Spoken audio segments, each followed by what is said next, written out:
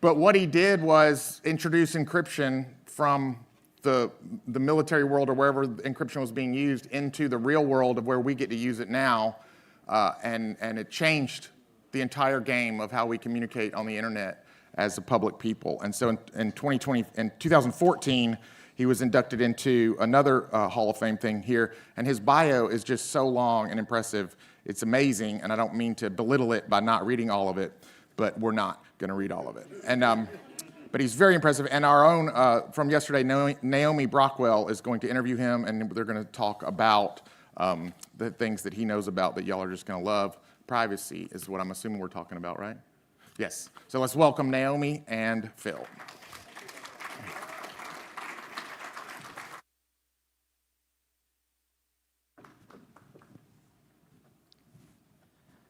Actually, could you sit in that one? Yeah.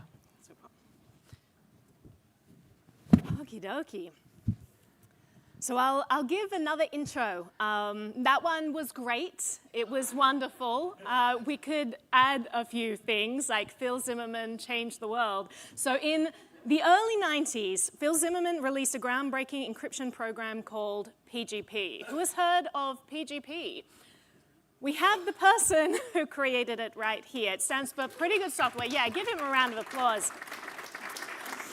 Now, this software allowed people to protect their email communications with robust encryption. However, at the time, encryption was classed as a munitions, and the federal government accused Phil of violating the Arms Export Control Act. They investigated Phil for 3 years, claiming that spreading PGP around the world as free encryption software, he was engaging in munitions trafficking and jeopardizing US national security. So that battle went on for 3 years. And it goes down in history as the first crypto wars, not against cryptocurrency, but against encryption, waged by cypherpunks all over the world and those who identified simply as people who believed that privacy was a fundamental right.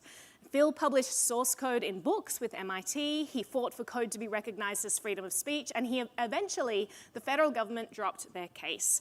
PGP became the most widely used email encryption software in the world, and thanks to his efforts to make sure that encryption tools remain available to the public, we now have the ability to protect our privacy.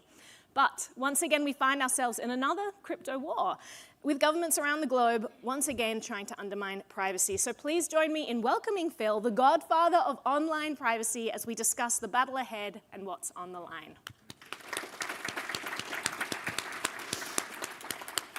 So I guess we just start at the beginning, your motivation for creating PGP in the first place, because I feel like it still rings true today. Well, PGP started out as a human rights project. Back in the 1980s, I was an activist for the nuclear weapons freeze campaign, and there's a lot of overlap between that and human rights groups. And so grassroots activists needed protection from their own governments, not just in the US, but also in many other countries that have, that had autocratic governments. And so PGP was originally intended to protect human rights workers in those kinds of dangerous environments. Mm-hmm. And so, but governments at that time regarded encryption software as a munition, and so there was, if you were exporting encryption software, then they regarded that as roughly equivalent to exporting Stinger missiles to Libya. So, my goodness. So this led to a 3-year criminal investigation, which elevated PGP, pretty good privacy. It elevated it in the public consciousness. The more forbidden it was, the more appealing it was. The government didn't see that one coming. And so, we are now in the information age. In World War II, this technology, the governments had a reason to try to prevent other governments around the world from getting their hands on strong encryption. But it probably shortened World War II by a couple of years and saved millions of lives. But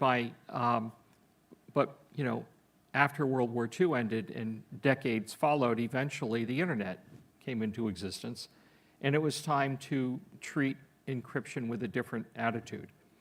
The rest of us needed it for e-commerce, for private communications, for online banking, all kinds of things. So now it's everywhere. There's strong encryption all over the place. Every web browser has it. You know, your mail clients communicate with the mail server through an encrypted tunnel. It's ubiquitous. And but now governments are pushing back on it, pushing back on end-to-end encryption. And I am kind of surprised by this because we thought that we'd fought that battle and won. Yeah, you said in 20 many years ago. interviews, like, and now we've won, like, interviews for 20 years ago. We won the crypto wars. We have encryption now. There's no turning back. And then just the government's like, hold my beer. And Yeah. just bill after bill trying to ban end-to-end encryption, trying to block private communications. So talk about what's at stake if the government succeeds in once again taking away that ability to have privacy in an online world.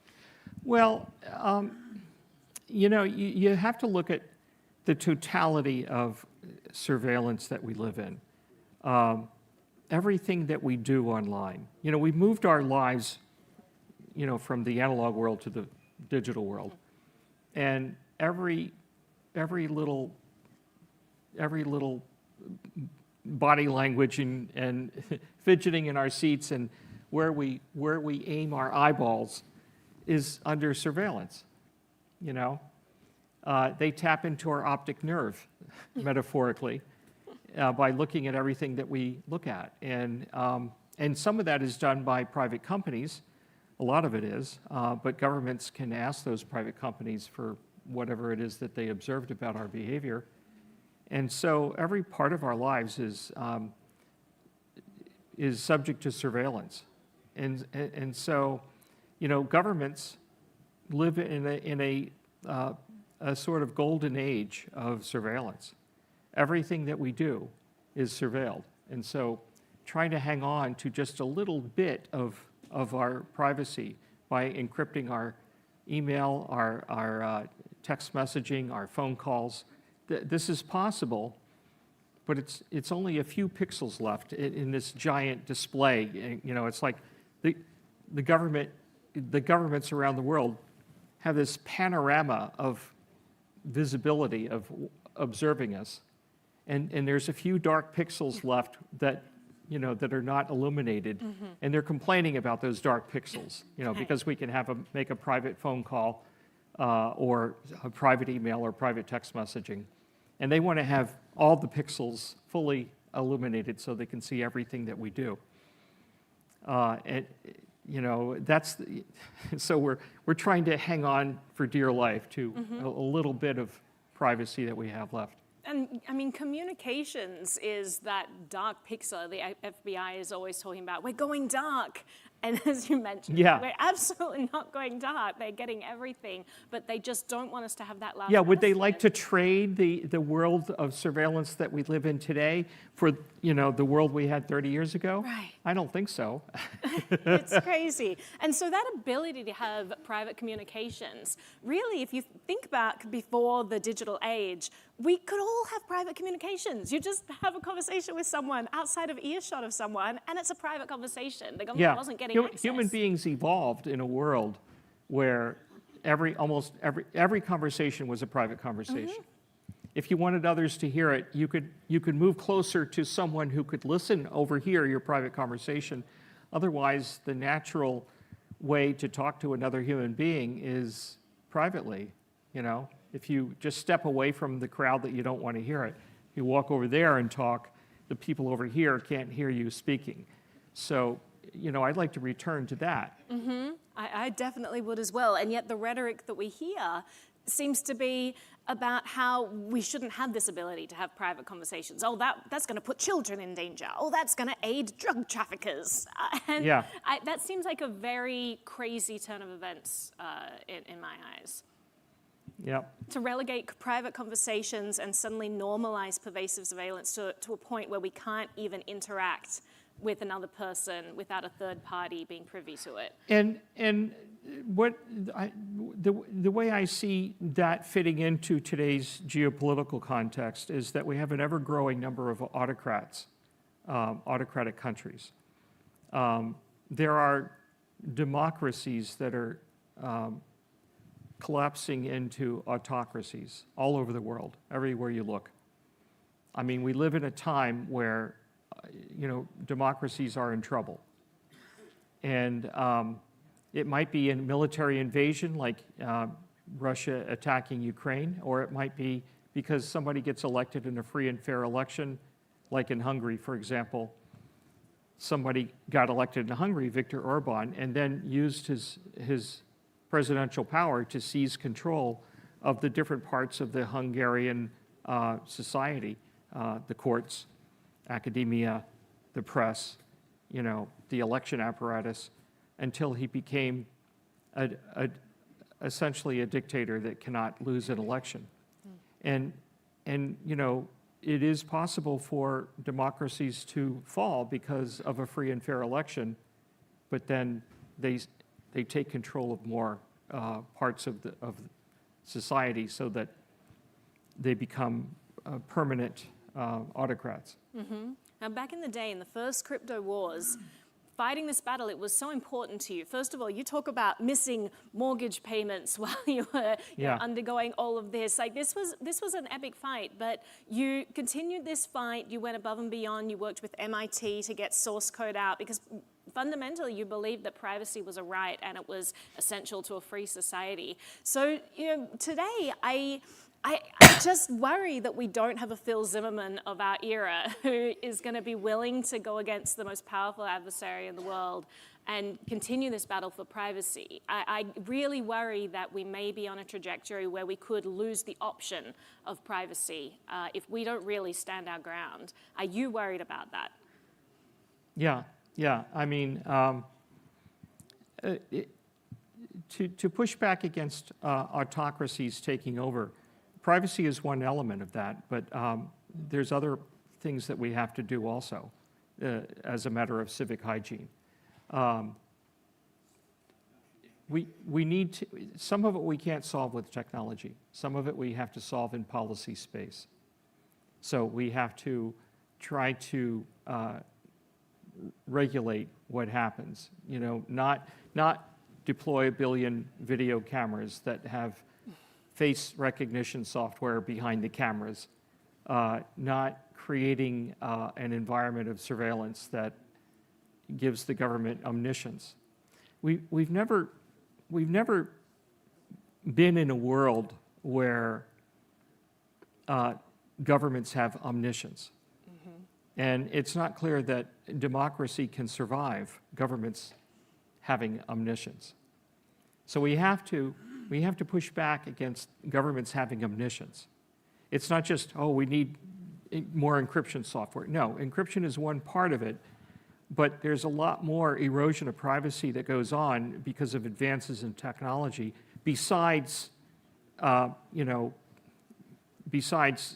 that encryption can solve. There's just pervasive surveillance of all types. And then there's the fusion of all the surveillance data into a comprehensive total information awareness. And that, it's hard to push back in policy space against this because this is sort of a natural evolution of Moore's law. The human population is not doubling every 2 years, but the ability for computers to keep track of us is. So we have to push back in policy space. We have to push our governments to not deploy such pervasive surveillance. We have to try to regulate private industry from getting every little aspect of our behavior and putting it in a database and selling it to whichever government asks them for it. So, our work is cut out for us. We can't just solve it with encryption software. I did encryption software because that was the low-hanging fruit. I knew how to do that. Encryption was the easy part, says Phil Zimmermann. Yeah. We're going to need a lot more than that. Did you ever watch Batman? There's this great scene in one of the Batmans where he's like, I know how to catch the Joker. We'll tap into everyone's cell phones and we'll use sonar to figure out where he might be just by creating this entire giant mass surveillance network. And then Alfred's like, Batman, do you really think that's a good idea? And then he does it anyway, and he catches the Joker, and then he's like, what, but now I'm gonna delete it. But I feel like that's the excuses governments always have. It's like, we'll just use it this one time because it's a very important time. After that, I promise that we definitely I'll be won't use it dictator again. for on day one, but not after that.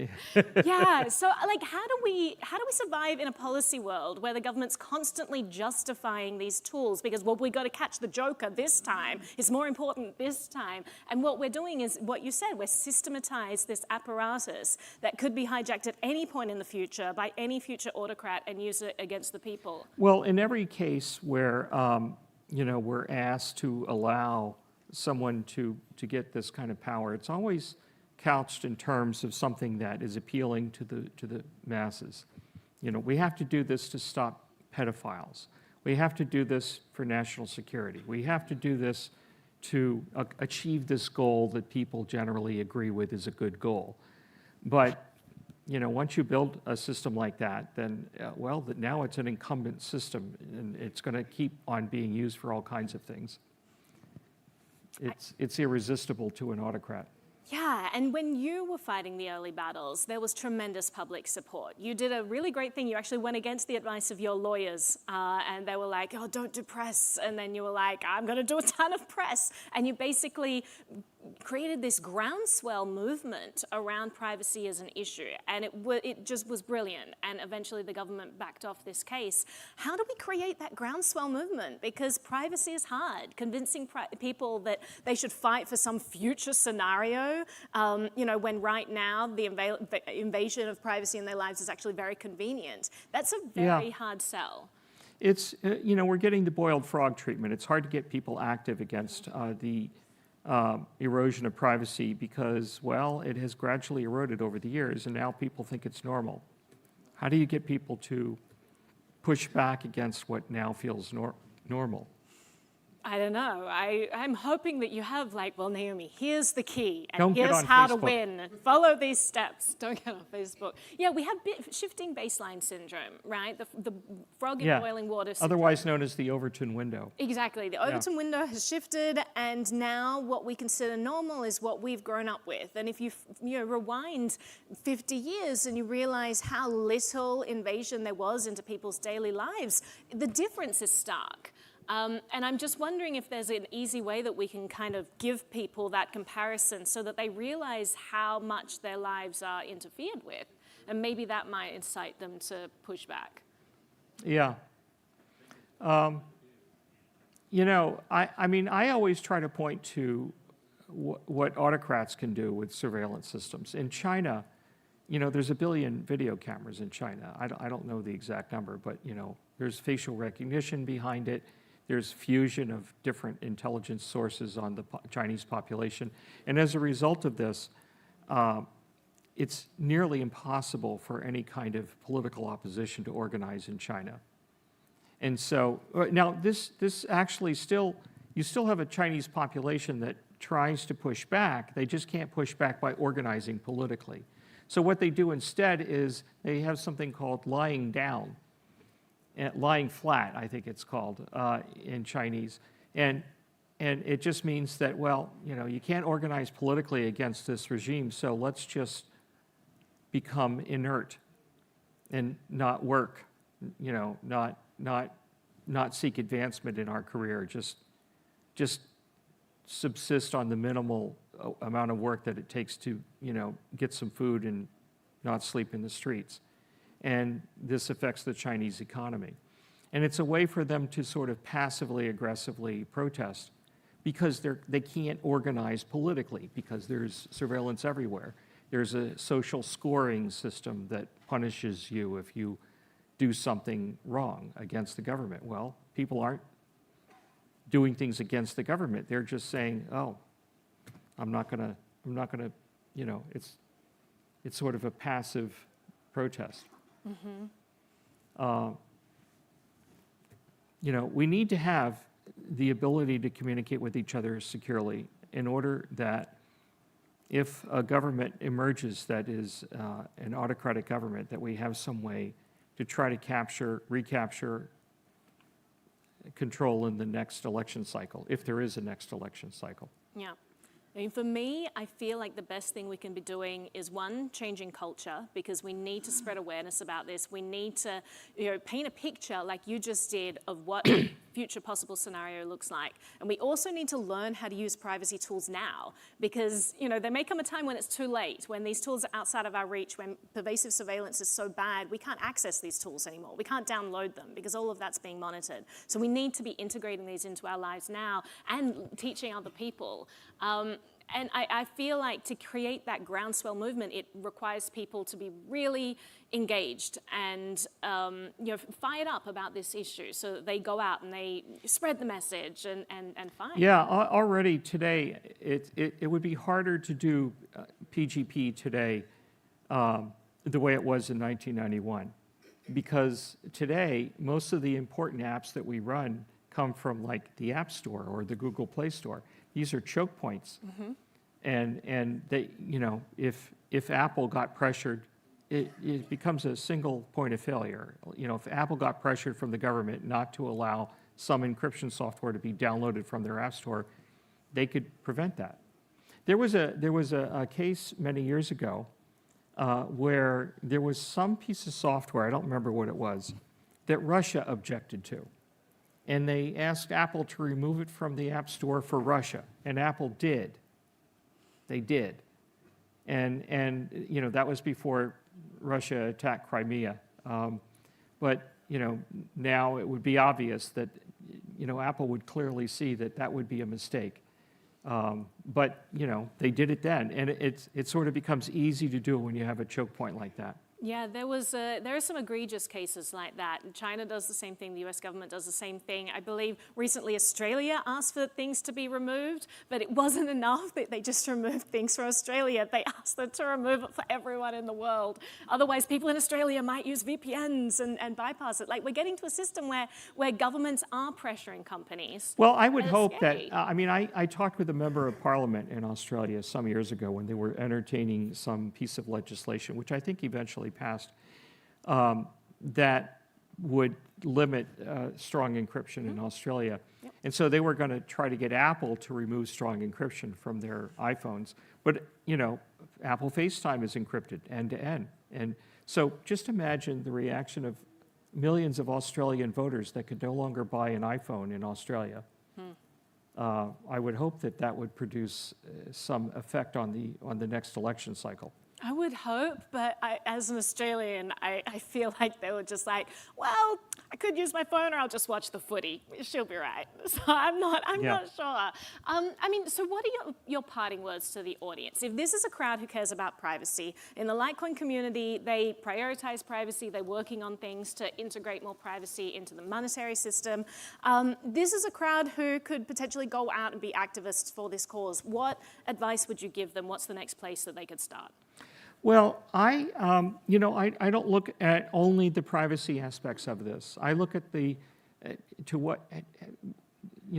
privacy I see as a tool to protect us from autocratic rule.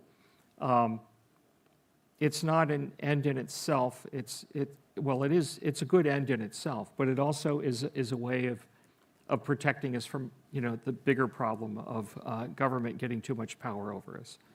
And because right now we're seeing autocracies emerge, we should do our best to push back against it. Now, this is an American audience, so you're going to be mostly focused on the U.S. I lived in Europe for 7.5 years, and a number of European countries are struggling with this. They're under threat. They're under threat from a hot war in Ukraine, but they're under threat from undermining their governments from Russia, helping certain political parties in Europe. So overall, do whatever you can to push back against autocracy spreading around the world. Try to resist social networks like Facebook rather, and try to make sure that we still have access to strong encryption, push back in policy space to try to prevent that stuff from being shut down. But there's also, the thing that worries me the most right now is we need to support NATO. We need to support the defense of Europe. We need to stop Russia in Ukraine. We need to prevent China from invading its neighbors. These are autocratic regimes that like to help other autocratic regimes. So, elect politicians that will encourage real democracies and fight autocracies at home and abroad. And encryption software is part of that, but it's only one part of it. The pushing back against pervasive surveillance of all kinds is important, in policy space especially. I mean, I think we already have lots of encryption software, so it's not that we're going to solve it by just writing more encryption software. We have to hang on to the encryption software that we have, but also push back in policy space. Well, Phil, you are a hero in the space, not just for the tech that you've created, but for the battles that you've fought as well that have protected all of us. So thank you so much for your efforts, and thank you for being here today chatting with us. All right, my pleasure.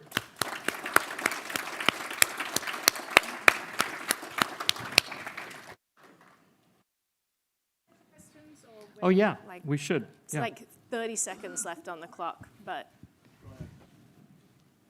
is there any? No? All right, we'll go one right there. Okay. Yeah, okay. You mentioned policy is super important, but you also gave a really good example that because Apple had baked in encryption into their platform, it made it really, really hard for governments to enforce removing strong encryption. So, Yeah. Is it really policy, or is it let's get everyone to actually adopt it? Well, that's a good point.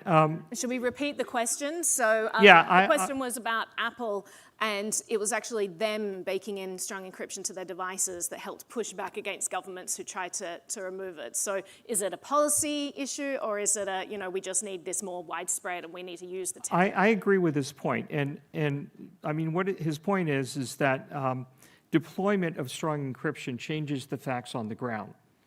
And changing the facts on the ground can influence policy. Usually policy lags behind technology. In 1991 with PGP, I was concerned that we were about to see legislation that would outlaw strong encryption. And so I tried to preempt that by deploying PGP first, shoot first, ask questions later, change the facts on the ground, get pervasive deployment of strong encryption before the law can change. And then it becomes more difficult to make the law change to outlaw strong encryption. And by Apple baking that into their operating system, they're using the same tactic that I was using.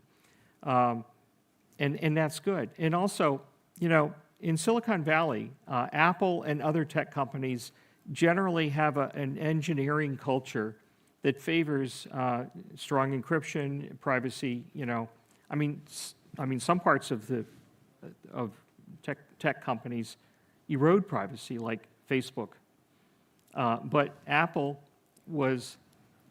had a culture that was so strong in favor of privacy and protecting civil liberties that you remember some years ago. I think when was it, about 7 years ago? 7, do you know? There was the confrontation between the FBI and Apple. So it was 2016. Yeah, and that was, the FBI wanted Apple to change the iOS operating system to make it so the FBI can break into the secure enclave. Apple has this computing element that has key material inside called the secure enclave, and if you try to open it more than, say, 5 times, then it locks it up completely.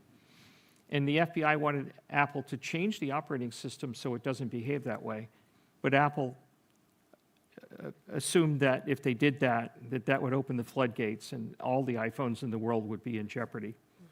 And so they fought back and they prevailed in court, and the FBI went elsewhere to solve their problem. But there were engineers at Apple who, if Apple had lost that case, which they didn't, they prevailed, but if they had lost that case, Apple would have been forced to change iOS, and the engineers that would be responsible for making those changes in the software told Apple that they would quit their job instead of doing that. Now, compare that culture to, let's say, Chinese culture. There are tech companies in China that make really great 5G cell towers and related infrastructure equipment. That equipment is under the control of the Chinese government. Huawei was founded by the Chinese military. And so just imagine a Chinese engineer who would tell his manager that if they asked him to, put in back doors for the Chinese government, that he would quit his job. You can imagine that the career of that Chinese engineer would be severely limited after that. Probably Or not just worse, his career. or worse, Other things would be at stake. Yeah. for sure. So Apple's culture, is another layer of defense. Mm-hmm. And so it's good to try to maintain an engineering culture that has a certain amount of libertarian sympathies. Mm-hmm. Now, I'm not a libertarian, not at all, but there are some aspects of that libertarian philosophy that, there is some overlap between my values and the libertarian, big L libertarian. I'm a little L, I'm a civil libertarian. And apparently there's a lot of those at Apple. I think that's good parting advice. It's culture and it's tech. Yeah. We need to fight those battles. That's all the time we have, but Phil, once again, a huge thank you to you. This has been great.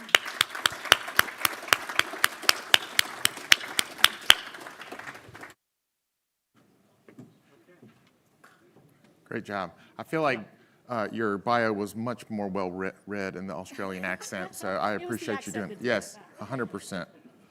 I've gotten to the point now where when I'm shopping or I want to buy something, I don't even turn my phone on anymore. I just hold it up and I say the thing that I'm looking for, and then it'll appear in my ads within like 15 minutes or so. What I actually say into the phone is, I can't afford the so-and-so, so I need coupon codes that aren't readily available on the internet that would make me purchase it today. And then those coupon codes show up right in your Instagram feed immediately, which I'm now learning is not Apple's fault, it's probably Zuckerberg's fault. So that's apologies to you, Mark, if you're listening.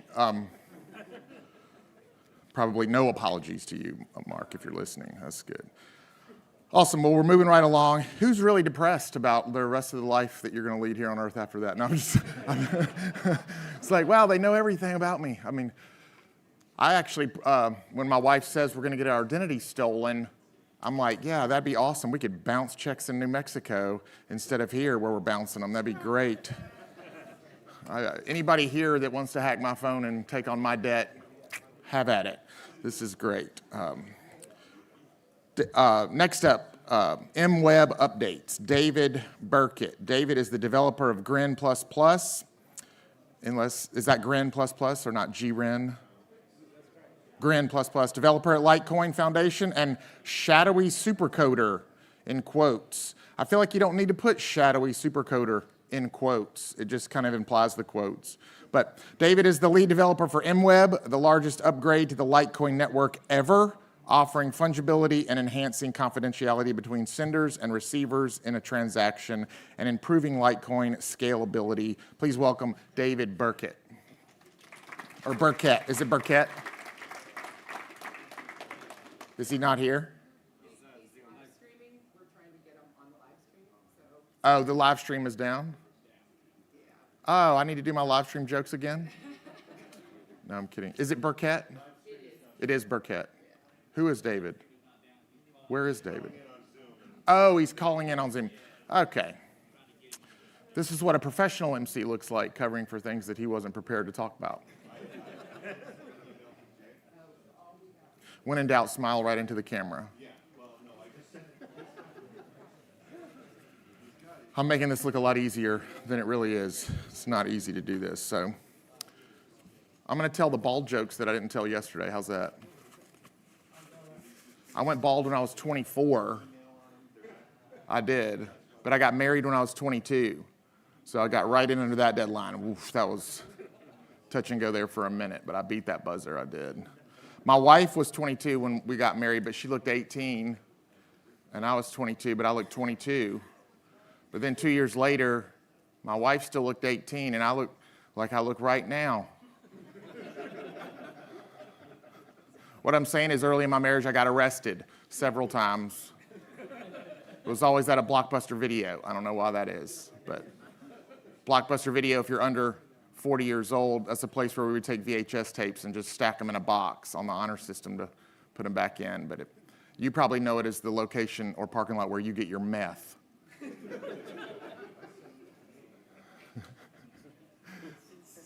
They're still scrambling back there, so. I met with Bosley. Did you meet with Bosley, sir? You look like a candidate. The hair transplant treatment center. Anybody know Bosley? They call it a hair transplant, like they're curing cancer. And they said they'll surgically remove hair from back here and replant it up here, and it'll grow from up there. And I was like, wow, it's awesome, but if I pay all that money, what's going to keep it from falling out again from up there? And they said they know for scientific fact that the hair back here is not susceptible to the hormone that causes baldness. And I was like, how do you know that? And they're like, well, because it's still there. All right, I'm listening. And they said for just 4 easy payments of $12,000 each, they could solve all of the anxiety over my baldness. And I was like, no. I met with another company that said they could solve the anxiety over my baldness for just 1 easy payment of $22.95. Lids was the name of that company. Sold. Every show I do, a woman comes up to me after the show and is like, I'm sorry to do this, but you really do look 15 years younger with that hat on. I'm like, ma'am, we can bond over that because you look 15 years younger over there.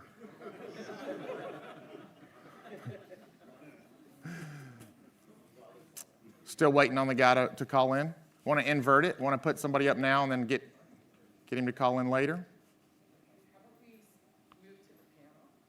Yeah, so we're just flipping the order, right? So in the ever so present technology-based Litecoin, relying on the latest technology, we can't get our live stream guy in. We also changed this to a panel, so. That's what I'm doing now. Here's two. And I can turn them off. Yeah, make sure you take your lanyards off, please. Leave it on, I'll do it from here. Okay, right on. I'm sorry, I didn't. Yeah, just easier. Because we're running late, so.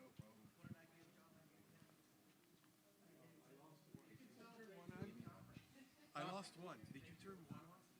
No. Did you turn handheld one on? Okay, that was my fault. Here, let me see number one. Right now. I'm doing it right now. The Internet Hall of Fame privacy czar on our panel, and the government was like, cut their mics. Apologies, Zuckerberg. I didn't mean to offend you. Okay, so we're gonna flip-flop the order if you're following along, and we're doing a panel that is gonna be the community members paying with Litecoin, hosted by Tyler Spalding, and the panel is John Kim, Nathan Firestone, and Big Al. All right, and I'll let Tyler introduce the 3 panel members, but John Kim, as you all know, is the smartest person here and the coolest person here because he already filmed a verbal endorsement of my MC skills. So that's how I refer to him as the only person here who knows what they're talking about. Let's have them up here.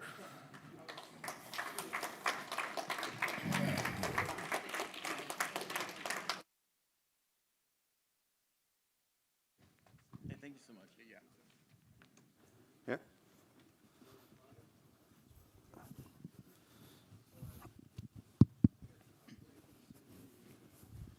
All right, we survived a little bit of that improv. Thank you, everyone. So I'm Tyler. Real quick background on me. I actually got into crypto, man, quite a long time ago, even before Charlie. So that's, I guess, my claim to fame, seeing Charlie's original post about Litecoin and getting excited in Litecoin, mining Litecoin probably from even like a few weeks after inception. I've had other payments companies, so I've been in crypto, specifically payments for 13, 14 years at this point. Co-founded Flexa, a digital payments network. Now I'm working on 2 other projects, one Ampera, all around just spending universal digital assets at some of the largest merchants in the world, grassroots initiatives, things like promoting Litecoin as like a alternative form of payments. These are the things that really kind of excite me.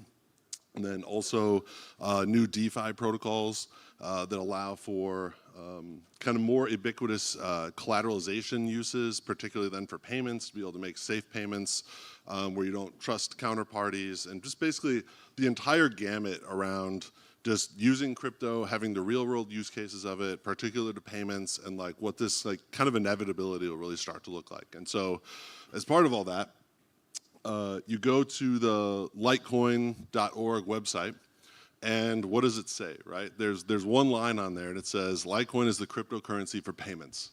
And so I thought, well, what better than to talk to the people, some of the prominent community members that we have on stage now today that are using Litecoin for payments. Like, so exactly as that mission statement. These are the guys out there now for years, on the ground, spending Litecoin, peer-to-peer, in stores, some of the largest merchants, and we want to hear from them of like what that's been like, what this mission is, how we can support them, because we've heard from a lot of other people now, yesterday and even today, we've heard from a lot of the development, we've heard from folks in the legal side of things, we had privacy advocates, we have mining discussions, investor trading discussions, all these other pieces are a part of this community. And I would say, without these guys here, we might not even be here at all. There might not even be a Litecoin conference if these guys are not out here doing what, building the community and literally doing what Litecoin is supposed to do and what we talk about Litecoin and what it is. So, and it's not just their singular vision, it is everyone in this room and it is a community, it is all these pieces, they're all important, but I really want to emphasize some of this and get into some of the details so we can understand it more around what a lot of this looks like. So, not my spiel, let's talk about just go through really quickly, just real quick background. Why do you spend Litecoin? What even is that? Why are you using Litecoin? So you guys probably know John, and we'll take it from there. All right. As the smartest guy in the room, to back up that point, and I'm sorry, these lights are on me, so I know my eyes, I'm trying not to squint, so if you think I'm sleeping, I'm just an Asian man trying not to squint with these crazy bright lights on me, okay? So calm down, I'm awake, all right? So to prove that I'm the smartest guy in the room, 2017, early I got in, and then I was on Twitter, and I quickly realized I couldn't tweet with good sentences because I didn't know where the commas went. And then I said, August 6, 2018, I said, you know what? All these engineers, coders, they're too smart for me. But I know one thing, they can't go on the road and prove that this thing works. So I sold everything, my business, my house, left in my truck with Litecoin logo all over it, and I did a hashtag LTC 30 for 30 tour. I toured around the United States, visited almost every state, and then gave people Litecoin. Me and Johnny Litecoin, we knocked on businesses and asked them to accept Litecoin as payment. So that's how I started, because I was the smartest guy in the room. And I had to prove to the world that even a simple man with a simple plan can show the world the power of cryptocurrency and Litecoin. And I had a saying, the world doesn't need more information, they need a demonstration. And I decided to demonstrate the power of Litecoin and change, because every time I transact with Litecoin, it's a vote. I'm voting for Litecoin, so that's my story and how I started it. Once again, the smartest guy in the room. Respect it. Yeah, what a legend. It's kind of hard to follow up with all that because John Ken has absolutely shown outstanding conviction to the cause here. Wanted to circle around to what Tyler was kind of touching on with the purpose of Litecoin. One of the fundamental values of Litecoin is to be able to spend it as a digital asset. And if we're not out there propelling digital assets to be used in our daily lives, it will never really become a part of the fabric of our society, in my opinion. So getting out there and making efforts to allow this digital asset to be integrated into the fabric of our society, of our culture, of the future, we need to go out there and do stuff. Building is great, don't get me wrong, but we've got to use it for something, and integrating it with daily lives, I think, is one of the most important things for me, especially with the development and progress of regulatory clarity moving forward here in the United States. So if we want to see it be successful, then I think we need to go out there and make sure it's a part of our daily lives. Yeah, I totally agree with that. And I suppose, first off, I just want to say, you know, it's an honor for me to be at the Litecoin Summit here in the vibrant city of Nashville, and it's a really big honor for me to be on this stage with these three gentlemen. You know, going back to John, he's one of the big motivators for me that even got into doing spending videos and spending digital currencies. So I'm just really honored to be on this stage with them. And, you know, as for me, like, I'm bullish. I'm bullish on Litecoin, and I'm bullish on Ampera. And as far as Litecoin goes, it was the cryptocurrency that brought me into this crypto space. So I have to give a heartfelt thank you to Litecoin for introducing me to this incredible world of cryptocurrency. And yeah, Litecoin it's an OG coin. It's my favorite money to spend. And Litecoin, as far as being able to spend Litecoin, I like to use the Spending app. So the Spending app by Flexa, and it just gives me, I suppose, the seamlessness to spend any asset that I want to spend around at any merchant. And I suppose as far as Litecoin goes, I just wanted to make that point, you know, like with these guys, and how Litecoin has motivated me to go out there and share how digital assets are the future. And it's something that I'm passionate and enthusiastic about. So send it back over there. Yeah, and one of the things they hinted on a little bit is all three of these guys make some pretty tremendous videos. So if you're on Twitter particularly, various qualities, you know, John's are a little raw, I guess I would say. Whereas Team Litecoin, as you might know him online, has a lot more even production value and everywhere in between. And I can say, in getting some of the largest merchants literally in the world to start accepting crypto as payment, native integrations within their points of sale, we show them these videos because they look at it and they say, wow, people are actually excited to go spend this stuff. They're actually using this stuff. There's communities around this, because you think about the alternative.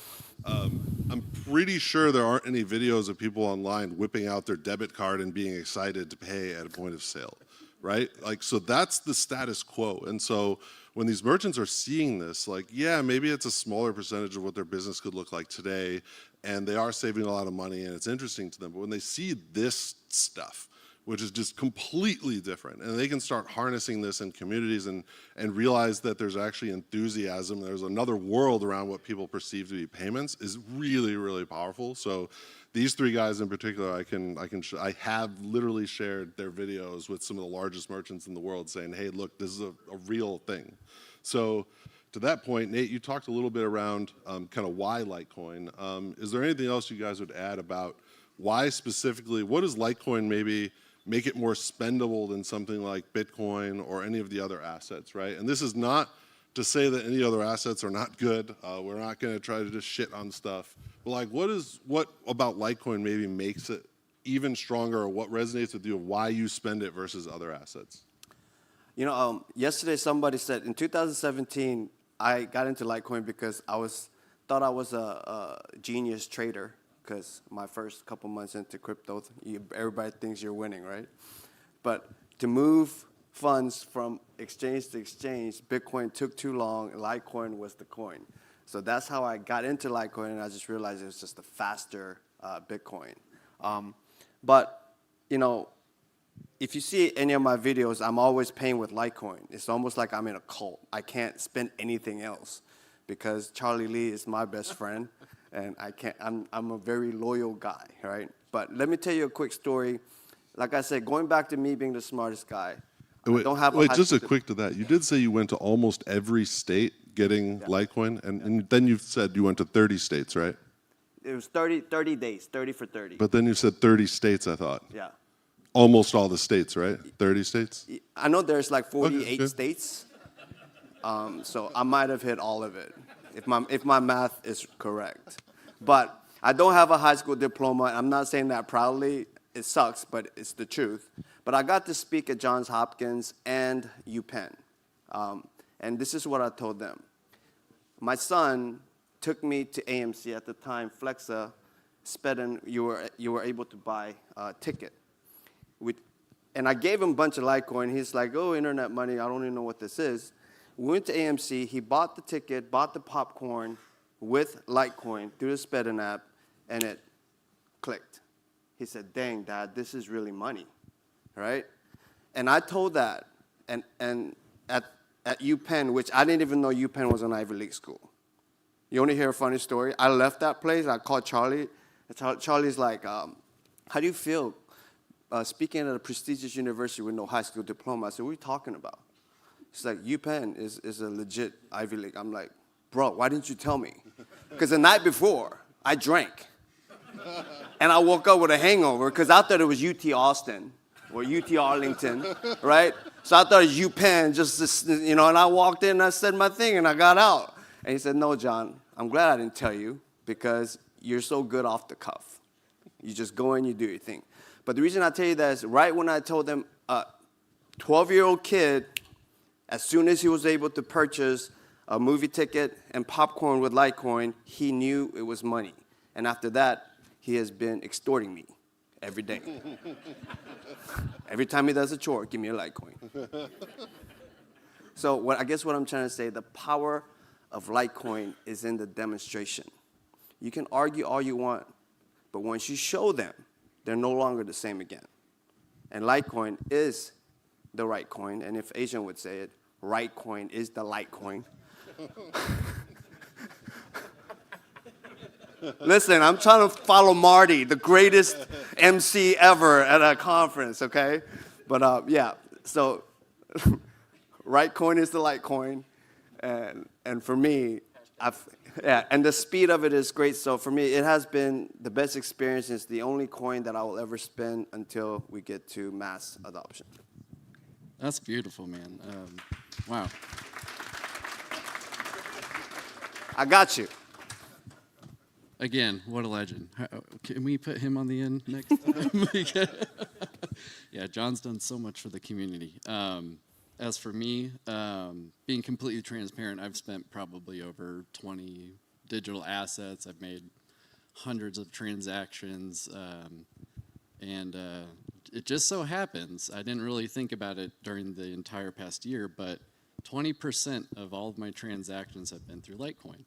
And when I think about it down to the nitty gritty, I remember back 2012, 2013, you know, acquiring Bitcoin around that time. Sending it was a pain in the butt, man, like, and it has been for quite some time. I stepped out of crypto for a really long time, and then I stumbled across Tyler Spalding speaking at a couple conferences. And what I really loved about being able to use the Flexa technology behind Spedden is to be able to spend any digital asset. It really kind of unlocks the value of digital assets and spending. But it turns out that Litecoin is so fast, it's so secure, and it's very like, I don't know how to say it. It's just very empowering for the individual to be able to kind of unbank themselves in a fast, efficient way. So I really appreciate that about the token. On top of that, the community here is just like a little family. And this is my first time being here, and I'm so fortunate to be here. But the way everybody already knows each other and everybody already kind of connects and communicates with each other, it's just a very wholesome community that everyone is just incredibly uplifting. Everybody wants to see each other kind of win here, and it's not very competitive. It's more co-opetition where you guys are trying to help each other succeed. So I really do appreciate that. Y'all are just trying to pump each other up here. So that's why I really like to spend like. We need to pump something. Yeah. The price ain't pumping. Actually, I don't want to cut you off, but you had a great segue of. I'd really like to have you guys answer this question of, so you guys are out there, you're talking to the community, trying to grow the community, you've got like a face out there, people are seeing this. A lot of people might be buying Litecoin because of you guys. So when the market potentially goes bad, and now people are really frustrated because they've relied on you for opinions or actions or otherwise. How do you handle that? Like, what do you guys do around that? How do you internalize that? What is the approach even for other people in this room as we're getting more people or advocates into something like Litecoin and then things aren't the best? And when I say that, I mean just purely from a price perspective, right? Like, how do you handle that? I sit up straight, button up my buttons because I don't feel secure and confident anymore, and I run away. No, but everybody understands when you get somebody into crypto and the price goes down, the way they look at you is different. Before they look at you like the savior or whatever, and now they look at you like, So I think that's the hardest thing, because I remember the place that I live, I got everybody together and I did this 2-hour seminar for free, and everybody started buying AMP and Litecoin, and then a year later, everybody kept avoiding me, looking at me like, I was like working out at the gym, like looking around. So we've all been there, right? Everybody, you got somebody in, it goes down, and you're the a-hole, right? So I think it's just to endure it, just ride it out until the next bull run, and then you get your little. Have conviction. As somebody who has, you caught my eye really early on in my cryptocurrency journey, John, and yeah, the price of Litecoin has fluctuated and has gone down just like every other asset, and it might not be performing on the market cap as we'd all like, but something about Litecoin's values, this community that has really helped me dig back in deeper. So I've always been an advocate for Litecoin, especially with my family and my friends. Like the energy was euphoric during the last bull run, and obviously a lot of that was drained or depleted during the bear market. But what I noticed about myself and a lot of the Litecoin community is just grinding and digging back into those values that we believe in with this asset. So like with Litecoin for me, like it's speed, it's efficiency, low fees, it's always in development, it's broad adoption, the community innovation, all those things really kept me motivated and eager to keep spreading awareness, I suppose. And not only that, but not just talk about it, but be about it. And the best way to do that for me was downloading the Spalding app and by Flexa and going out there and showing the world that this is the best way to spend your money. So for me, like Litecoin was a gateway in two ways. It brought me into the cryptocurrency space in a large way based off the values that it represents in the community, but in a lot of ways, Litecoin has been a gateway opening up like endless possibilities and motivating and innovation for the cryptocurrency space in general. I mean, it's an OG coin, and it's literally like the best money that you can spend from my perspective, in my opinion. Just to go back to the hard reality of like the price action, right? I think something that I've been more so doing lately is expressing the idea that we're all passionate. We're all here. Everybody here is a passionate individual in one way, shape, or another. So when it comes to this financial issue of price action affecting people negatively, I think it's really important to encourage all your friends or family or whoever it is that you talk and try to inspire and encourage within the space that the importance to not compromise yourself. Like, do not overextend yourself, because if you're going to overextend yourself and you're passionate about something, you believe in something, you might not be able to have the ability to contribute. You might not be able to have the ability to come out here to go out and make a difference and support the community in ways you might have if you hadn't overextended yourself. So take care of yourself first. Take profits along the way if you can. Not financial advice, by the way, but this is just my own opinion. Because we need you here. We need everyone here in the community to work towards the goal of mass adoption. I mean, I assume all of you want to have an ETF or to see Litecoin be able to be in the fabric of our daily lives. So take care of yourself first, and to encourage others to not overextend and not compromise their position to be able to be an important aspect and component of the community, right? Because we want it to grow, and we don't want to see community leave. We need it. All right, well said. Thank you, guys, and yeah, thanks for. And I encourage you guys to chat with any of them if they can be helpful. Any other advice or anything they can share about what they've been doing on their journey. Anything you can amplify what they're doing. They'll be here as well. So yeah, thanks for listening. Thanks for coming, guys. I'm gonna say one last thing. I've been living off cryptocurrency 100% since 2018. I still am, right? So I just want you to know it can be done.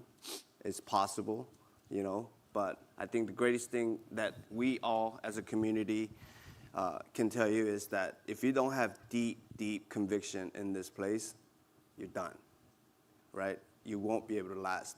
And, Buffett said, wealth is transferred from the impatient to the patient. But I like to add, without conviction, you're just not going to make it in this volatile market. So, research, get that conviction, and let's freaking go.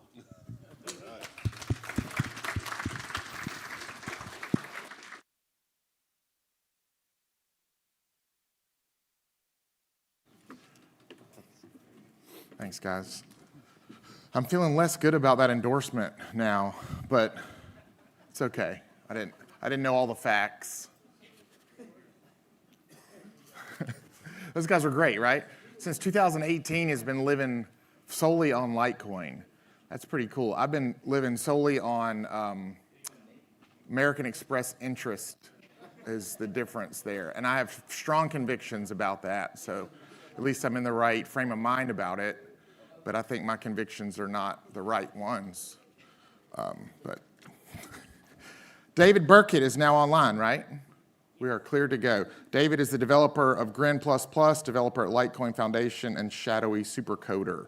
David is the lead developer for MWEB, the largest upgrade to Litecoin network ever, offering fungibility and enhancing confidentiality between senders and receivers in transaction and improving Litecoin scalability. We'll now go to the live stream of David Burkett.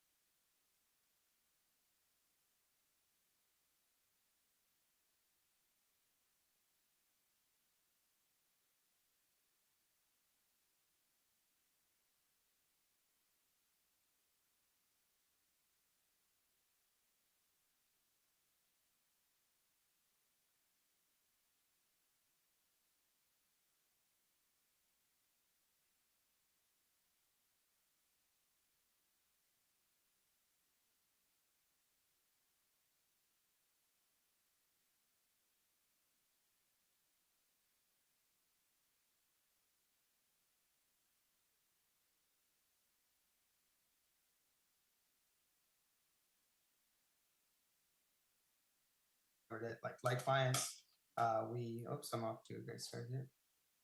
Okay, like clients, we've had the peer-to-peer protocol changes out there for a while now. We had made a release with them. Hector has implemented MWEB like client support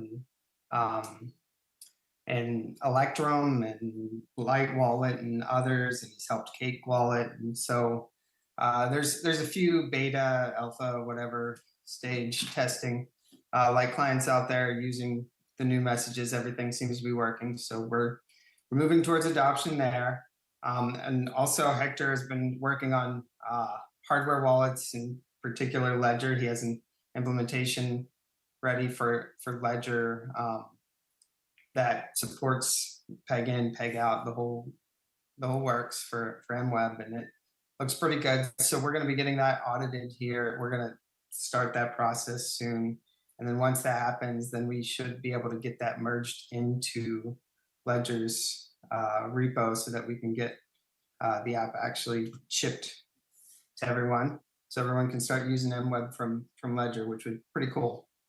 But also we have PSBT. PSBT is like partially signed transactions. It's just a format for that hardware wallets and other things use for like sharing partial unfinished transactions that they can use to like sign them offline or whatever.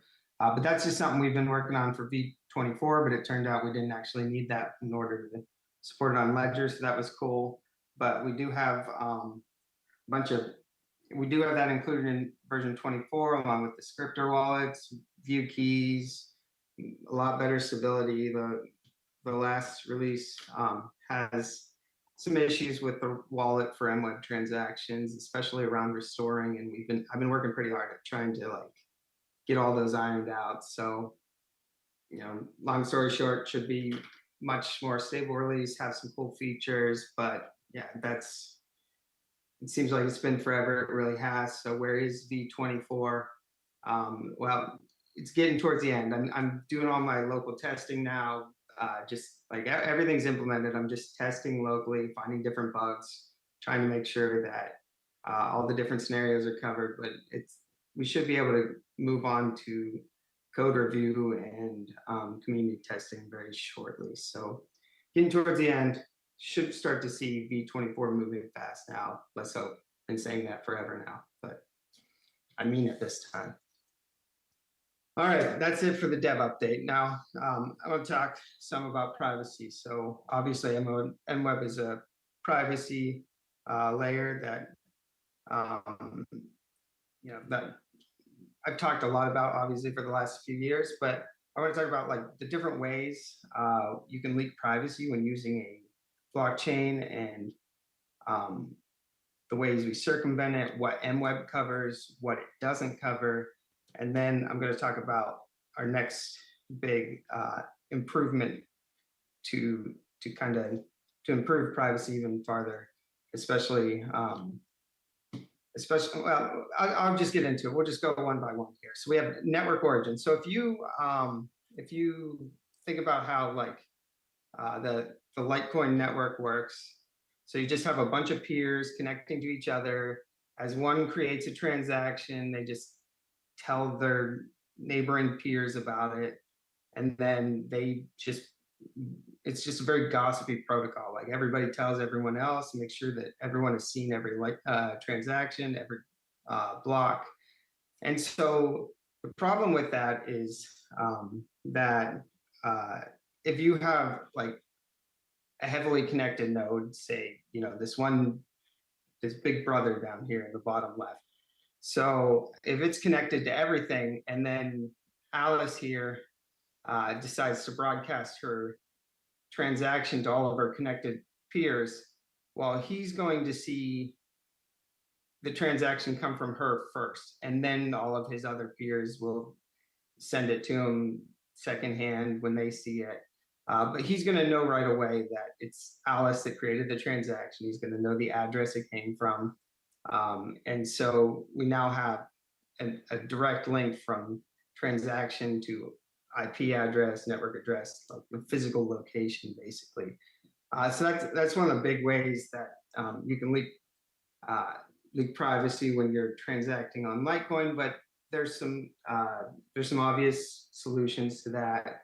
So you've got Tor, I2P. Both of those are supported in the latest Litecoin release. You can use either of those networks for obscuring your IP, obscuring your physical address when transacting, so that no one knows that you are the one creating a transaction. No one knows you're the one sending money. And then there's also on the right here, there's this Dandelion thing, which we could get into another time. That's another option we have in the future that doesn't require running some heavy mix layer on top of Litecoin. But for now, we have some very, very good solutions for this. Just like Bitcoin, they have Tor and I2P support. So that's one way you can leak your privacy when transacting, but we have a very clear solution for that one. But then another one is transparent amounts, right? So Bitcoin, if you think about how it works, or basic Litecoin transactions,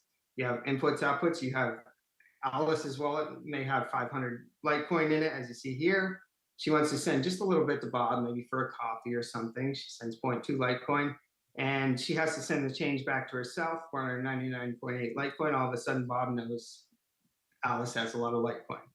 So that's, if you had to use your bank, if you had to show how much was in your bank account every time you transacted, would be embarrassing for me. But for some of you, it'd just be it'd be a little concerning because suddenly a threat of someone trying to rob you or whatever else. It's just not very safe. We obviously don't want to share that information with each and every person we transact with. So MWEB, of course, as we talked about in the past, helps with that. So amounts are all hidden perfectly, with the tiny caveat of if you're doing a lot of pegging in and pegging out, you can screw stuff up there. But for the most part, amounts perfectly hidden. You don't have to worry about anything leaking there. So that's another way you leak privacy when transacting, but the MWEB solves that one very nicely. So then a third one is address reuse. So if you if Alice wants to receive Litecoin, she may post her address on Twitter or whatever and say, hey, send me some Litecoin here. And a couple people may send her some. She may then spend those Litecoins to Bob, send the change back to herself. And then later she may receive more Litecoins in that address. And then when she spends those, maybe to Carol, and then she gets the change back.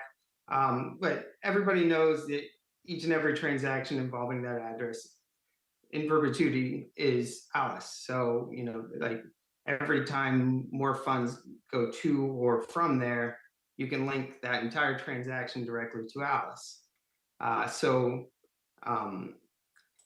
MWEB solves that very nicely as well. We use stealth addresses, where this is all you'll end up seeing on the blockchain is just some unique private key that doesn't ever get reused, or some unique public key doesn't ever get reused. It's just perfectly hidden. You don't have any idea who it is. You learn very, very little about the transaction. So that's another way you leak privacy, and MWEB perfectly solves that one too. And then the last way you can really leak privacy is through transaction linking. This is, 1 second here, sorry. Screw up. Okay, so this is, if you, I don't know if this diagram even makes sense, but assume these are each different transactions on the left here. So Alice is transacting, she's sending to Bob, then she's also sending to Carol, and she has fresh change addresses for each transaction.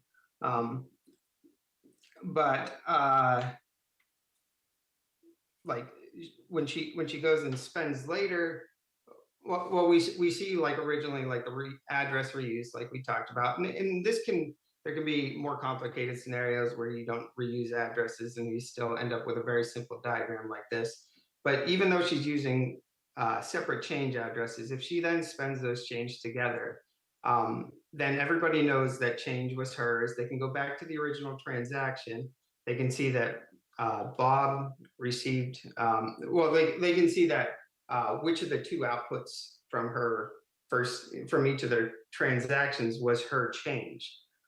So she's leaking a lot about her transaction here. But more importantly, we have Chainalysis and governments and other big adversaries that are looking for all kinds of different links in the chain. Like I show on the right here what the whole diagram looks like if she spends her change together and sends to me. You can see on the right, like there's different links you can find on the blockchain as things like Chainalysis gets access to exchange data and just any other centralized custodian, and just generally gathers information about the different parties on the network. They can really piece together and make connections that maybe you or I can't just by looking at the blockchain. And they can learn quite a bit about where money moves, who is moving it. You end up leaking quite a bit of data there. And MWEB does not actually solve this perfectly. We do have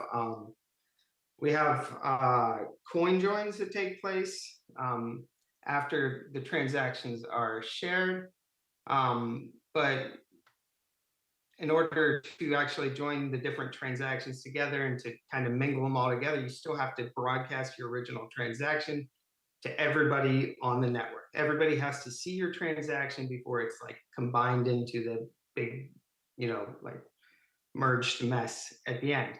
So this is one area where the privacy is just not very strong for MWEB, but there are solutions for it. And I've started working now on at least the design for what I think is going to be our next big thing, which is coin swaps. So years ago, John Trump, he's an engineer, mathematician for Grin. He came up with this protocol for swapping out your coins for fresh ones, like with cleaner histories and kind of obscuring ownership of coins. So if we think about how like a transaction works, say on the left here we have Alice, she's sending to Bob. We have this red circled output. So even though nobody else on the network, unless she tells them, knows that belongs to Bob, and no one else will see the amount, she knows that she sent that to Bob, and she could tell whoever. And she can watch the blockchain to see then later when Bob spends that coin. She'll see a transaction that goes out, and she'll see it as soon as he spends it, and she'll be able to follow that.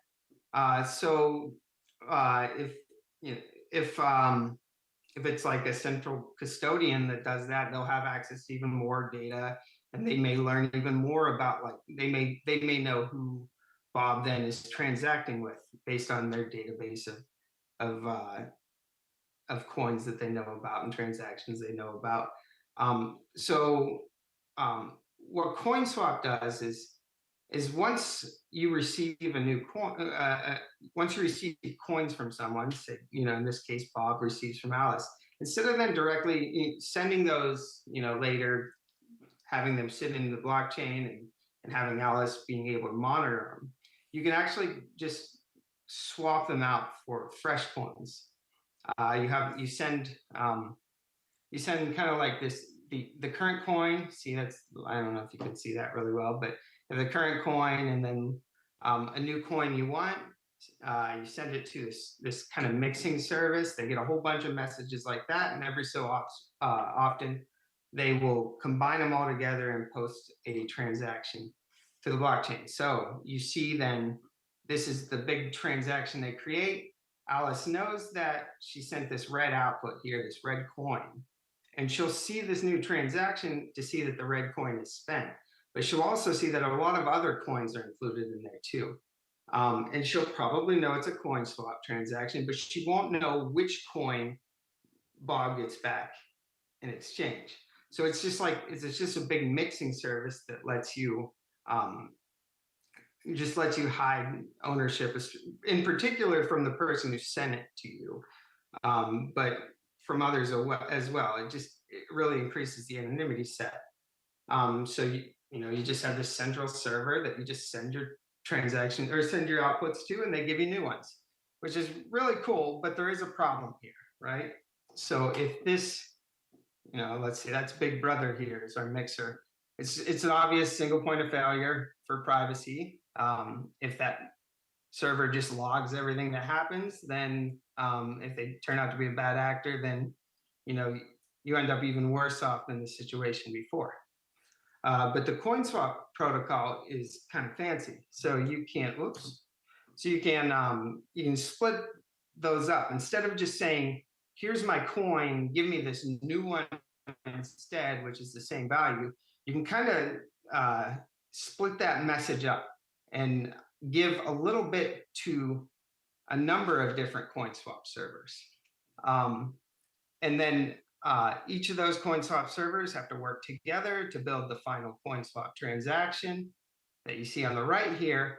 And as long as at least one of these servers is honest, then none of them can know the link from your original coin to the green one you receive over here.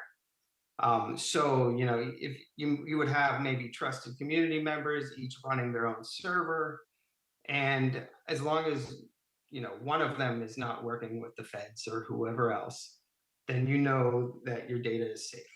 You only need one honest party. So it's a huge improvement over like the existing CoinJoin protocols where you have to really trust the centralized custodian, the centralized mixer anyways. And instead you can kind of distribute that trust, and you only need to trust one out of n different CoinSwap servers. And it uses, I have it shown here as like communicating with each one. It's a little more complicated than that. It actually just creates a big onion packet similar to how Tor works, but we don't need to go into the details here. I don't even know how much time I have left, but the cool thing is that Grin has this working fine on their network. There's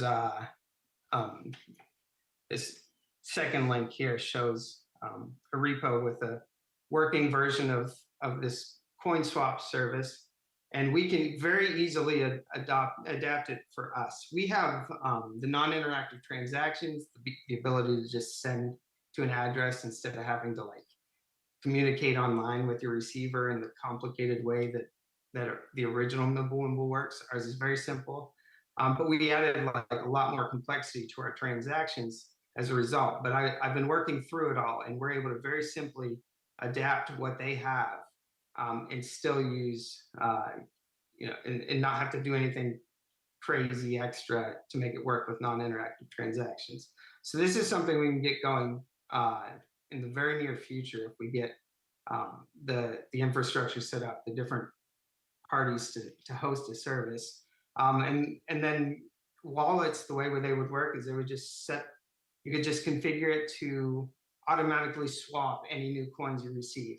And it doesn't completely solve the linkability thing, but it makes it so much exponentially harder for everyone else to learn, especially even Chainalysis, for everyone to learn about what's taking place on the network, to kind of find those different links I talked about earlier, those different patterns in the network.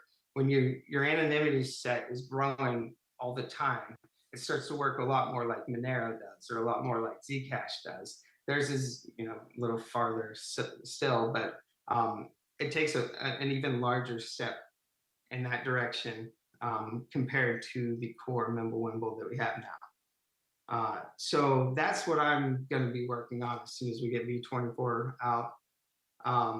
And I'd be happy to do a write-up too on this on the forum, so that people who are interested in the details can really dig into it. But yeah, I think that's all. So any questions for me? I don't know. Is there a way to relay them? I don't even know how much time I have. Looks like I have no time left, so I can't hear anyone. I'll assume there's no questions, but If there are, just tell Rebecca or something, and I will answer them for you. 1 second, she's typing. Okay. Litecoin Summit 2024, inspiring confidence with our technical skills. That was way over my head there. I'm just going to assume it's private. Is that enough for I'm the end user with conviction that I can spend my Litecoin confidently that it's private because of MWEB's awesomeness. All right. We're going to move on now to Vlad Costea, live stream if he can't come in, but he's here. Awesome, Vlad. Litecoin, the free open source magazine about Litecoin. Vlad created the Bitcoin Takeover podcast in January of 19, and since then, he's recorded more than 200 episodes, 2 of which feature Charlie Lee. Also created free open source BTCTKVR magazine, which was translated into French, Spanish, German, and Italian. Please welcome Vlad. Hi there, good morning. It's really good to see that you came because I guess most of us partied very hard last night. My presentation today, I hope you can see the slides, is going to have 2 parts. The first one is focused on this magazine, which I think most of you saw. And the truth is that there are less than 20 of them left, so if all of you from this hall are gonna rush to the merch booth to get one right now, there would not be enough of them for you. But that's fine, because it's free and open source, so you can scan the code here on the cover and you can download the digital edition. And I guess before we get into specifics about what this is and why I made it, we should talk about who this guy is, you know? Like, I'm a Bitcoiner. I'm not the most hardcore Litecoin contributor. I've only been around for very short amounts of time. I used to be a volunteer for the Litecoin Foundation at one point, but I'm mostly a Bitcoin maximalist. I'm doing the Bitcoin Takeover podcast, and I've also created a bunch of magazines about Bitcoin. So why did I decide to make this? And I guess that's gonna be the first topic of my talk. Well, I became a volunteer of the Litecoin Foundation in 2017. It was right around the time when they were recruiting and they were trying to get more people to work on the project. And I wrote some newsletters for them because my main skill was writing. And also, I did some beta testing for Lite Wallet. I contributed to community projects. I tried Lightning on Litecoin. I was one of the first people to do that. I'm not sure if eCurrency Hodler is here, but he helped me do that at the time. And I also wrote articles about Litecoin in Crypto Globe and Crypto Insider, and then I moved to Bitcoin Magazine and I can no longer do it, but it was fun while it lasted. I was one of the first people to report the integration of Mimblewimble into Litecoin. At the time, Charlie was planning to get Beam, which is another implementation, as opposed to Grin, the one which ended up being used. And I also interviewed Charlie 4 times, not 2 times, on my podcast, and participated in the MWEB torch. And this is a screenshot, actually, of when Charlie actually invited me to the Litecoin Slack, which was incredible at the time because I was still new in the space. And it was nice to see this guy who was on CNBC talking about what happened to the markets, acknowledge my existence by sending me this email invite to a Slack channel. It matters. It gives you some confidence. Something that I want to mention before presenting my magazine is that there's this very great book by eCurrency Hodler, and it's called Understanding Litecoin, the Cryptocurrency for Payments, the Digital Currency for Payments, and it's very, very good. I recommend that you'll get it. Is there anyone in this room that got it and read it? Okay, about half of the room on this side. That's still pretty good. It's a good book. I know it was written because it was useful at the time, but I think it's also due to receive an update because there's so much more you can do with Litecoin right now. You have MWEB, you have OmniLite, you have Ordinals, and a lot of interesting stuff that needs to get included there. So if someone can talk with eCurrency Hodler or finance his work to maybe work on the book for 1 more month and release a new edition, that would be very nice. But this leads us to this magazine, which I created. And once again, you can get it at the merch booth if you want to get a copy. It has articles about the basics that you should know about Litecoin. First of all, it starts out with an article that's called Why Litecoin, and that one explains what's so special about this network that's been around for 13 years now and has been live nonstop. There were no shutdowns, there are no issues with the code. It just works, and it's been used for payments. And it's pretty impressive because it's been declared dead so many times. And there are people who want it to die, but at the same time, it's being used. And there's a community behind it. There's a conference of people who gather here to talk about it. I think this is a sign of resilience, and these base layers tend to become very good foundations for other stuff to get built on top of them. So my magazine is equally theoretical, philosophical, but also technical, because there's going to be users who maybe want to withdraw their coins from an exchange, and you have a guide on how to pick your wallet for that, which criteria you should be using, what is important, and how you should be choosing, for example, a hardware wallet or a software wallet on your mobile, or a full node, how to run a full node, how to connect your mobile wallet to your full node, how to mine Litecoin if you're into that. And in this article about mining, I also mentioned which machines you should buy, whether or not you should use a Poole or you should solo mine. And it has a lot of information about this. There is also an interview with 3 of the most prominent developers in Litecoin, and it's supposed to inspire people to get started somehow, because you get to learn about their journey, and that's always useful. It's something that is going to give you the motivation to get started and maybe contribute. Because it makes no sense to wait for the Litecoin Foundation to do something. This is a decentralized project. It's community driven, and it's not about what other people do, it's about what you can do for the project. So yeah, there are 50 pages approximately of pure content that you can find within the pages of the magazine. And it's published under the Creative Commons Zero license. This means that there are no copyrights. You can do whatever you want with the content. You can copy, you can share, you can modify to make your own version, you can print it yourself, you can sell it.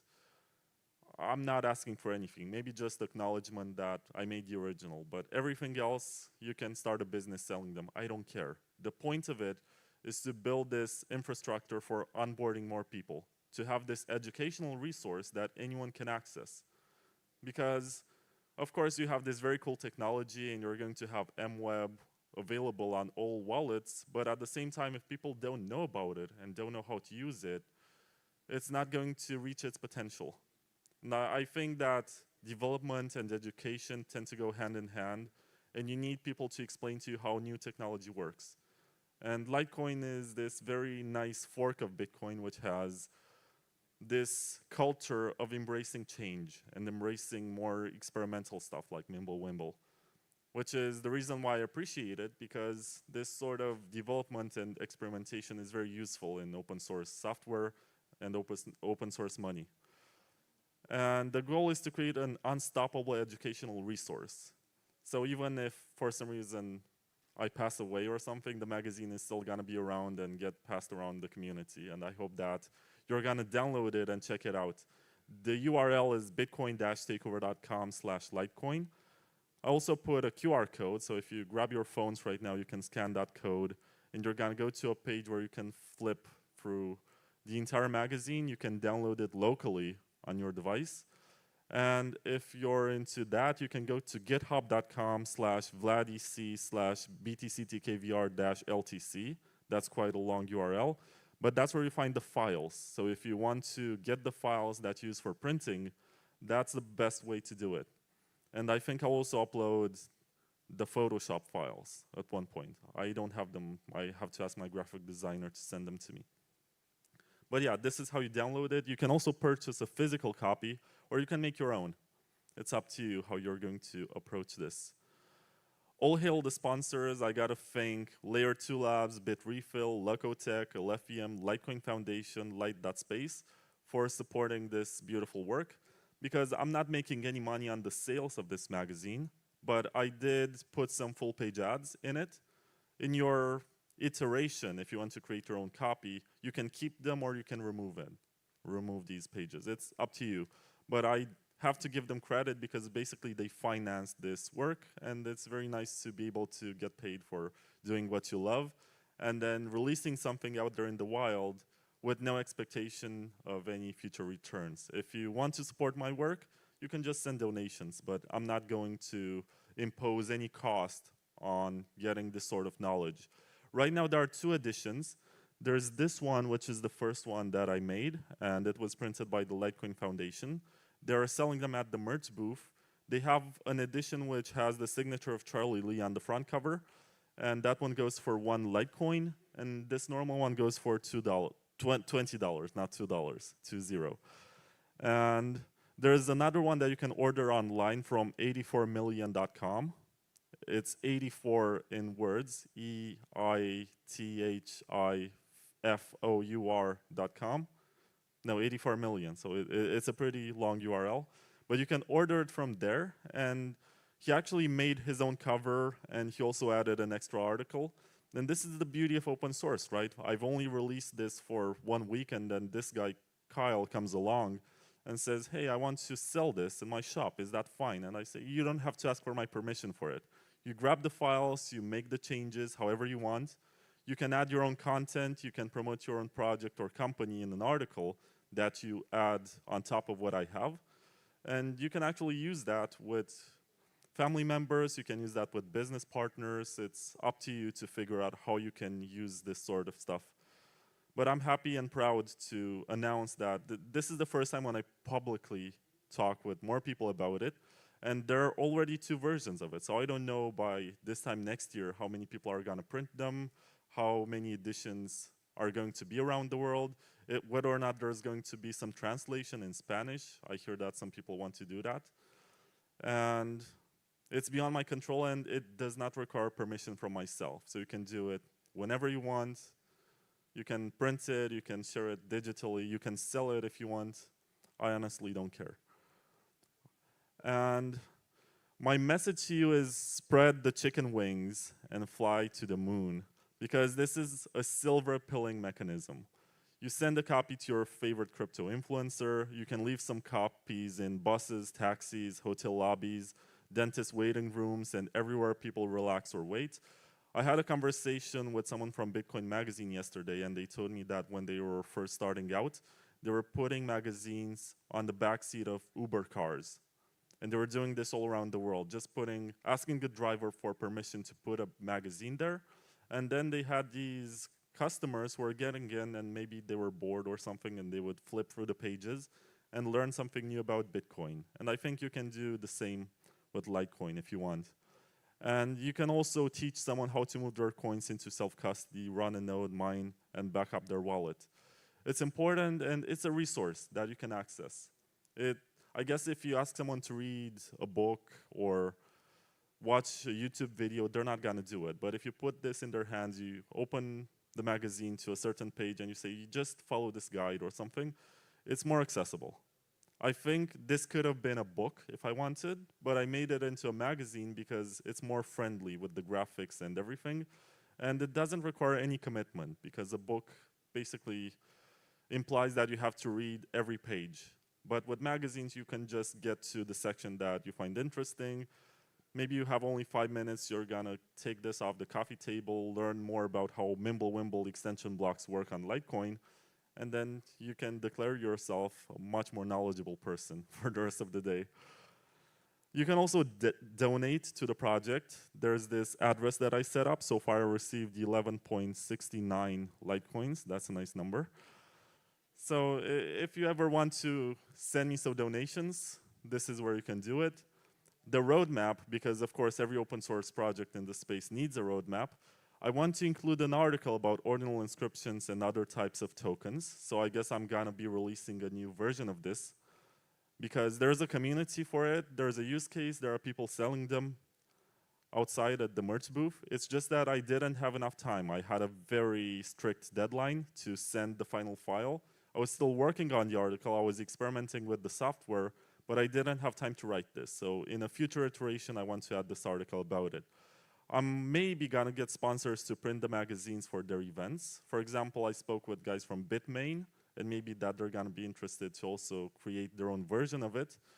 Send magazines to Parallel Neapolis in Prague, which is the first cafe to accept Bitcoin and Litecoin for coffee, for tea, for pretty much everything that they're selling there. And it's a place where hackers go. So maybe I can get some copies printed and send them to that venue, because the European market is pretty huge. And I'm not sure if you're aware, we are in Nashville here. I guess in America, you know about companies like Coinbase Commerce and what's the other one, BitPay, and a bunch of big ones. But in Europe, there is Alza, which is the Czech version of Amazon, which accepts Bitcoin, Litecoin, and Monero, which is very impressive. And I'm from Europe. I think it's an important scene. It's important, since this is a global, decentralized form of money, to promote this beyond the usual echo chambers and try to reach out to people who maybe are not English natives, but they're going to try to understand what this is about. And I'm going to try to print more magazines for community members and random silver pilling. I think I made a mistake there in my slides. And I'll try to maintain the project to include anything new that happens in the Litecoin space. So if there's any new proposal, if there is an interview, I actually wanted to interview David Burkett, the lead developer of MWEB, but he was not available on time for this to get produced. Maybe I will include that in a future edition. And maybe coverage of events. If someone, or if I write a summary of the summit, maybe I'm gonna include it in a future edition. My message, since there's gonna be a very orange person coming into town, is to make Litecoin great again. And I have a story about it, and this involves some keychains, which have been around since 2014. Basically, the story behind these is that this guy, Rob Mitchell, printed hundreds of them. He received an order from a Litecoin developer in 2014. He made them, but the Litecoin developer never picked them up. So he kept them in his basement for 10 years. And the way in which this ties with the message of make Litecoin great again is that at the time, Litecoin was #2 in terms of market cap. This was before Ethereum, before XRP got big, before anyone ever heard of Solana. Litecoin was #2. And the encouragement is to spread the knowledge, develop more cool stuff, and maybe get Litecoin to be #2 once again. And as a reminder of this mission, I'm gonna be handing you a keychain from this stash from 2014. It's historical. I think it's an artifact from the history of Litecoin, and I'm happy that I get to be part of this story, because it's been 10 years in the making for these to go into the hands of the community. As you can see, it's the old logo. It's not the one that the Litecoin Foundation is using these days, which makes this even more special. This is the guy's Twitter account, if you want to follow him, because he has been doing these keychains for longer than a decade. And Charlie is aware of it. He received some from him at one point, so his account is Paperclip Robot. And yeah, they're pretty cool, and they're very high quality. I'm impressed with this. After my presentation, I'm basically gonna, I have 2.5 minutes left. I'm gonna use the time to give one of these to everyone, and also encourage you to check out the magazine, which I presented in the first part of my presentation. Thank you.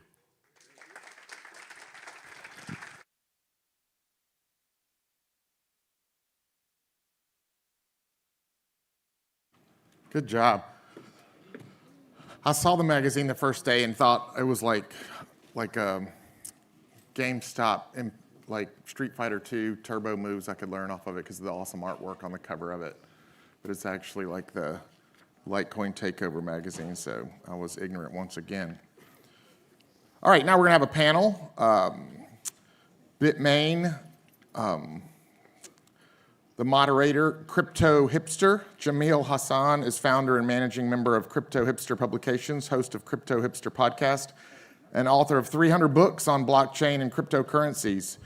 Jamil has produced over 500 podcasts with over 375 guests during 7 seasons since March of 2021. He firmly believes in multi-chain, collaborative, multi-generational world, and is a proud digital sponsor of this year's Litecoin Summit. And reading that makes me very insecure about the third of a book that I have on my computer that I have almost finished writing. So I guess I've got 374 3/4 more books to catch up with you, Jamil. And on this panel will be Miranda, Jieying Ma, Ruben Gomez, and Nathan Poole. So he'll introduce those to you. Come on up.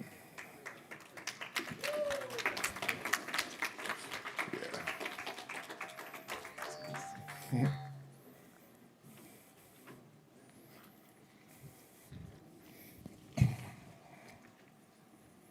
All right, so we have.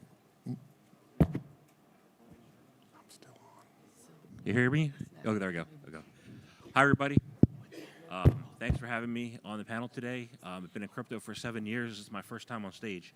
So it's a great experience, and thank you for the Litecoin Foundation. I want to ask you guys, everybody in this room knows who Charlie Lee is, right? Does anybody in this room know who Willis Cartier is? In 1901, Willis Cartier created the air conditioner. He was the inventor of the air conditioner. I want to parallel the air conditioner with the parallel of Litecoin. So he invented that in 1901, and there was, it wasn't gangbusters right away, but there was some success. Some manufacturers had success. I want to find out from you two, from the panelists, what has been your success? What are your focus on mainly, and what has been your success in the mining space so far to date? Start with Miranda. Oh, thank you. So I'm Miranda Ma, and I come from Bitmain. Bitmain, I assume everybody knows Bitmain because it's the largest mining firmware company in the world. And I used to be a salesperson, and right now, and I have been in Poole working for half a year. And right now, I'm overseeing the BTC and LTC ecosystem. So I'm representing Bitmain here to talk about what we have achieved. So Bitmain primarily focused on bringing the most efficient and high-performance, reliable hardware to the crypto mining community. And we are famous for our Bitcoin miners, such as S21, S19, which are really famous. And but we also really excel in Litecoin mining as well. If you guys were here yesterday afternoon, one of our salesperson mentioned about L7 and L9, which is the Scrypt mining rigs. So L9 is our newly launched product, which is upgraded version of L7. L9 has a 16 gigahash hash rate and 210 joule per gigahash efficiency, which set up a new industry standard of Scrypt mining. And what we didn't mention about it is that it has a feature of running stably at a very extreme cold environment. We have a lot of diverse clients all over the world. Our mining machines can keep running even in Moscow and other Russian areas. So yeah, I mean, we focus really on satisfying our customers. And so that's what Bitmain is primarily doing. Thank you. Ruben? So I come here to represent Locotech. I'm part of the company. Locotech is, like you said, aiming to be disruptive in terms of efficiency in the mining space. While we don't have any Chateau F6 miners being developed, we're finishing development and taping out already in October for our Scrypt miner, which you mentioned that yours is 240 joules per gigahash. We're at 70 some joules per gigahash, so it's a very big step in efficiency. So that's our most famous product so far, as it's going to be disruptive in terms of efficiency. We're very on the late stages of development already, so it's already on pre-orders and everything. So that's what we're most famous for, and we're almost up there, almost in the houses of people, and people are super excited over it because it's going to be amazing being in the forefront of it in mining and especially in Scrypt mining, as we see it as a very big opportunity in the space. And so far it's been great, and we're ready to disrupt. So that's what we do. Awesome, thank you. Nathan? Just making sure I heard the question. So what's our biggest success, you think? Yeah, so far. So I'm Nathan Poole with Mini Minds. I think probably for me would be growth. We've grown 2,500% in the last 20 months. So we've been somehow just really growing pretty fast, and so I'm pretty excited about what we've got going on. Awesome. So as the roaring 20s moved around in the U.S., there's a lot of booming, bustling economy, and some manufacturers started to become profitable, and then the air conditioner kind of took off a little bit. paralleling that, how do we get more miners and profitable miners at that into Litecoin mining? Well, I think what's most important about the Litecoin ecosystem is that what we've seen in Bitcoin is that everything becomes centralized. There's practically, you can count the successful mines with your fingers that are actually operating in the world successfully at a very big scale. And what we're seeing is that if you're trying to Bitcoin mine, you're not able to do it in your house, since either your electricity cost is too high, or you have to turn around your miners so quickly that you generate so much e-waste that it's not worth for an individual to do it. So what we're seeing is that if instead of focusing on something that's very quick that you use and then you throw away, if you focus on to building a product that will last for many years, and you can run even in your desktop computer. For example, our Hashblade retrofits a GPU slot, and you can put up to 6 gigahash of power at 450 watts into your gaming setup. So you can use it to just offset all the electricity costs in your own home just for having it up and running. It's not even taking resources from your computer like a GPU miner would, since it's Scrypt mining, so it's not even close to GPU mining, and doesn't use RAM or CPU or anything. And that's something you can do everywhere in the world, even at 20 cents per kilowatt hour. So that happens to be the price point, the highest price point you can find in households all around the world. So it brings back decentralization into the picture, as even the smallest home miner can run a significant amount of hash power in your computer and just have it running 24/7 and offset all their costs of their own house. So it's just something that we're starting to see of decentralization in Litecoin. And I think that's very important, especially when it comes to mining, which is supposed to be decentralized as in nature. Okay, so my opinion is that to bring more profitable miners here, we need to foster a robust and supportive community to bring miners and create a bridge of the miners and the developers. So community-wise, what Poole is trying to achieve, Poole is our strategic partner, the second largest mining pool in the world, and what Poole is trying to do is collaboratively with Litecoin Foundation, we established and jointly established LTC Labs, and these labs will be, Poole agrees to contribute half of its month's mining profit into these labs to support this whole community growth and the longevity of Litecoin Foundation. So we can see that not too many people here, I think developers and miners are two separate groups of people, but they are both important for this whole chain's growth and longevity.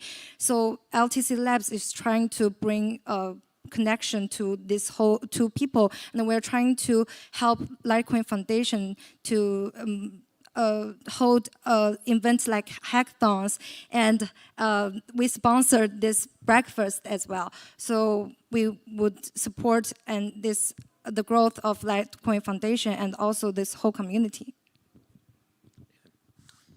I think that a big part of it's going to be integration, like we were talking about yesterday. I think another big part of it's innovation. So like, going from the L7 to the L9, is a big deal. Going to Hashblades, using Locotech stuff. I mean, they've got, when they bring that to the masses, I think that's going to be a game changer. I think not just for Litecoin mining, but for Bitcoin mining too. I think people are going to find the tech, they're going to figure it out, and they're going to do what they can to do something like that in multiple ecosystems. So I think innovation is going to be key, and I think that the drivers, the first movers in innovation, are going to be really tough to beat in the coming decades. We're not playing a 15-year game. We might have been around for less than that or so, but we're playing a 50-year game, and so we're really early. So innovation being driven now is going to impact the whole ecosystem for decades to come. I agree. So by the 1950s, air conditioning was in, a quarter of the households in America, and there was a lot of, excuses of why it wasn't going to work. It's going to affect energy. It's going to, too hot for the house. It's going to raise the Earth's temperature. All kinds of crazy things. Like, what obstacles and challenges are you three facing, for the further adoption and moving this industry and the Litecoin mining, Scrypt mining forward? All right. Well, Our biggest pushback has always been doubts.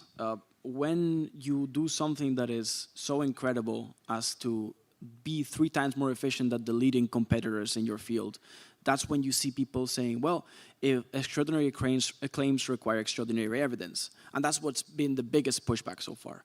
And what we're starting to see is that people seeing the demo units that we already have running, seeing our numbers piling up, the orders starting to stock up, and the production starting on October that we're starting this year already, people are starting to see, well, they're actually doing it. They're actually going to put their miners out, and I'm actually going to receive it. And that's when people are starting to switch. So it takes that chip switch in their head from, something is not right, to, oh, wow, why am I missing out? So that's the biggest pushback that we're seeing so far, doubt. And especially in the community. The community is being burned so many times by people under-delivering or delivering a lot later. So it's always been an uphill battle when it comes to those aspects. But people seeing the evidence right now is what's really turning their heads and being, oh, wait a minute, this is actually something, and people are starting to realize it. So it's what's been so great so far. So we can see that as Bitmain's order is increasing, highly increasing. So our Litecoin miners, the future orders already booked through this November to January, and the public and the mainstream is trying to adopt more altcoin mining other than only Bitcoin mining. So it's one opportunity we are seeing. But one obstacle we are facing is that a misconception that everybody thinks Litecoin mining may not as profitable as Bitcoin mining. I'm here to dispel the myth. So actually, if you have a L9 miner or their miners today, you can have around $27 per day income. But with S21, it's a really new Bitcoin miner, your daily income is about $10 USD. That's because Litecoin can be merged mined with Dogecoin, which everybody knows. And today, a couple of days ago, a community called Bellscoin is launched their 3rd mainnet. So it can be enabled to merge mined with Litecoin and Dogecoin, so which will increase the miner's profit again. So others may think that Litecoin mining is not as profitable, but I'm here to tell everybody it's not the truth. And with the Bellscoin price going up, and the miner's profit will going up as well. So I'll follow up right there. So I just want to be clear. Right now, Dogecoin and Litecoin are merged mined. You're going to add Bellscoin to the merged mine. Right. Sounds good. Nathan. Yeah, that sounds good. Nathan. I think our biggest hindrance is probably ignorance, and I don't mean that in a derogatory sense. I mean, it's incumbent upon us as people of the community to educate others, right? Like, we have, in my opinion, some of the hardest money the planet has ever seen, and yet if you talk to any person on the street, they're going to say, what's a Litecoin? Is that like you screw it in like a light bulb, or like they don't have a clue? And so I think it's incumbent upon us as individuals to communicate what the value is, what the value proposition is, how revolutionary the technology is, and that it's not just an altcoin. I think there is probably a place for mining altcoins, but I don't even consider Litecoin to be an altcoin, right? Like, we have to educate the public of sound money principles, because we are immersed in a culture where we don't even know what sound money is. I mean, that doesn't exist. Even hard money, even physical gold and silver bullion is so manipulated in prices from the markets that we don't know what hard money should be and what it should spend like. And so I think people will figure it out in the next several decades, but until then, it's incumbent upon us to let others know and to hopefully help lift people to a higher status from the education of knowing what we're in. Awesome. So one further thing is, with the air conditioner, again, there was a lot of knock-on, different opportunities that arose later. One of the biggest ones was the transportation of refrigerated food all around the planet. There were other knock-on events that, other use cases, and I believe right now we're in the payments infancy stage, but there's a lot of other things that can be done. What are some of the things that are knock-on events that are going to happen down the pipe because of Litecoin and Scrypt mining? Well, I can only speak for the mostly mining-related add-ons that you can add to the ecosystem.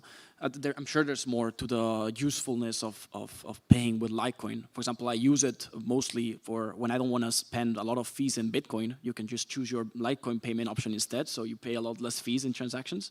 But for mining, I think the biggest add-on is that the miner itself is only using information. Information is not tangible. There's not even energy. But you need to spend that energy to do the conversions in the computing to be able to get your hashes out. But that energy is not lost. It just goes straight from your outlet all the way to heat. It's 100% efficiency in terms of heat production for your miner. So that energy that you've lost, that is now heat, they can be repurposed. So for example, we're seeing systems using immersion that you can repurpose that energy into growing crops or heating pools for spas or allowing for the different medical applications of that heat, for example, in therapies. And what we're seeing is that if we can use that heat for other stuff, we can make mining even a sub-product of those additional factors, and you just make money out of doing good for the community as well. And that's one of the things we pushed really importantly during the development of our product, because we wanted our chip that we're designing to be used, well, that we're developing, to be used also for immersion. So you can straight use the hash blades that we're making, you can put them in immersion systems and use that heat for something else. It can be anything. It's up to the user's imagination. They can heat their pool, they can heat their house, they can use it to grow their crops in their greenhouses. There's a lot of uses. So there's a lot of aspects that can be explored using energy that you generate, that you produce on those miners, that heat energy. So I'm sure there's a lot of applications that can be applied to. Yeah, to add on what Ruben just said, Bitmain has focused on ESG a lot. So what Ruben has mentioned is like green mining, and it's been there for a while, but it's only on Bitcoin mining. So what Bitmain is trying to achieve, like local tech, is to bring this green mining technology to Litecoin as well in the future. So Litecoin mining machines can also be immersed and can also be used to heat recover, to heat up the tub, to grow some crops. That's what we are seeing in the future. And the second thing we want to mention is that one benefit of Litecoin use case is that I think when talking to Alan from Litecoin Foundation, he said one benchmark of Litecoin is that the payment adoption, which means the real world use case. And Bitmain has trying to support this by accepting Litecoin payments when you purchase L9 miners or L7 miners, which make a really positive cycle of the Litecoin usage. So we create another use case for Litecoin miners. You can use your Litecoin to put into our website to purchase more Litecoin miners, which I think is like a really positive cycle for the whole mining system. We've only got a few seconds left, but I think it's still integration. So what you're saying, Jamil, is, hey, we've got AC that now is adapted into being in trucks and refrigeration. And it's not to keep a house at 70 degrees, it's to keep food at 40, right? And that's taking the same tech and it's applying it in a new way. And then it's integrating it with vehicles. It's integrating it with walk-in fridges and freezers that we have. So like to take that analogy, I think that integration is the key for what we're doing, which is why, I mean, you know, we're on a mining panel. We're the integrators, right? On the you know, the real world side, not the matrix side, right? But we're trying to integrate Litecoin with everyday use. That's what refrigeration did with the refrigerated trucks, and I think that that's what we're in the process of trying to do. So I'd say support your local miner. Awesome. Thank you very much. Any questions or? No, we're good. We're good. Thank you very much. Thank you. Thank y'all. Thank you. All right, now we're going to take a little break that on the schedule says 15 minutes, but we're going to make it about as fast as we can because we're about 15 or 20 minutes behind. So we're going to let you take a break right now, but just get up, stretch, hustle, and come back. So if you end up caught in that conversation, you're going to need to come on back if you're going to miss that next session.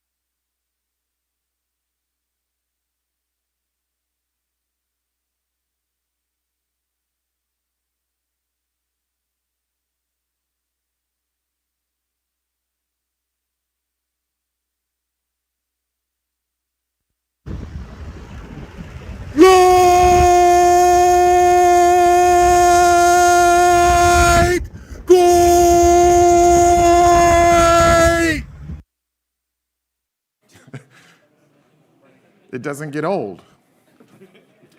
It's like each time you can notice something a little different and wonder why we keep using it. All right, so if you're outside and you're looking forward to this next one, you're going to miss it if you don't get inside. We're going to move on to, is self-custody important? We don't have everybody here, but I'm going to let the moderator, Chris Rice, introduce the panel. We do have everybody here. I don't have everybody's bio here, so I'm going to let Chris Rice introduce. Rice is a journalist, researcher, content creator, and host of Rice Crypto, Rice TVX. He has been actively promoting cryptocurrency since mid-2017. His channel features long-form interviews, news, and reviews, and opinions that come from financial sovereignty and privacy perspective. Learn more at ricetvx.com. So please welcome Chris Rice and his panel that he will introduce to you. Thank you. Thank you so much. My name is Chris Rice, and he did the intro for me. So I am a content creator, journalist, researcher. I have covered self-custody as something that I feel is a very important topic in the cryptocurrency space, probably one of the most important, especially with the regulatory climate that's coming. And I've had the pleasure of interviewing and talking to a couple of people that's on this panel. So I will bring up the first guest is Mr. Puey, and he is with Edge Wallet. And then, thank you for the applause. Then we have Mr. Bobby Lee, representing Ballet, and Mr. Tom Delito, representing the Arculus. And what I really like about this is we've got 3 different types of wallets that are offering self-custody. So I guess what I'd like to do is start off for people who might be unfamiliar. We'll go down the line. Paul, would you introduce yourself and talk about what Edge Wallet is? Thanks, Rice. So Edge, well, first of all, myself. My name is Paul Puey, CEO and co-founder of Edge. And our company is really trying to drive self-custody to the masses. Our goal is to make self-custody look like Web 2 custodial services. Think the kind of apps that a Coinbase or Kraken would deploy into an app store. The goal is to look and feel just like those, but give people a very high level of privacy, autonomy, and control, while still offering the functionality that people look for in a custodial exchange, but now getting that with what we call a self-custody exchange, integrating with many different decentralized exchanges and fiat on and off ramps and CeFi exchanges in order to deliver that functionality. I do appreciate Edge Wallet as being a great mobile wallet, so thank you for being on the panel. I've had the pleasure of interviewing Mr. Bobby Lee from Ballet. Would you like to say a few words about yourself? Sure. Ballet? My name is Bobby Lee. People at this conference know me as the brother of Charlie. I started this, so Ballet is my second startup. For my first startup 11 years ago, I did the dark side thing, which is running an exchange in China, of all places. So finally I got enough of that and came to the light side, which is very important. I think self-custody is so important. So I dedicated the second half of my crypto career to making self-custody easy and affordable to regular people. And that's why I created Ballet. We make these non-electronic cards that allow you to store hundreds and thousands of cryptos and NFTs.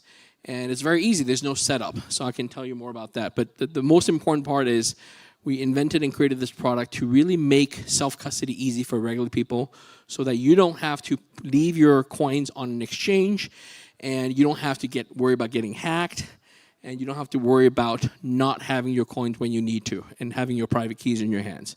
Thank you. Thank you. Mr. Tom Delito from Arculus. Do you mind introducing yourself and talking about Arculus? Sure, thank you very much. My name is Tom Delito. I'm the head of product at Arculus. So Arculus is actually part of a larger company called Compo Secure that makes a very, very overwhelming percentage of the world's metal payment cards and has for about 20 years. We're publicly listed on NASDAQ here in the US.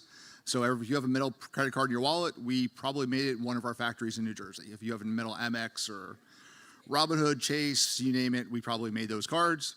About 3 years ago, launched Arculus with the realization that the chips on those cards were powerful enough to do all the cryptographic signatures necessary for a full HD wallet. So we developed an HD wallet on a metal payment card form factor that all requires 3-factor authentication in order to use your on-chain assets. You need your biometrics to get into the Arculus app. You need your PIN that's stored on the actual physical card, and you tap your card to the back of your phone to send the unsigned transaction to the card to get signed on here. So your private keys live on the secure element on this card, and without all three factors, your crypto is never moving.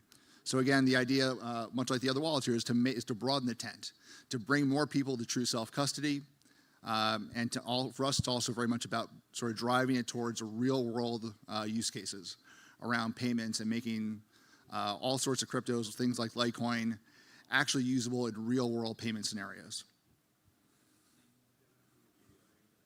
All right, so this is about self-custody, because like, holding your crypto, not your keys, not your crypto. I like the term that you used on X, saying no keyers. Is that the term you used? Non-keyers? For the people that still have their crypto with exchanges, I guess we call them no-keyers. No-keyers. They don't own their keys. This is something that I really wanted to talk about in this panel because it's regulation. Because we're seeing a lot of, obviously there's a lot of it's not very clear as far as the regulation, and I think we're getting ready to start seeing things happen. I don't know, there's a couple months ago, FBI had posted something on their X account encouraging people to use custodial wallets that you don't have your private keys to, trying to make it as if it's a bad thing to have your control of your crypto. What are your thoughts on that aspect of regulatory compliance, trying to end self-custody and make you use custodial services? So I read through that FBI article pretty carefully, and if you wordsmith it and analyze it, you'll notice that they were really careful about their word choice. They said, you're at risk if you use products and services that aren't licensed. And for the average user that reads that article, they'll think, okay, well, what's not licensed? What is licensed? What's not licensed? Knowing that a vast majority of crypto isn't licensed because it doesn't need to be licensed. And so you're right, they're effectively the closest things to the licensed services are the licensed exchanges. But what they're referencing in the fear tactic is that many unlicensed services, which are custodial though, are the ones where people have lost the money. But they don't make that distinguishing factor, right? The licensed ones, sure, they almost certainly have to be the custodial services. They did mention people are losing and have lost money in crypto in these unlicensed services, which primarily are the exchanges that aren't licensed or are outside of the jurisdiction of the United States, since that is an FBI warning that was given out. But they steer clear from saying that you should be using custodial versus non-custodial. They blanket the term with license just to create fear of the entire crypto ecosystem, because there are very few options. But you're right, they are driving people to the custodial services, which is one that they can definitely surveil, they can control, they can freeze funds if they needed to, which makes it at that point really just another part of the banking system. Yeah, I agree. So I think it's terrible. I think that article, that FBI perspective, I think it's fear tactic. It's like you said, it's FUD, fear, uncertainty, doubt. I think it's fake news, very terrible tactics. And the word I want to emphasize on is about control. So what cryptocurrency gave us, a little over a decade ago, 15 years ago, is the ability for us normal people, citizens, average Americans, or any citizen anywhere in the world, to have true control of your financial assets, right? It's about control, because prior to cryptocurrency, all of our financial assets, aside from a few $100s of cash we have in our pockets, are controlled by the governments, which can be seized, which can be taken away, which can be frozen, which can be limited on a withdrawal basis, cash withdrawal, which can be questioned if you want to take your money out of your own bank account, right? It's all about control. So with crypto, it's unfortunate that still a lot of crypto assets are still in custodial hands where the owners don't have real control over them, including ETFs, by the way, right? So ETFs are great for the market overall, a lot of new people coming in, but the reality, just like with an exchange, you don't have control of that crypto asset that you purchased through your brokerage account. You don't have control, direct control over those coins on Coinbase. And with self-custody, even though we're technically competitors, but we're on the same side. We are fighting for you to allow you to have easy control of your crypto. And what the FBI did was to muddy the waters and talk about, licensed, unlicensed. I don't have to get a license to sell a good product that allows you to control your own crypto. I mean, the U.S. is not a communist, it's not an authoritarian country. We don't need a license to sell good stuff, right? And they make it as if like licensed services products are better than unlicensed ones. Well, in some cases, in some ways they are, but in the case of crypto, any sort of licensed custodial service, by definition, is you relinquishing your control of your coins to them, in which case the FBI or other government agencies can seize control, take your assets, and even prevent you from withdrawing it. It's just a mess of stuff, yeah. Don't get me started. No, do you have anything you want to share with that? Yeah, sure. Yeah, I completely agree. A lot of this has to do with the fact that it's really easy to muddy the waters because the regulations are so unclear, right? So it's really easy to put out sort of a vague press release and go, be careful, license, boo, right?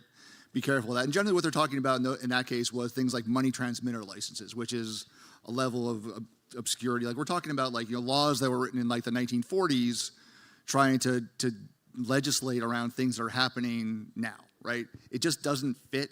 So you have these weird laws that we're trying to put square pegs into round holes. And that's been some of the things with the Lightning services, right? Lightning services have been pushed as companies that are supposed to have money transmitter licenses, which is an incredibly expensive thing because it's not like you go get one license. You have to go to 50 states and get 50 money transmitter licenses, which is an incredible regulatory burden, right? So there is a huge amount of regulatory uncertainty, and that makes lawyers at companies like mine super nervous, right? They want to make sure that we're not doing anything that's going to get us in trouble with the lawyers, but at the same time, logically and pragmatically, right?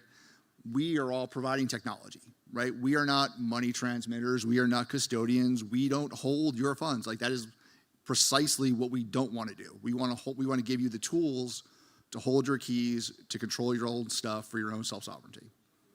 And from that point of view, that's why we're not regulated from the point of view of money transmitters and custodians and things like that, because that's not what we do. Okay, so to keep with the regulatory thing, with us seeing different politicians talk about the fact that we need to kind of get rid of self-custody and things to that effect, I'm curious individually, is there any sort of regulatory pressure, even though there's nothing been clarified, for you guys as companies with wallets that are self-custody to add KYC, AML? Is there any pressure for that to kind of happen at this point? There was a proposal in Europe. They were going to require KYC on non-custodial wallets. It was one part of the proposal around MiCA. And that was rejected. So self-custody is still legal in Europe. Yay, Europe, good job. But they were sort of going around that. And the other place where, from a regulatory perspective, I think self-custody is at risk is with the CBDCs, right? I think probably 99.999% of people in this room are like, boo, CBDCs, we hate that. And with good reason. One of the things that I see when I go to regulatory events is that very often the regulators are much more on the side of custodial CBDCs are the thing that makes sense because from their perspective, it's what makes sense. Generally speaking, regulators that are pushing down that CBDC route aren't thinking about self-custody. And that is just sort of another reason why CBDCs are sort of a terrible idea. They don't even understand the concept of self-custody. Yeah. I think regulators don't. They think assets being held by a third-party financial institution is the norm, and they think that's the only way. Yeah. It's really sad, right? In fact, that's how we thought before Bitcoin, right? In the 1980s and 90s, that's how we thought. And now we're awake. So the fear that self-custody might be getting clamped down on as far as regulation hasn't been due to precise regulation coming down or getting proposed. By and large, it's been by the enforcement actions that have gone down. And we saw a few wallet companies get taken down and some exit, at least the United States. And so what I like to do is say, which wallets? Which wallets got taken down? So on the mostly on the privacy side, and so it was Samurai, obviously, that was taken down, as well. Another Lightning wallet exited the U.S. Right. So soon after Samurai was taken down, and the thing I like to say about self-custody is it's not what I call a 100% line in the, or whether or not you're a money transmitter is not a line in the sand. It's a whole gray area. And what does a company or a protocol do to stay as clear from the term money transmission, or in the case of Samurai, money laundering? Like, what are you doing to facilitate those services or not? And I like to say it's not that you are or you aren't, it's how good of a lawyer does the government need to make that case? Do they need an intern? Can an intern make the case that you are doing money laundering? Or do they need their top-notch best of the best to make a very well-founded case against you? And so clearly, as a developer and a builder in the space, you don't want to be building such that intern lawyer can make the case against you. You want to be building where their absolute best lawyers need to. But I would say, in all honesty, there's nothing 100% clear from being a money transmitter or a possible facilitator of money laundering. If you really wanted to go as full draconian as the US could become, and that's the big fear, if they go full draconian, they could make that argument, but it'd be much, much, much, much harder. And so the take is steer clear from that. Definitely self-custody is what has steered clear from that for a long time, which is why if you look at back to when you first got involved, Bobby, I knew about you in 2013, and I think you were in business since like 2012 or so. The biggest companies or the biggest targets were fully custodial services, and you felt that, obviously. But as they start targeting and regulating the fully custodial, now they start chipping away at the arguably, helping transmit money, i.e. Lightning, or arguably helping money launder, i.e. Tumbling services and mixers. So that's kind of where I feel like the regulatory landscape is they're going for the low-hanging fruit first, and any products and services and people that are contributing to allowing their intern to make the case. But I'm hopeful, given for the U.S., maybe Europe too, that as a free country where we value personal liberty and freedom, I'm hopeful that self-custody will remain allowed. It hasn't been tested, in terms of whether the Constitution allows for it, but I am pretty hopeful that it will be fine.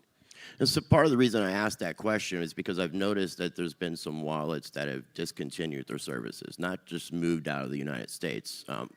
Monarch being one with my former sponsor, Robert Beatles, and then CoinFlip introduced Olive, and they did a big, huge marketing thing with that, and they just laid that to rest. And I was curious if there was something happening behind the scenes that is causing some of these wallets to close up shop. And that's the reason I wanted to ask if there was actually any pressure to do the KYC AML. We don't have the FBI or the government agents knocking down our door about that. But what we do face is, for example, we're trying to sell these physical loaded products, physical Litecoins you can find in our booth. This is no different than the Costea coins from a decade ago. And we had to register with FinCEN as a money transmitter, money service business. And state by state, we would have to, certain states like New York, the more onerous ones, we would have to get a money transmitter license because they classify this as money transmission when I sell a loaded metal coin to ship it by mail to you. It's a little bit unfortunate, but we don't have the resources to fight them and take it to the Supreme Court. If it wasn't loaded, would you be required to? If it was unloaded, we could ship it. Like the cards, we could just send it, and you could load it yourself. Yeah. Okay, that's good to know. Yeah, I have a history with NYDFS. It's a lot. Yeah. No, I mean, look, for me, self custody. I go back to the foundation, right? The first words of the Bitcoin Light Paper talk about a purely peer-to-peer version of electronic cash for payments that allow payments from one party to another without going through a financial institution. Like that's the first line. That is the key to if we lose that, you lose the basic foundation of everything that's been built from that point forward.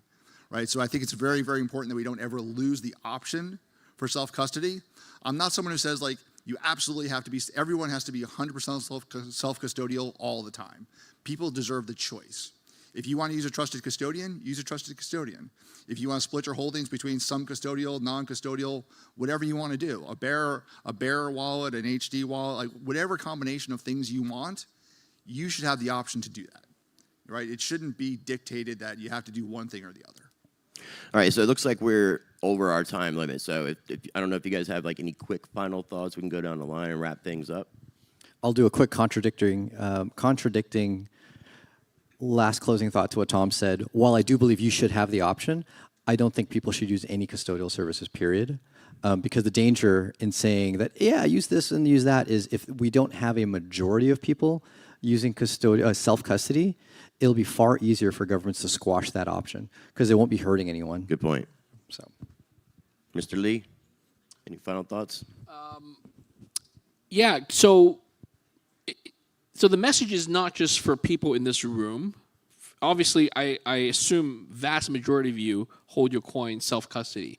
But it's really for you to bring that message back to your family, to your friends, and really emphasize the importance of self-custody to them. And for them, if they're sophisticated, buy the appropriate wallets. But for those who are new, I highly recommend the, self-serving, the ballet cards or the loaded coins. But really get people on board to crypto, to Litecoin, to whatever, and self-custody. Thank you. Tom, do you have any final thoughts? Just the last thing I'll say is, like, for me, I like to go back to the old Tobey Maguire Spider-Man movie, right? With great power comes great responsibility. That's self-custody, right? It's great power, but it's also great responsibility because you are truly the holder of your keys. And if you lose them, if you don't control them, if you don't actually take that responsibility seriously, you don't really deserve to have that power, right? And that's part of it, right? You have to understand that combination of the power and the responsibility of self-custody. Well said, well said. And I really appreciate you guys, what each one of your companies are doing. So shout out to Edge, Ballet, and Arculus. And I appreciate each and every one of you. And I hope you guys have a great experience for the rest of the Litecoin Summit 2024.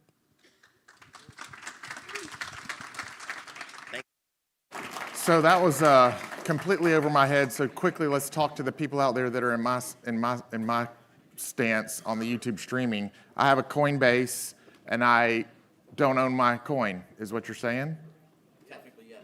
So meaning there is a Coinbase wallet that you do have your control of your price. I do have a Coinbase wallet, so it's two different apps, right? And that's the one that got me super confused, and I posted my 12 words on the wall or whatever, and then I don't have control of those 12 words. Anything that's going to require you to provide identification is going to be custodial.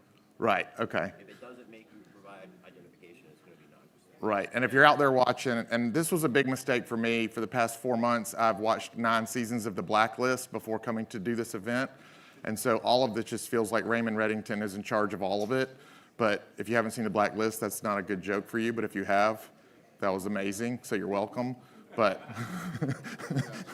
But anyway, the first 3 seasons anyway, it gets pretty rinse and repeat after that. But I feel like had he had you guys helping him with this privacy, there would have been 15 seasons of The Blacklist, and he wouldn't have been. All right, so our next thing, we're going to try to compress the time a little bit so we can get to lunch on time and stay on schedule. But there's a banner at the bottom of the stairs. If you're unaware, you can put your signature on it for being here in the Litecoin Summit 2024, and they're going to turn that banner into an NFT. And I'm repeating what they've told me. I'm not exactly sure what any of that means, but I think that you could be part of history and part of an NFT if you put your name on the banner downstairs. And so get a picture with it too and that sort of thing. So our next speaker is going to talk about the Particle Project, BasicSwap, DEX, and Litecoin, Dr. Cap. And I'm going to venture into trying to do this. Amarasinghe, yes, but no one could tell me how to say it. So Dr. Cap is what they call him. You've got a long bio here if you'd like me to read it, or you want to just... Yeah, you can gloss over Let me it, brag or about whatever you a little bit. Joke about. Okay, so he's a passionate advocate for blockchain technologies, individualism, privacy, borderless trade, and well-being. Cryptocurrency involvement has been ongoing since 2016. So in crypto years, you're like 140. And he's presently a key advisor and evangelist for the Particle Project and BasicSwap DEX. And he's also a practicing doctor in emergency medicine. So if you need that, if anything happens to your wallet while you're here and you have a panic attack or something, we have a licensed practitioner here. So you probably have strong opinions about everything. So let's hear from Dr. Cap, everybody.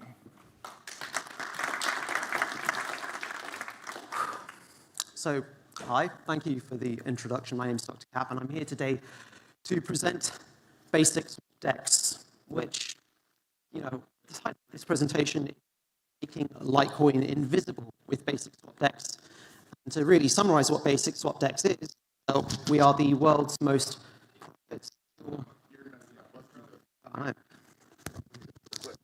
Yeah. Maybe just put him on one. No, you got it? You got it?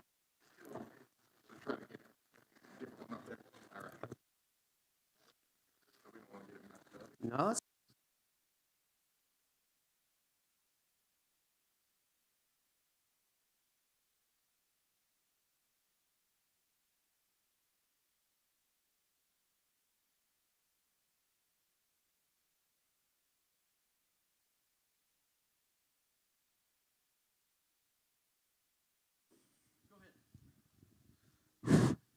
all right, that's better. Oh, we can do the clapping too, I don't mind. Yay! So, I know I'm on a time limit. Dun, dun, dun, dun, dun, dun, dun, dun, dun. No pressure. So, BasicSwap DEX is the world's most anonymous, privacy-focused, decentralized exchange. It is the world's safest and secure decentralized exchange that you have probably never heard of until now. Now, who are we? Well, and why are we here? Well, the focus of this presentation is making Litecoin invisible with BasicSwap. What are we? We're a DEX, a decentralized exchange, and we are a decentralized exchange that supports atomic swaps. But before I get into the nitty-gritty of it, I'll give you a little bit of our history. We founded in 2017 as the Particle Project, which is basically a project that's been highly focused on developing fully decentralized architecture and decentralized applications that are supportive of privacy to promote the privacy ecosystem.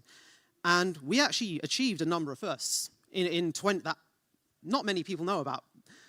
But in 2019, we actually launched one of the world's first fully decentralized KYC-free eBay-style marketplaces, the Particle Marketplace. And this was a real-world marketplace that allows you, and still runs to this day very, very well, that allows you to buy and sell real-world goods and services using cryptocurrency. We used a native token called the PART token. In deploying and launching this, we encountered our first problem, which is, how do you make privacy applications accessible and more readily available? And in encountering the challenges of onboarding users and getting them to access this PART token, we suddenly realized, actually, one of the big things we need to do is improve access to the trading of tokens in general, to improve the liquidity of the decentralized privacy-focused ecosystem. And thus, in 2020, we pivoted and started developing work on BasicSwap DEX. In 2023, we actually went live, launching as the world's first DEX with a fully decentralized distributed order book. A year later, we became the first decentralized exchange in the world to support atomic swaps bidirectionally for Monero. So you could trade Monero back and forth with other cryptocurrencies such as Litecoin, Bitcoin, Dash, Firo, PivX, Particle, etc., using atomic swaps, which was not possible at all up to this point. And that brings us to why we're here, because with the next upcoming Litecoin update, we will be the first decentralized exchange in the world to offer full bidirectional atomic swap supports for Litecoin Mimblewimble transactions.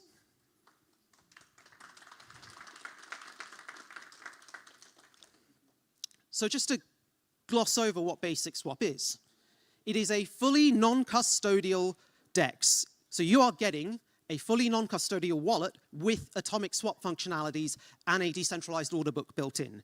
There are no intermediaries, zero intermediaries. There are no human third parties involved at any stages of your trades. So you download this software, you basically run an instance of this DEX, and it connects you to other people running instances of this DEX, and you are directly trading with them. The maker meets the taker with no third party in between. And that is achieved through the utilization of atomic swaps. We are fully open source, so anyone can go to our GitHub at BasicSwap DEX and see our code base. And we are released under the MIT license, so feel free to develop using our code. Feel free to give us the due attribution and help grow the ecosystem using what we've built, because it's for you. We have essentially provided an interface for making and taking atomic swaps. And one of the nice things about this is we've done it in such a way that you do not need to create an account. So say you go to Coinbase or traditional centralized exchanges and you have to give up your name, your date of birth, your personal address, all this other personal information. You do not need to do that with our DEX because you don't need to create an account. No accounts. again, what is BasicSwap? Well, I'll get into what it's not. So these are the common confusions we've encountered when explaining this. People assume we're an automated market maker DEX. We're not. We utilize a fully distributed order book. So it's like when you're trading on a centralized exchange, the maker gets the exact price they ask for. The taker gets the exact price that they see. It's not like a liquidity pool, which is, you get a weighted average of different people supplying liquidity and it gives you an average price. That's an automated market maker setup. And, it is the maker gets the price that they set. And the nice advantage of this is you don't get liquidity rug pull risks on our DEX. It's not like suddenly, the automated market maker who holds, 90% of the liquidity for this pairing withdraws and the price sinks and everyone who's now trading that pair loses out on slippage. No, you do not get this with our solution. As I said, there are no intermediaries, and that includes no tokens. People ask, oh, well, do you need to use the part token or some other token to use our DEX? No. If you want to swap Bitcoin to Litecoin, it's a straight swap. You just do that. That is it. There is no buy this token in order to facilitate the exchange of this token. It just happens. We are not monetized. We don't actually implement third-party fees. We are technically the most efficient decentralized exchange in the world because we don't operate on a third-party fee structure. So as I said, the maker gets the price they ask for that the taker takes, and there's no cut, no middleman involved. We're not a website, at least not yet. I'll get into that later. So as I said, this is a fully decentralized architecture.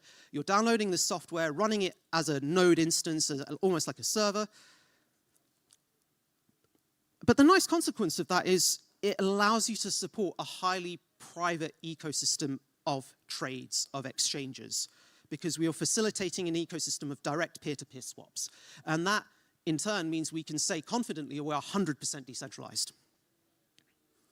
So, there you go. An example, as you can see on the side screens, is the end user. They've downloaded the BasicSwap application, and they've connected to the nodes for the coins they wish to trade. This user has chosen to trade Bitcoin, Monero, Particle, and Litecoin, and those are the coins they want to trade. It is about end user choice. They choose what they want to trade, and then they get the order book for the trades available, which is slightly beneath that. And again, going on to how we're non-custodian in a very full sense, you are running your own node. You are running your own wallets. It is not that you are giving your money over to someone else and hoping that they do the right thing. You are in control. So why are we here? Why Litecoin? Well, first of all, congratulations, Litecoin. We love you. Okay? You are faster. You have lower transaction fees. You have solid liquidity. And you have a really high non-speculative usage. We believe firmly in adoption for non-speculative use, and Litecoin is getting there. Litecoin is leading there. And these are the qualities that actually, in turn, make Litecoin one of the most popular pairings on our exchange. If you load an instance of BasicSwap today, if you set it up, the most common pairings are going to be Litecoin XMR. And that is a simple fact that Litecoin is ideal for atomic swaps. But here's the problem. The default state of Litecoin is not private. The default state of Litecoin is public and traceable. And here's the thing. Many users do want financial privacy because no one wants their data exposed in a way which could be used against them. Indeed, as Litecoin moves towards a future where it becomes more focused on e-commerce and end-to-end non-speculative adoption, to really grow past into the next growth phase, it needs to embrace privacy because your business-to-business consumers, they want to make sure that there's no malicious third party looking at what they're doing, who they're trading with, figuring out their trade secrets, gathering data that could be used to compete against them or to harm them. And it's the same with your average end user. You don't want someone being able to see where you're buying from, who you're selling to. That doesn't necessarily need to be seen by everyone around the world because there may always be malicious actors that are looking to take advantage of that data misuse. And so in using BasicSwap DEX, it is all about safety and security. Privacy is fundamentally about safety and security. Now, Litecoin has improved, it has upgraded, it has become version power. And, in deploying, support for Mimblewimble, it gives the end user the ability to hide the sender, the receiver, and the amounts transacted. And we are proud to be able to have a DEX that supports that supports those sites for trades. And this is why, this is our solution. Litecoin adapter signature atomic swaps, that's our implementation. We basically, provide a non-custodial, decentralized, and open source architecture to allow for the safe and private transaction of Litecoin via Mimblewimble, as well as other pairings. And this really pushes the envelope of privacy. Just to explain, what is an atomic swap, for those of you who may not know, I'm going to gloss over this quickly for time constraints. It is a direct peer-to-peer trustless swap of two cryptocurrencies done by executing two conditional linked smart contracts on two synchronized blockchains. They have a shared secret, essentially, and when you complete the contract on one end, it reveals the secret to the other side. So that's how it happens. But there's a link, there's a QR code at the end where you can download this presentation, and there are hidden slides that kind of go over it in more detail. Atomic swaps basically mean no third parties, no arbiters, no central authorities. That these swaps are occurring at the blockchain level, so there are very few moving parts. And as a result, there's no conflict resolution needed, because the refund conditions and the time limit conditions to actually make sure for these swaps are built in at that blockchain level. So either the swap goes ahead or it gets fully refunded, and you don't have to worry about it being hacked. And the nice thing is there is just no chain of custody here, because it is straight swaps, which don't leave the typical footprint that other types of exchanges do. But there is a problem with the traditional method of atomic swaps. And this is, again, going into our architecture. The traditional form of atomic swaps did not support atomic swaps for coins that lack programmable inputs. So this is why up until this year, you didn't see atomic swaps for Monero or Mimblewimble coins, because the HTLC method requires programmable inputs, which those types of coins lack. But our implementation of atomic swaps actually allows you to perform atomic swaps on coins that don't have programmable inputs, which is why they're now possible. And again, the details can be found via the QR code at the end. But in brief, they are an implementation, they utilize adapter signatures, which are an implementation of scriptless scripts. And the general principle is the sum of public keys will match the public key for the sum of private keys. So when one side shares their half of a private key signing a transaction, the other party can derive the other half and complete the swap. That's the flow diagram, which, again, you can look at in your own time. With 1 minute 30 to go, whoa. But this slide kind of illustrates kind of the underlying architecture on which those swaps occur. So we utilize a data layer called the SMSG network, and it's a peer-to-peer data layer. So as I said, this is a peer-to-peer DEX utilizing a peer-to-peer token-free data layer. And the nice thing about this, this data layer is it's kind of, imagine if you'd combine Tor with the torrent network, and that combination was able to support off-chain smart contract execution and cryptocurrency settlements for any cryptocurrency protocol. And that is the SMSG layer, which is what you get here, a mixnet of interconnected nodes with end-to-end encrypted messaging, storage, and data relay between all of these nodes. It is censorship-proof. It is highly resistant to active and passive chain analysis. It supports off-chain smart contract execution on any blockchain, and it is the principle through which we orchestrate atomic swaps and enable the transmissions of messages by makers and takers to communicate and construct a fully decentralized order book. As I said, there's no native token, and it is fully open source, so please go look at the code if you're a coder. There is an example of our fully decentralized order book. That is what it looks like, a fully decentralized distributed order book, makers setting their prices, takers being able to take their prices. So, our vision moving forward, I said that the Mimblewimble atomic swap implementation is coming, and it will come following the next Litecoin MWEB update. However, if you use our DEX today, it already supports public Litecoin, and within our DEX you can convert from public Litecoin balances to Mimblewimble balances and back. So, but that's not all. Looking forward in the broader scheme of things, this is a DEX, and thinking about the talk between Naomi and Phil this morning, one of the thoughts that went through my head was, you need these technologies to be ubiquitous and convenient. If you want adoption of privacy technology, it just needs to be there. It just needs to be easy for the end user. They almost need to not even know it's happening. So our big focus is not just on further coin integrations. By the way, it's open source. So if you want a coin integration, just put a pull request on GitHub and start speaking to our devs, and we'll just work to make it happen. But going beyond, though, coin integrations, it's about having an integration layer so that this DEX can be integrated in a seamless way into other services such as wallets, payment processors, websites, mobile applications. The grand vision, we've already conceptually figured out how we can do this.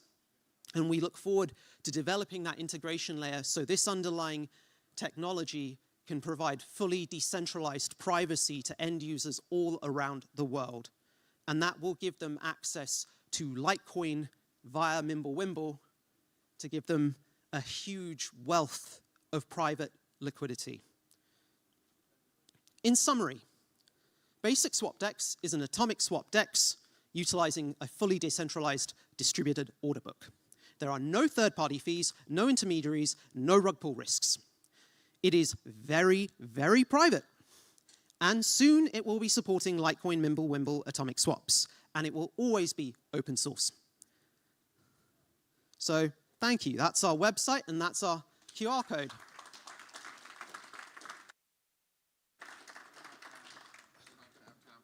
For the next couple of people, but I have one question for you on behalf of the people. This is, I don't mean to push too far, maybe this is not even a thing we talk about, but as a fully open source, no extra fees, what is y'all's interest as a company? Where does the revenue come from for y'all's effort? How do you make money? So we work on a donation structure. Okay. Okay. So right now, for our current upgrades, we've actually got a Monero CCS underway. And if that gets through, we'll get funded. As the Particle project, we had seed funding. We have a decentralized treasury that we use. But we're very much moving towards a model of CCS donations for multi-currency support. Okay. So we could use your community support here. And we are ideologically driven. We've been around since 2017. Right. That's clear for most open source. I just like to let people know who are ignorant like I am where it comes from, because it's hard to imagine everybody giving it away, here's the code, giving it away. And it's more safe than the government. But if you don't make any money from it, I think as an American, we're kind of like, well, that sounds shady, you know? And so, anyway, we appreciate it. Thanks, Dr. Cap. Thank you.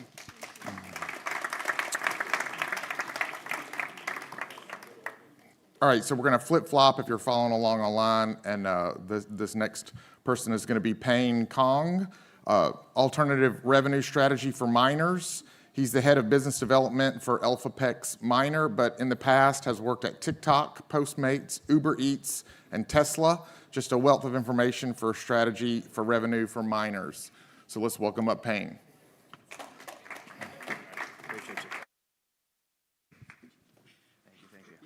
Good afternoon. Hello, Nashville. This is a very well set up conference and a beautiful looking stage. So thank you to Litecoin Foundation for giving us this opportunity to be here together. If you didn't know me, my name is Payne. I'm the head of BD for AlphaPex Miner.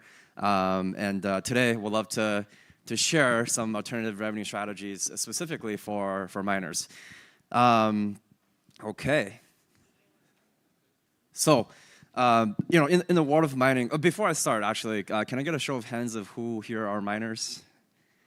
Okay. Awesome. Amazing. Okay.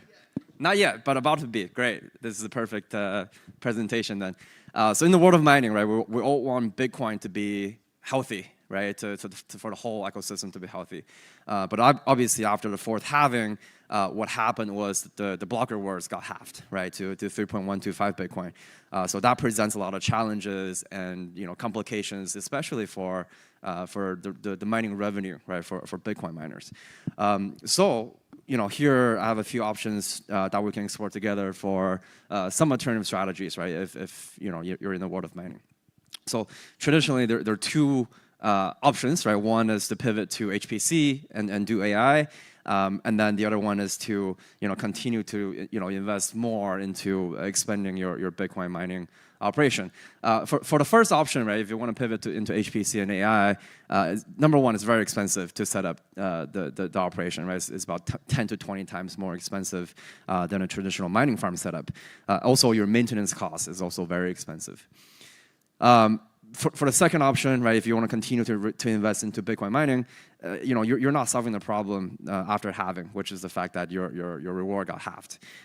So you wouldn't be able to accumulate Bitcoin, as fast as you would want, right, compared to before halving.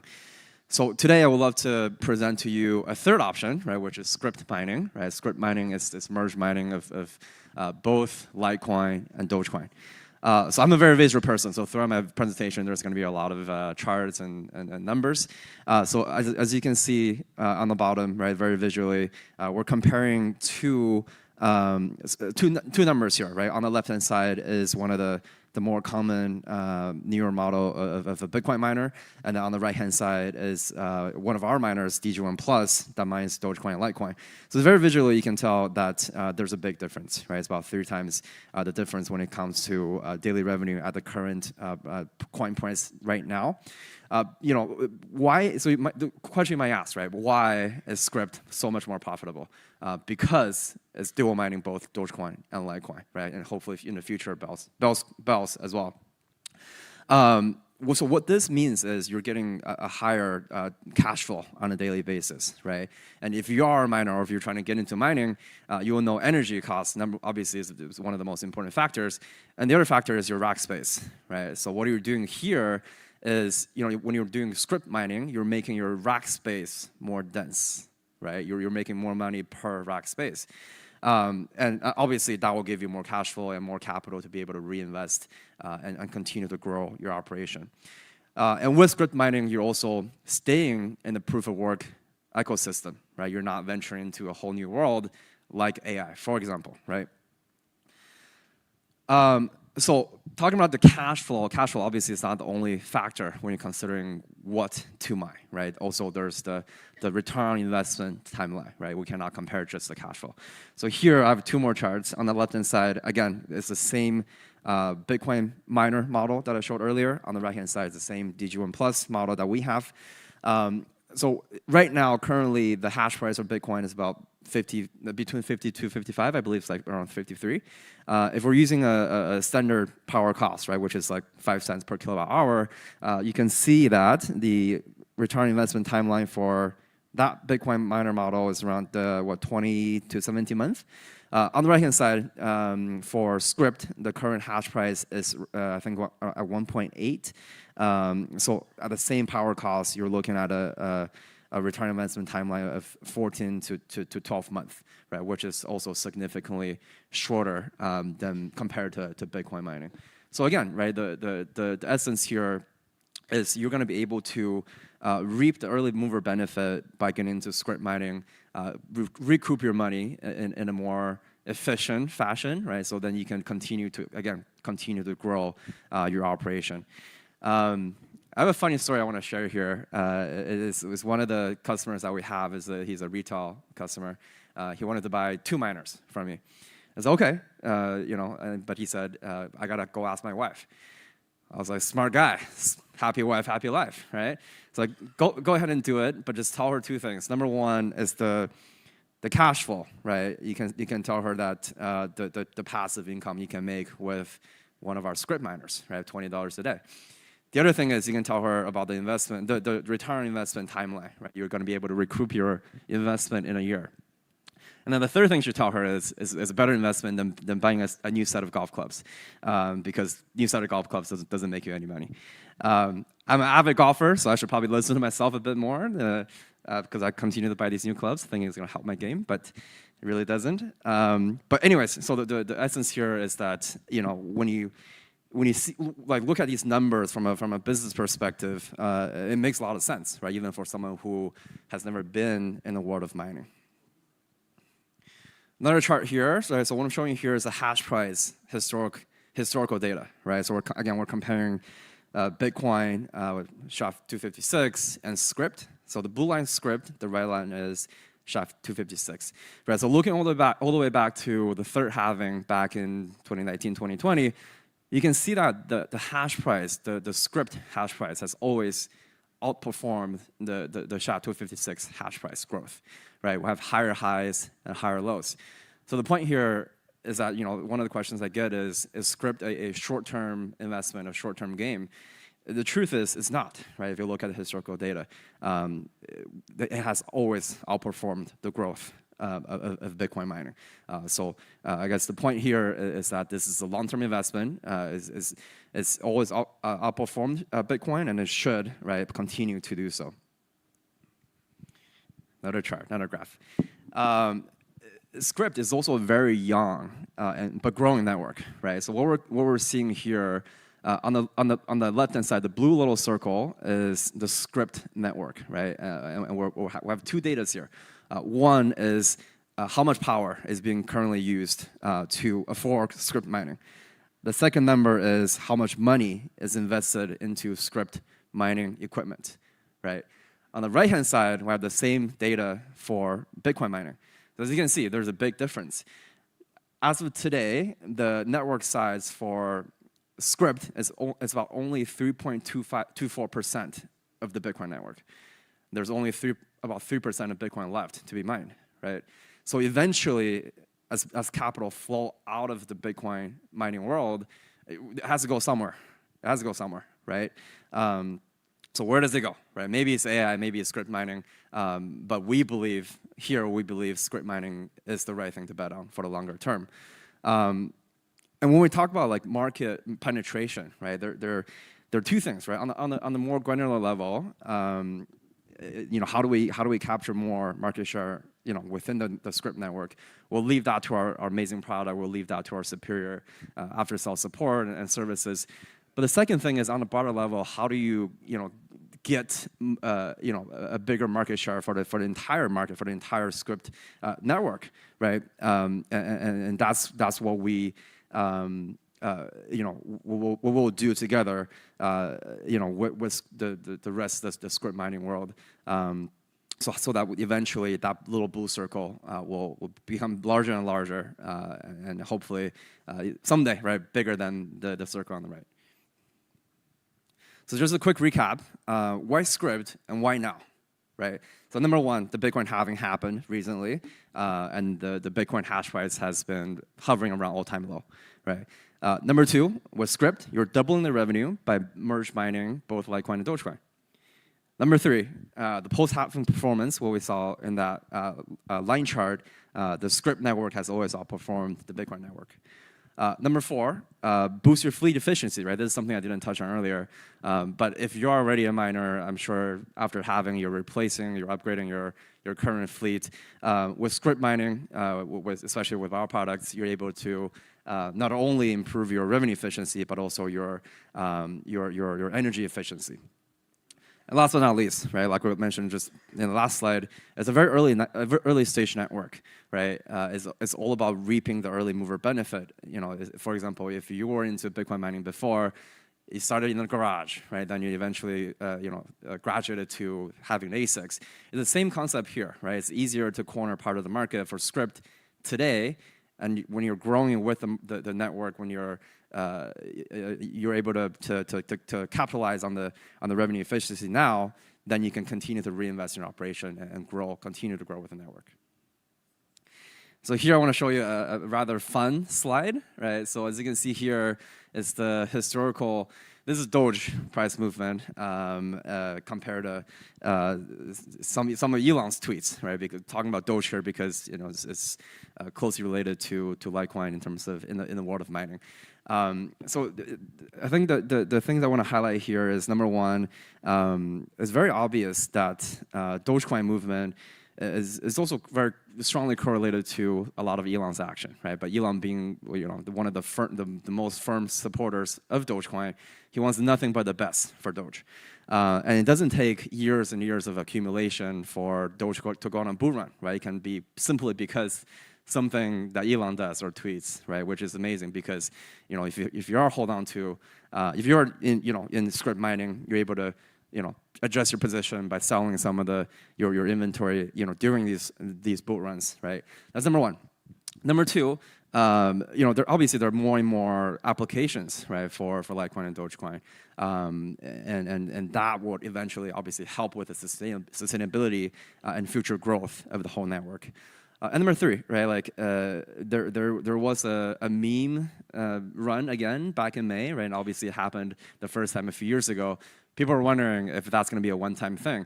But it has been proven and proven again that it's not just a one-time thing, right? So the meme is going to stay. It's more of a cultural phenomenon nowadays. And Dogecoin, again, in the world of mining, is one, and Litecoin, right? Two of the most prominent altcoins out there. So the memes will stay, and these coins will stay as well. And then a few quick slides about our company. We'd love to tell you a bit more. So as a company, we have a few missions, right? Number one is we want to be, and we always want to be, the best manufacturer for Scrypt miners, right? We're here to stay. We're here to continue to reinvest into R&D and improve our product. Number two, we want to always help our customers to maximize their revenue and provide the best after-sale support services and repair capabilities, right? We want to always take care of our customers. And number three, for the long term, we want to help secure the future of proof of work. So as a company, those are some of the missions and values that we share. Quickly talk about the current product lineup. We have two industrial ASICs. So the first one is DG1. We announced this earlier this year. This is our base model, right? So it's at 11,000 mega hash. And then you can see some of the other specs over here. And then we also launched DG1 Plus, which is the Pro model. We launched that, I think, back in April in Dubai at Blockchain Live. This is about 30% more powerful than DG1. And we have both of these two miners ready and available in inventory to ship. And then to talk a little bit about the technologies behind the miner, right? So as a company, we spend 3 years doing R&D, doing a lot of testing at scale, did a lot of iterations and improvements to our miner, and then we launched both products this year, right? So the ASIC is in-house design. The entire miner is made out of very high grade material, and again, we did a lot of field testing at scale, with hundreds of miners for a long period of time for many iterations to improve the miner and ensure the high quality of the miner. In the States, I want to talk quickly about the support and services. We have our official repair center outside of Dallas in Texas. We have 24-hour online technical support on Telegram. We have very competitive manufacturer warranty, and we have all the firmware updates updated regularly through our website for easy access. And then very quickly, something new, I think this is something super exciting for us as well, is that we are, again, right, we have the mission of securing the long-term future of the proof of work ecosystem, and we want to make sure that Scrypt as a algorithm or crypto mining as an industry can become more and more decentralized, right?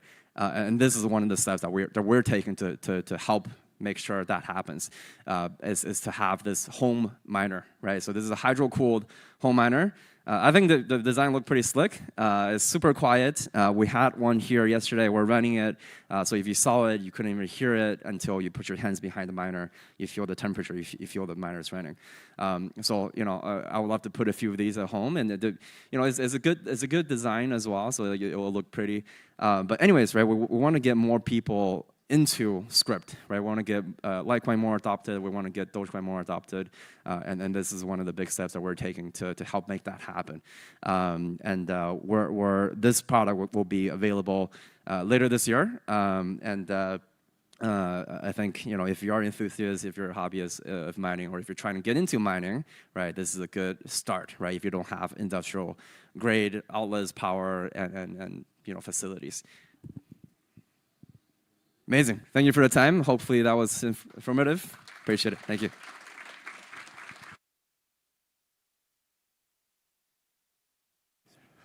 I feel like being here the most, the most influenced I've been is by this mining thing. I'm gonna go home talking to my friends who have rental properties and stuff and tell them to give me 20% for helping them put a mining operation in the back of their rental property or something like that, or these warehouses that my friends rent out. Is anybody else thinking that every time the mining people talk? I'm like, $20 a day, $600 a month, $7,200 a year. How many of these do I need? Click, click, click, click, click, click. Is that not what everybody's thinking? All right, our next speaker is MWEB and Cake Wallet, Brendan, and we're not going to say his last name because we know him by Tuxsudo. Is that right? Tuxsudo, come on up here. That's all the information I have on you. Tuxsudo is off the grid a little bit, so.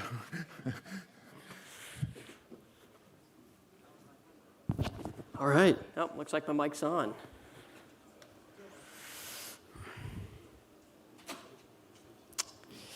All right. Hey, everybody. Hope you all are doing well. I am Tuxsudo. I work for Cake Wallet. I do operations, and I help with development and server stuff. Kind of do a little bit of everything. And today I want to show you a little bit of a demo of our MWEB integration with Litecoin inside Cake Wallet. And this is pretty big for us, and I think it's also going to be big for the Litecoin community, as MWEB's definitely been worked on for quite a while. And I know the integration of MWEB protocol into Litecoin has been worked on for a while, and we want to push the privacy envelope by being one of the first wallets to integrate MWEB into our Litecoin wallet. And so what is MWEB? And I'm sure you guys, most of you probably know what it is. You saw some talks earlier this morning about MWEB. But MWEB essentially just stands for Mimblewimble Extension Block. And it's combining the features of Mimblewimble, which is a privacy-focused decentralized protocol, with Litecoin, and adding it as an extension block, so like a parallel block alongside the transparent Litecoin chain. MWEB allows Litecoin users to opt into this extension block, which provides them with more confidential transactions as well as scalability improvements. So most notably, oops, sorry, I've been switching. There we go. There's the first slide. I've been looking at my laptop. I've been switching. That's what is MWEB. Most notably, we have privacy upgrades with MWEB, and I'm just going to talk about a few of them here. So the first one is confidential transactions, and the second one is stealth addresses, and the third one is CoinJoin. And these are just a few, not all of them. But specifically, confidential transactions hides the amount a transaction is moving on-chain using zero-knowledge proofs, keeping that information only visible to participating parties, the sender and the receiver. CoinJoin attempts to hide the real spender by combining inputs of transactions from multiple parties. And stealth addresses hide the real receiving address on-chain by having the sender generate one-time addresses that only the receiver can spend from and verify is theirs. And all those together brings quite a lot of privacy to Litecoin for what is typically a transparent blockchain. But however, it's not without some minor downsides that have partially been remedied. So the one thing you have to do now is perform an expensive on-device scanning in order to find out which outputs on the blockchain, on the MWEB extension blockchain, is yours. And that is a compromise of using MWEB for the client to have to do that work. However, there has been lots of work done on the MWEB or the MWEB daemon that allows you to use MWEB with a light client, and most of that work is now heavily reduced on the client side. At the moment, you still have to download a lot of transaction headers, which is around 700 megabytes of data you have to download and keep on your phone. We're working to see if we can get that reduced later on. But at the moment, you only have to do that once, and that data will basically work for all of the Litecoin wallets you have on your Cake Wallet installation. Getting in and out. So how MWEB works is because it's an extension block and it basically is a separate block that runs parallel to the transparent Litecoin blocks, you kind of have to get your coins in or get them out of it. And getting in is considered pegging into Litecoin, and getting out is when you peg out. And in order to peg in, you must send your regular Litecoin inputs to an MWEB address. An MWEBD will handle pegging it into the MWEB chain. In order to peg out, you just simply do the opposite. You just send your MWEB coins into a regular traditional Litecoin, like a SegWit address, and that'll take it out of MWEB. And this process can be done with two separate wallets, or it can even be done with the same wallet. every single Litecoin wallet you create will have the ability to use MWEB and regular Litecoin addresses at the same time. And thankfully, MWEB handles this with mixed transactions very well. So you're actually able to send transactions to either an MWEB address or to a regular Litecoin address that have both MWEB and non-MWEB coins. And it will deal with everything behind the scenes to either peg in the rest of those traditional coins to MWEB or basically peg out the MWEB coins to regular Litecoin. So you don't even have to worry necessarily about only using specific coins for a transaction. It'll do what it needs to do to make them all go to the appropriate address.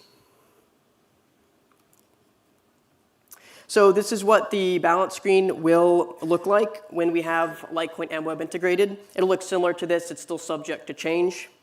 There will be an extra card underneath the balance called Litecoin MWEB, and you're able to toggle this on and off. And we kind of added this at the moment simply because of the data requirements in order to use MWEB. Not everybody might not want to use it and have to download all of the headers required. So right now you do have the ability to opt out, but if you turn it on, it'll go ahead and start downloading all the headers, which depending on your internet speed could take 20 to 30 minutes, if not longer. But once again, you only have to do all that initial downloading once. And then going forward, you only have to download the new blocks that you hadn't previously downloaded, which shouldn't be nearly as much data. But as you can see, you've got the Litecoin MWEB card. And then on the other screen, on the other side, that is this transaction screen. And you can see there's this little label. It might be a little hard to see. It's small. There's this little label that says MWEB, and that's basically showing you that you had received an MWEB transaction. So the wallet knows that you received a transaction to your MWEB address, and it'll add a label to it so you actually know that, oh yeah, this was a MWEB transaction.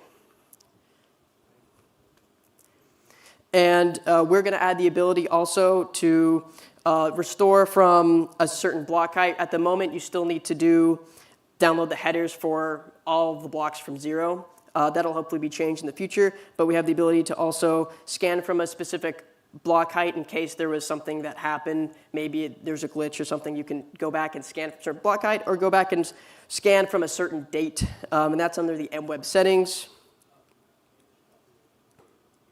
And at the moment, this is how you will receive MWEB. It's very simple. So you would just go to the receive screen, and you would tap at the top where it says receive, and you would switch the address type from SegWit, which is the default, to MWEB, and now you have an MWEB address. And you can have that in the same wallet.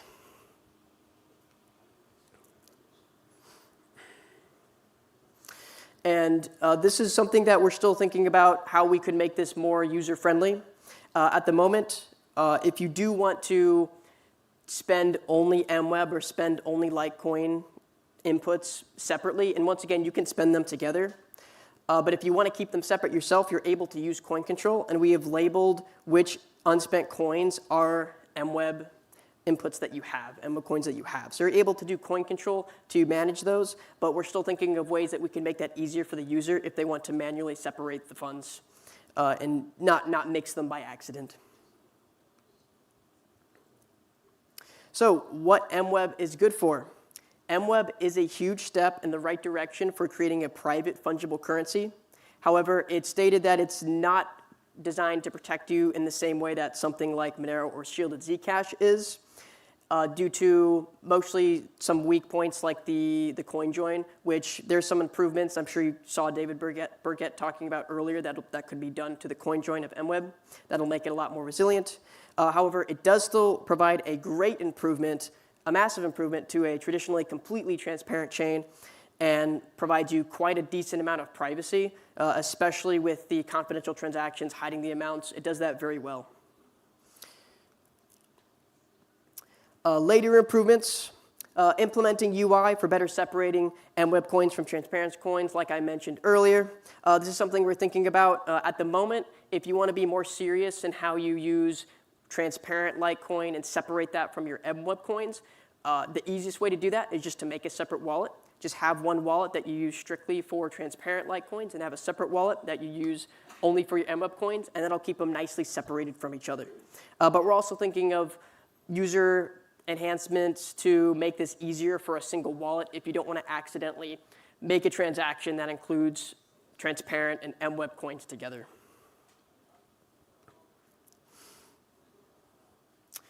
And special thanks to David Burkett and his efforts and developments in MWEB. I'm sure some of you guys saw his talk earlier this morning. He's been working on MWEB stuff for quite a long time. Thanks to Loshan and Hector Chu for the developments in MWEB-D and helping us integrate it into Cake Wallet. We honestly didn't think we would have something to show this soon, but Hector Chu, he was really working on helping us get it integrated. He really wanted it to be in time for this conference. And so thanks to his efforts, we now have something to actually show for. And we do actually have MWEB working in Cake Wallet fairly well. We're still working out some stability issues, but it's working pretty good so far. And thanks to the Cake Wallet team, especially Matthew, who is the developer that headed the integration and has spent a lot of time working on it, making it more stable. And so when will it be out?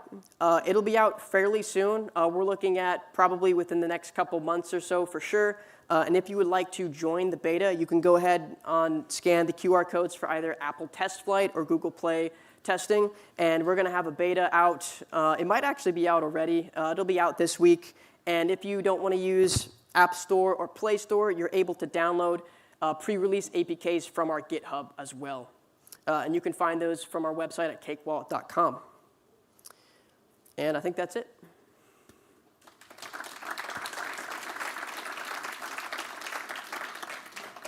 Great job. MVP Tuxsudo for getting us a little bit back on schedule. Good job. All right, so this will be our last one before lunch. And we're going to hear about macroeconomics, political economics, and markets from Steve McClurg. Stephen McClurg serves as the head of U.S. asset management for CoinShares, a leading European-based alternative asset management specializing in digital assets, where he oversees the firm's U.S. ETFs and investment strategies. So welcome up, Stephen. Thanks so much. Well, the last gentleman got us about part of the way there. I'm going to get us the rest of the way there. I'm going to be very brief so that everybody can eat. But thank you very much for having me. You know, obviously I always say yes anytime Charlie asks me to do something. But really want to talk about what's happening in the economy right now and where I see crypto prices going in general. I'll probably refer to prices in terms of Bitcoin because it's easier to predict, and most other prices follow. So what's happened so far this year is interest rates continue to be extremely high with the Fed target rate of 5.5%. We are in an election cycle. We're also in a Bitcoin halving cycle. So those two things put together have really been quite interesting, as well as having Bitcoin ETFs launch earlier this year, as well as ETH ETFs launching this week. That's actually disrupted the cycle a little bit. Essentially, it sped things up. So the inflows into Bitcoin ETFs earlier in this year in January have sped up where we generally go, and created a lot more demand for Bitcoin and other assets going into the halving. We generally see in this part of the cycle prices go up into the halving, expecting something to happen, and then of course dropping off after the halving into the summer. The halving also coincides with the election cycle, so there's usually a bit of uncertainty in markets going into an election cycle until there is a new president that's elected. So our expectations were, of course, that prices would rally given both Bitcoin spot ETF launching and the halving, and then dropping off into the summer on very low volume. With interest rates as high as they are, there is an expectation that interest rates will be dropped in September ahead of the election. I actually believe, I'm on the side that believes that there's a higher chance or higher probability of a rate decrease as early as next week. So I know that the market hasn't priced that in yet. The market's only priced in a 7% chance of that happening. My odds of that happening is closer to 30 to 40%.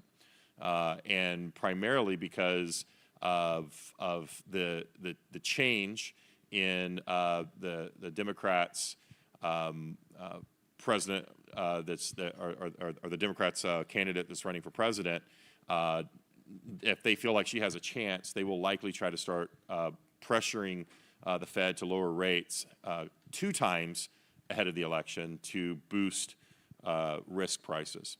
So there is a chance for that, but almost certainty that we will have rate decrease in September and likely a follow-on in November. If you look at the current yield curve, 2-year treasuries, for instance, are at 4 3/4, which essentially predicts Fed decreases of a total of 75 basis points by next year. So, so whether it's in July, September, November, or September, November, December, it really doesn't matter. A decrease in the Fed rate will help risk prices, which would be the stock market, as well as crypto prices as we go into the end of the year. And again, that does follow the typical economic cycle of Bitcoin. A few things have happened, again, that has caused prices to change ahead of time. One is, of course, the Bitcoin spot ETF, which I was one of the ones that launched one of those. Did not participate in ETH, by the way, because the ETH ETFs this week, I didn't feel like there was going to be as much demand. And sure enough, yesterday, it only had 15% of the inflows that Bitcoin spot had on day one, or net inflows.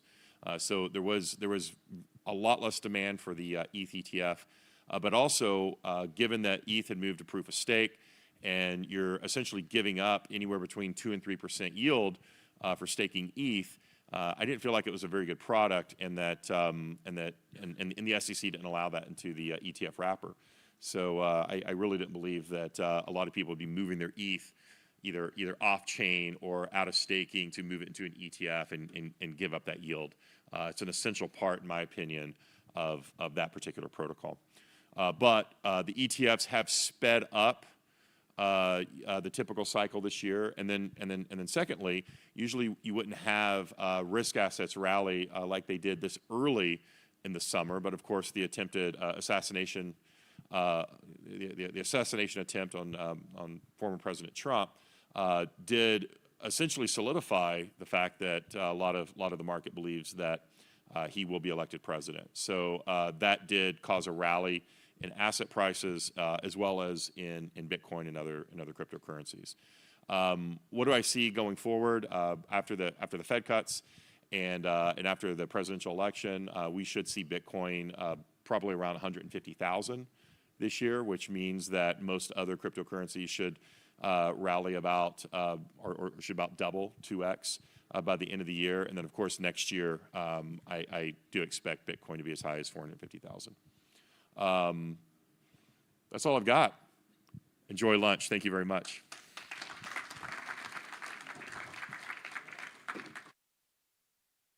All right. So now it's lunch, and we have, what is the exact time on the clock right now?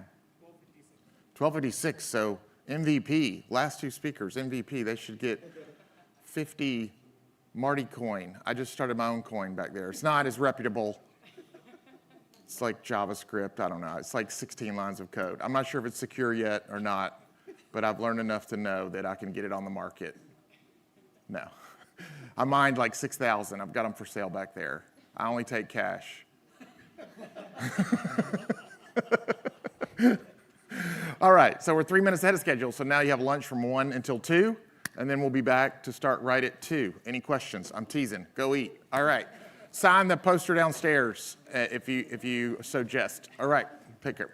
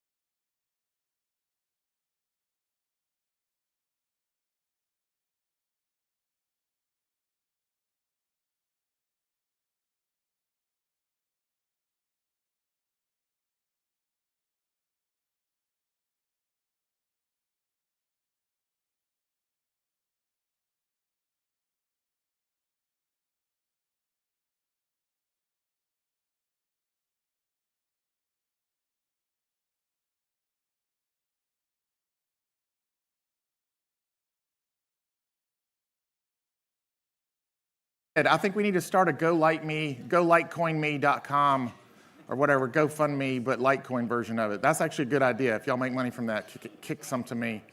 Because go fund light me, go light me fund me.me. I'm sure there's a more catchy title. Go Litecoin. Go Litecoin me. Go fund me light.coin me. Light me up. That's pretty good. Lightme.up. Is .up a thing? Anyway, all right, we're back and we're on time. Let's do this. We're heading towards the last few innings here. We're in like the middle of the 6th, 7th inning here. So, all right, the moderator for this one is going to be Kyle, I forgot already, Eber? Correct to both? Eber. Okay, sorry. Kyle Eber has 84 million podcasts. Kyle published 84million.com in the fall of 2021 as an education and advocacy platform promoting Litecoin as the best digital money and blockchain payment network. After his standalone interview with developer David Burkett in spring 2023, Kyle launched the 84 Million podcast, which now has listeners in more than 50 countries. Kyle is also responsible for the Litecoin Coffee Club, a small batch specialty coffee project for the Litecoin community. Learn more at 84million.com, and he's going to introduce to you and let them introduce his panel. And so we'll welcome them up here to start us off after lunch.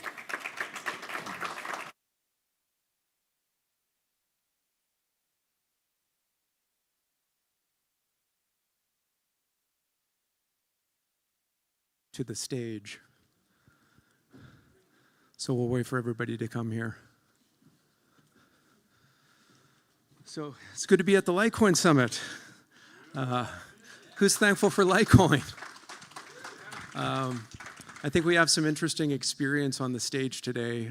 Some of these folks I've met, some of them I talked on the phone with, some of them are engaged in things that I typically don't engage with in terms of Litecoin use and what they're building and things that are coming to our ecosystem. But needless to say, hello and welcome to the Litecoin Summit's panel on ordinals and their impact, okay? So again, thank you for the introduction, sir. I do appreciate that. But I'd like to maybe get to know who's with me here on the stage. So if we could maybe just go down the line and you could each offer some words about each of you. Give us some of your story. Yeah. Hello, my name is Luke Wright. I'm one of the co-creators of Ordinals after Anthony ported it. So big shout out to him. And thank you to Indigo for getting that bounty started. So like Ordinals. Absolutely. Yeah. But yeah, thank you. Amazing. Hi, this is Brenda Gentry. Thank you for allowing me to be on the stage with a great panel. So normally on crypto, I'm known on social media as Crypto Mom. I have been engaged in helping NFT communities, onboard NFT communities to the blockchain or just Web2 communities, learning more about the blockchain, and I'm excited to speak about the ordinals.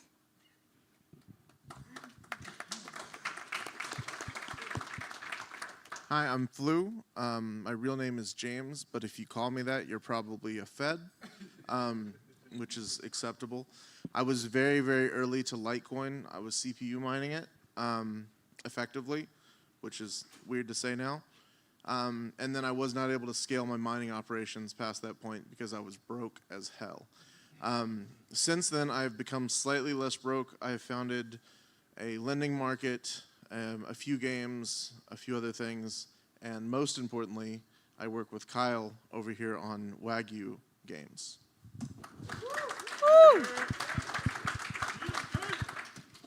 Hello, my name is Kyle Gordon. I'm the CEO and one of the co-founders at Wagyu Games. We build blockchain games, give it a little bit different spin than most of your traditional games and actually use the blockchain technology for what it's meant to be for and let people have their assets in any way that they see fit.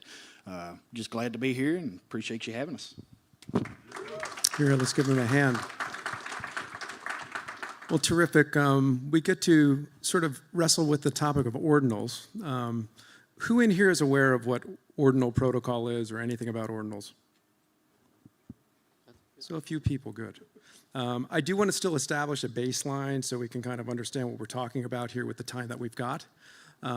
But that's great that some of us are already aware of it and possibly even using this technology, which is brand new to Litecoin. So what is this? What do we do with it? I think it's a consequential topic. It was ported, like Luke mentioned, in early 2023, okay? Initially was created for Bitcoin by Casey Rodermore, brought over by Anthony on-chain, Crypto Anthony, and now we have it. It's interesting that this wasn't a Bitcoin improvement proposal or a Litecoin improvement proposal or whatever sort of traditional system we use in the consensus with Litecoin. This kind of came out of nowhere, and it can't be stopped. So it's changed Litecoin forever, and now we get to kind of wrestle with its realities. I'm going to start maybe with a devil's advocate sort of position. We had, of course, David Burkett with us earlier on screen. He was a very outspoken critic, actually, of Ordinals initially. So what do we do with Ordinals? Okay. We've argued that it's block spam, okay, something like this. We've argued that it's a diversion from the use of, or I should say the monetary uses of Litecoin as a money, okay, something like this. Even the creator, Casey, said one time in an interview that he doesn't even particularly like NFTs and that most of them are hideous.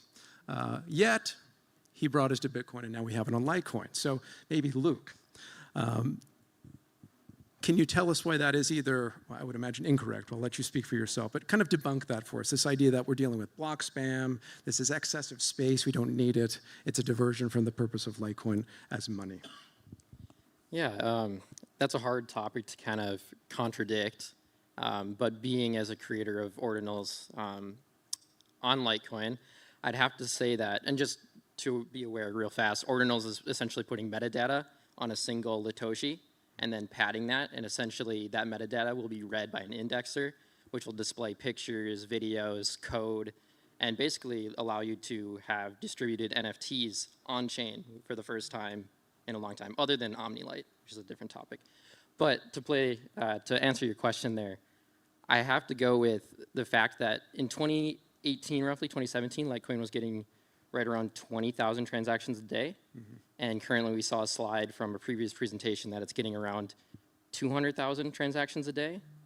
And currently about 50,000 of those transactions a day are Ordinals responsive, meaning that Ordinals has increased transactions, which increases miner incentives and payouts for Litecoin specifically, but it creates people and it makes people take their Litecoin off-chain to be able to interact and create these Ordinals, to create the art, and have artists and other communities come in. We know that art is another form of an asset class when people are looking for investing or looking to move their money into other things.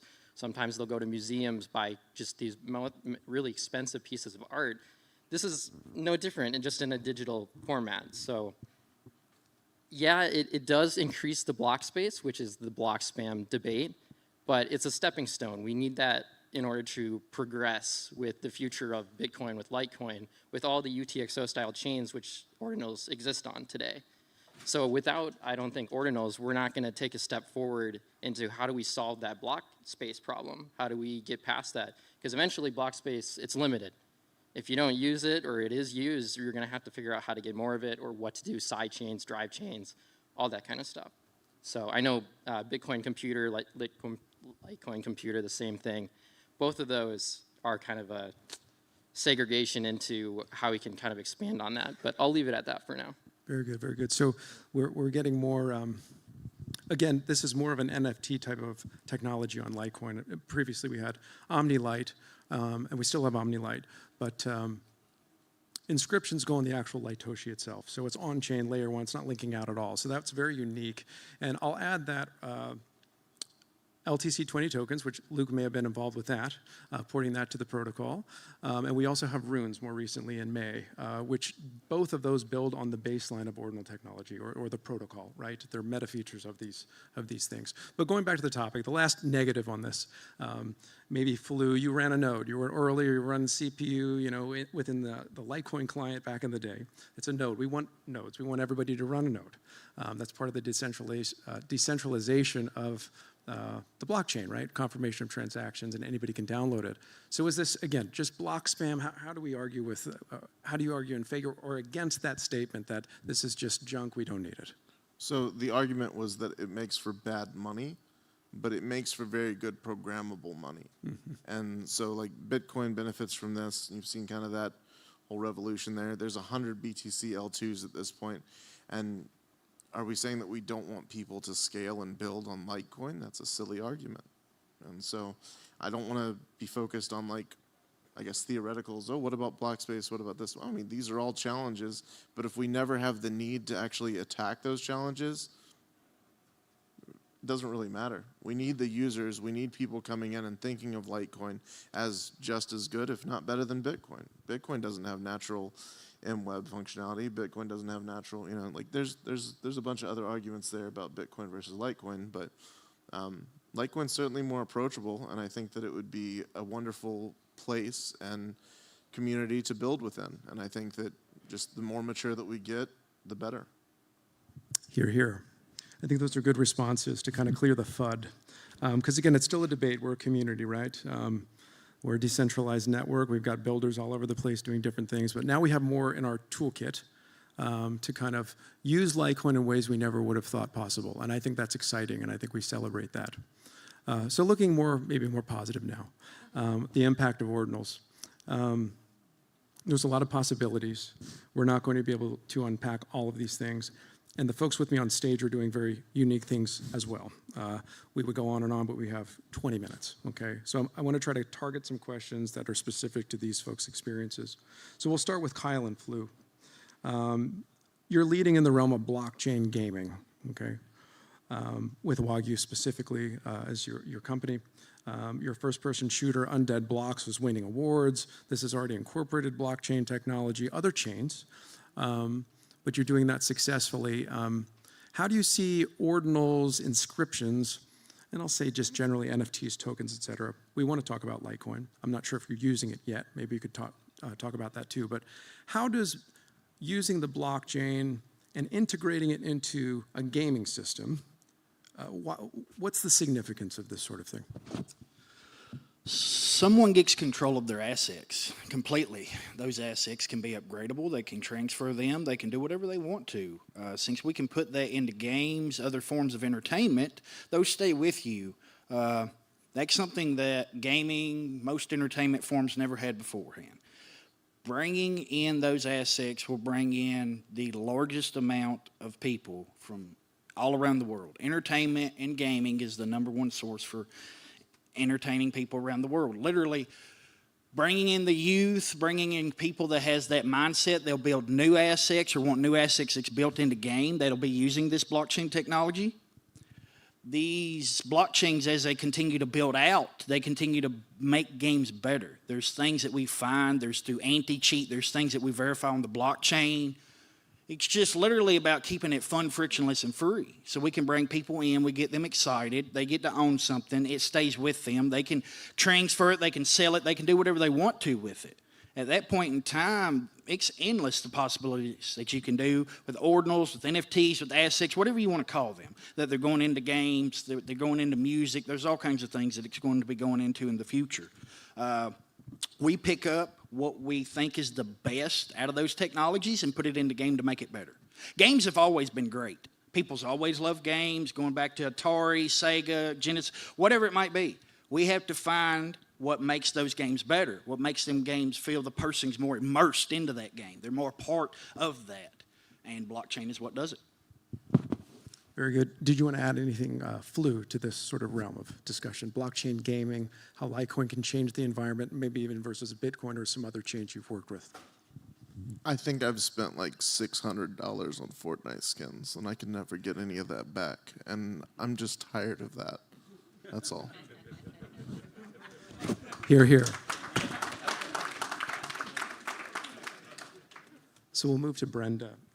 I think your experiences in perhaps advocacy and things like this, fundraising, looking at ordinals or NFTs in kind of a new domain or different use case. You've been involved with Ethereum projects, I know.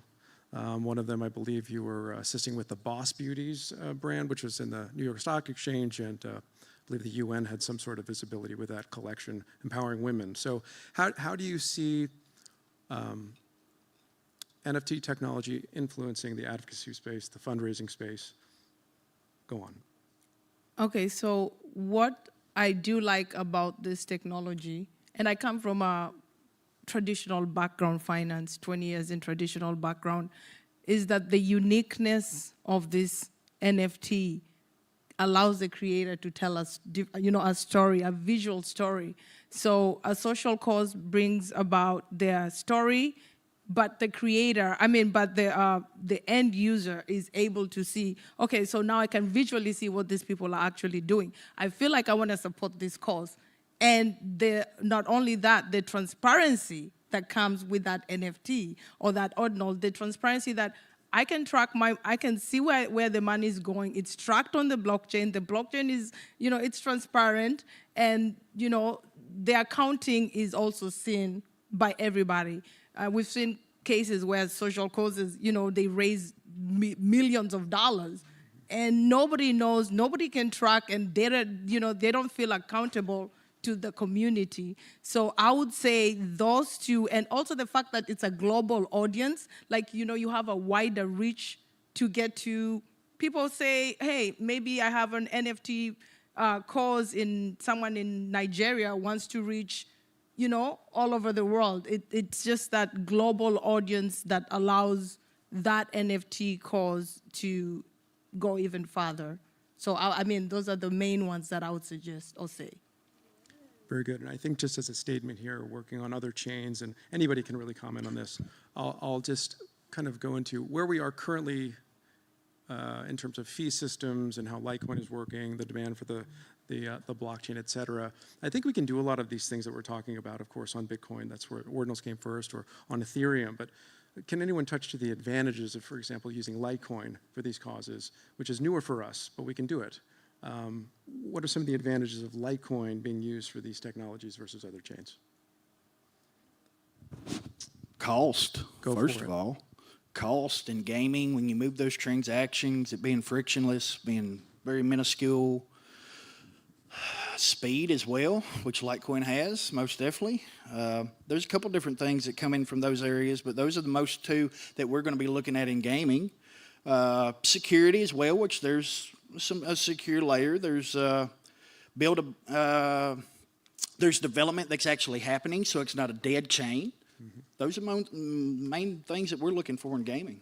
And I know there's a couple other blockchains that have tried to hit that, but we think that Litecoin is probably going to be one of the best in the future for that. Here, here. Let it come. Luke. Just to add just one more thing to that, just kind of on top. The cost, everybody knows cost is important for all these and interacting on anything, your gas fee, your transaction fee, your miner fee. With doing anything on Litecoin, we obviously know that the fees are pennies, even cheaper sometimes. So on Ethereum, you want to mint an NFT or make a trade, you're going to spend anywhere from $5 to $10. On Bitcoin, you're going to spend roughly the same amount. So if you can do the same stuff, or even if you're in those ecosystems and you want to test on Litecoin, it's now a lot cheaper to test in a real-world scenario, not just on testnets, for pennies instead of dollars. So I think that's just another good point. We all know costs, but just to add that on there. I can also add to that. I would say that community is so important, and you want to make sure, as Litecoin people are so like hardcore, into this product. Like, what else are you going to provide or share with your community that will allow them to be here 20, 30 years from now? Like, you don't want to just see other communities, moving forward with technology, and you guys are stuck in, okay, we're just going to be here and holding the token. You know what I'm saying? So the community, the giving back to the community and allowing them to see the building, more building going on is actually something that I personally am bullish about. Bullish on the Litecoin community. Anybody agree with that? I think so. There's a lot of things to come, I think, for Litecoin, and these folks are building things that are super exciting. I do want to finish, maybe before we shift gears with the time we have, to Luke. You've created Litecoin Labs, or at least were a part of that project. You're specifically involved in these digital artifacts as art. So can you tell us a little bit about that and why you migrated from Ethereum to, for example, Litecoin? Sure. I guess my background in Ethereum is a little non-traditional. It's more domain level. So if you're familiar with ENS or even Namecoin, for that example, I was working in those areas, and of course 2020 came around and everybody was buying these CryptoPunks and other things, and I was like, this is a good way to spend my Ethereum, but I also have Litecoin. How can we do this? And eventually Casey Rotomore broke that and figured that out, how to do it on Bitcoin. And if it can be done on Bitcoin, it can be done on Litecoin. I'd say 4 times faster, right? And 4 times better. Yoo-hoo! You're here. But yeah, so moving into the art on Litecoin, it's a store. It's on chain, completely on chain. It operates. You can see the transactions interacting, and you guys use Litecoin, and you might actually have ordinals in your balances without even realizing it because people forgot or didn't realize how to send them at the moment. But there's wallets and there's softwares now that separate those with like coin control and other UTXO features. But art-wise, art is, what is it, a $4 trillion a year industry? Forgive my numbers if those are wrong. But it's massive. It's not going away. Our world is becoming increasingly more digital as we go on. Like all of our tickets now are online. People might want to have those tickets as just like a representation of they've been at this event. Now that it's digital, it can be posted online. It can be bought or sold. Collectible items from pop performances, from celebrities, all those. And you've seen the experiments that people have done on Ethereum. And if it's done on Ethereum, it can be done on all the other chains, minus some smart contracting. But that's coming. It will happen. But yeah, with a $4 trillion art industry, it's going to be here on Litecoin. It's going to be here on Bitcoin. It's going to be here on all the other chains. Very good. So we're a part of that. And I think the future is very bright for what we're doing with Litecoin and what these folks are building on Litecoin. And to be fair, you could mint these things at home. You can either use Core and add some, some language, Rust-Lang, I believe is one of them, and do it yourself, or you could use another service. I mean, this is something anybody can use. Individuals can use it, groups can use it, communities can use it, companies can use it. Runes specifically are very interesting because you can determine kind of at the outset, are you going to have a pre-mine, et cetera, et cetera. But again, this is a wide world. We get to sort of distill it, hopefully reasonably well for you to understand. But what you guys are doing is excellent. Is there anything you wanted to add before we maybe ask some questions of the folks out here? I'll just add something off topic. My daughters, and they onboarded me into blockchain technology. So I don't want to take all the credit for what I do. They are the best that in the marketing Web3 side. So, hey, I got here through them. They were like, Mom, get out of Web2, come to Web3. And I love it. Very good. Anybody else want to add anything before we ask some questions of the audience? I'll just say I'm working on what I assume is going to be the first Litecoin-backed stablecoin. I think that's going to be kind of an interesting product. So anyone curious about that, I need seed investment. So anyone rich in the audience, please just find me after this. Thank you. You've heard it, folks. Well, very good. We have about 5 minutes left. I know some others have requested that they may have questions. So please ask them. It's open. Who would like to ask anyone on the stage anything? Go ahead, yeah. If ordinals are used for artwork games, is there any reason they can't be used to tokenize practically everything? Real estate, cars, professional services? It's the same potential market as all of the Bitcoin RWA sort of stuff that's going on right now.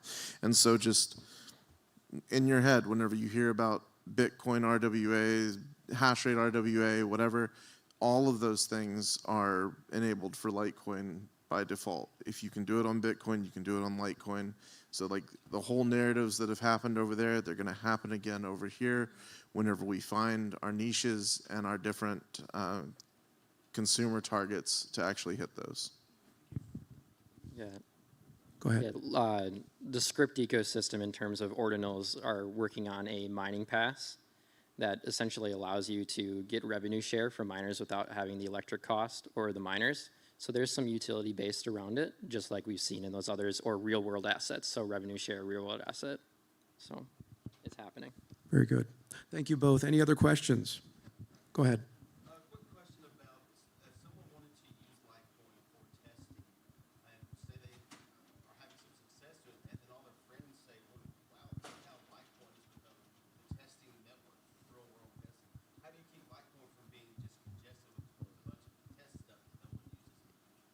Well, we've done a lot of important testing over the years, so I think that's very good, actually. And there is only so much block space in the world, but I'll defer the question down the line. I'd say use Mimblewimble. I mean, that's an extension block and it's bigger. It's more storage. Obviously, that doesn't necessarily answer the question because you can throw ordinals into MWEB as well, but it's more of a lottery. But if you know lottery, the house always wins. With MWEB, it's first in, first in, first out, that kind of thing. So once that happens, you'll get your ordinal back. So you can use both chains and both blocks. So there's space on MWEB, which is another use case for MWEB in general, is just the additional block space. Obviously, it's a little more privacy focused, but you can use it for more block space that Bitcoin or those other UTXO chains don't have yet. The blue shirt, yes. As a gamer, I completely understand and see the utility of essentially having NFTs on Litecoin. However, the mints of those NFTs have successfully brought down other networks and made them unusable for other reasons. Is there any security going on or being developed, looked into, et cetera, to protect Litecoin from the same thing happening? An inadvertent takedown of the network makes it temporarily unusable. I'm going to speak briefly. We have a very good record of 100% uptime on Litecoin. I think that's partially to do with maybe some simplicity that was tested first by Bitcoin. I don't want to say things are impossible. Anyone else want to comment to maybe elaborate further where I can't speak? Yeah, that's a good question. I don't think there's anything being developed fully at the moment. That's a good topic that you brought up, so it's something I'll push for sure. I would like to say that the experience that Bitcoin faced, it's 4 times smaller block space. And with Litecoin having that involved, we had actually, I think it was 1.2 million ordinals in one day, and it didn't move the fees anything, and the block space did perfectly fine. So as long as we're not exceeding, I would say anything crazy like 10 to 20 mil a day, we won't even see anything increase in fees even. And if it goes up by times 2, what? That's 2 pennies. But yes, security-wise, we probably need to work on something there. As we build, they'll come. Absolutely. We have about a minute left. Maybe one or two questions. Go ahead. So in the NFT ordinal space, how much does the permanence of the blockchain matter to builders, knowing that it isn't temporary? You have a chain that's been running for 15 years or 13 years, and it's likely to continue. Does that play in decision? I know you guys did some Bell's coin stuff. The fact that really you don't know the future of that, or it's much more in doubt. Does that influence creators much? I would personally say to the creators that we work with, they do care about the fact that it's forever on the blockchain. And when a few years down the road, their children or their grandchildren can also be told, hey, your parents were one of the first people to be on this blockchain building this kind of technology. And just to be clear, guys, NFTs are not dead, you know what I'm saying, or even ordinals. The space, like he said, when you build, they come. It just wasn't ready for what we brought to them at that particular time. But this is a space that's growing, and the technology allows that to happen again. So like Luke said, RWAs are happening. There's so many, mining, there's so many utilities that people are not focused on right now, but eventually with time, and it could be 2025, 2026, but when it comes, it's going to be here to stay, so. Very good, thank you. Maybe one more question. Go ahead.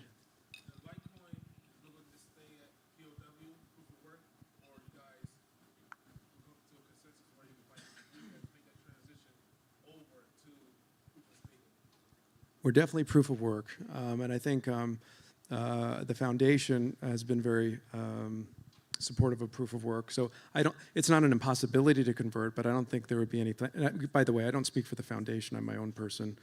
84 million's independent of the foundation. I can't speak for anyone at the foundation or anything, but as a part of the decentralized community, I don't think there's any effort to go that direction. But perhaps it's not an impossibility. But there's been a lot at the foundation level, whether it's the Proof of Work Summit, where we're seeing the support of keeping things proof of work, because I know there's a lot of political sort of pressure against that in some ways for energy use and utility and economics and all that, which I think if you were here during some of the minor talks, like Nathan Poole, he kind of dispels a lot of that. So I think we need education there. I think proof of work is extremely special, something that we're still keeping alive, as Bitcoin still has. I personally wouldn't want to see us lose proof of work, but anybody, proof of work? I think that proof of work is probably the greatest ally to the green movement that possibly exists, because you hit them on the economic layer. And so, like, I personally believe that more and more proof of work mining we will want to present as green in order to defray that, I guess, specific FUD point.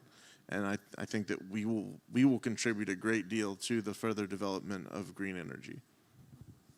Hear, hear.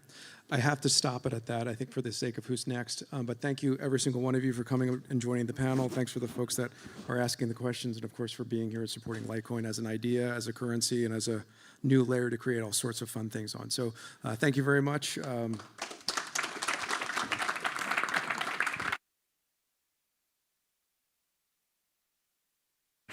Great job. I don't know what that was. Thank you. Yep. Get a hand. I'm glad someone was on the stage with a thicker Southern accent than I have. I feel like I'm very high on the food chain now of Southern accents in between. I don't know. Where were we from? Where was the Southern accent from there? Kentucky. Okay. Yeah, Bowling Green, Kentucky. Yeah. Do you feel the difference, though? Like, you can hear the difference in the different Southern accents? Like, I don't sound exactly like him, do I? Please, dear Lord. No, I'm kidding. I love Southern accents. Great. I wish I had a little more of that in me. I'm from South Carolina, but this is not a conversation, but I appreciate you. I'm sorry just to be mean right to your face like that. It's cool. It's still not a conversation, though. Okay. All right. Litecoin versus central bank digital currencies. That's an interesting topic. Oh, look, I walked them. They're like, we've had enough of this guy. They're moving back there. Thank you. He's not here yet? Oh, we're skipping, meaning you gave me Robbie Coleman. No, he's next. After we just talked about E. Sorry, Andrew. Sorry. Okay, the word next. Okay, the word next to me means next. The next one. Like meaning the one after the next one. All right, so Ari is now. Ari. Andrew, who's not on here, who wrote the book that Vlad was referring to. Why don't you come up and introduce? Andrew, come up here, Andrew. Okay. Andrew wrote a book that's very influential in this space called Understanding Litecoin. Have y'all heard of this book, Understanding Litecoin, of course? Vlad referenced it earlier in his talk, and we mixed up the introduction, so I don't have your intro. So tell us about what you're going to talk about. Okay, cool. Hi, everyone. My name is Andrew Jieying. I'm very excited to be here. First of all, isn't this background like the sickest thing in the world? Yeah. Shout out to Peter. Dude, you crushed it. Crushed it. Okay. Well, today I want to talk about how you can supercharge your retirement. And I'm really excited to talk about this because this is going to help you hit your retirement goals as fast as possible. And so, yeah. Okay, so here is my slides. Yep. All right, so. Okay, disclaimer, this is not professional or financial advice. I always recommend that you talk to a CPA about the things that I'm going to talk about. And this is usually, this is for people in the US. So if you're outside of the US, tough luck. In the US right now, I would say that the ecosystem of traditional IRAs and 401ks is pretty restrictive, and it's not super great. Like there's a low ceiling of contributions for our IRAs. For example, in 2024, it was the max was $6,500 only, and it gets less and less the more money you make, the higher tax bracket you're in. In these IRAs and 401ks, they typically only offer investment vehicles that are pretty poor. They're mutual funds, and they're poor performing mutual funds, and then they charge you for the poor performance, which is kind of dumb, right? Wouldn't it be so much better if we could have just invested in Litecoin or Bitcoin or crypto, right?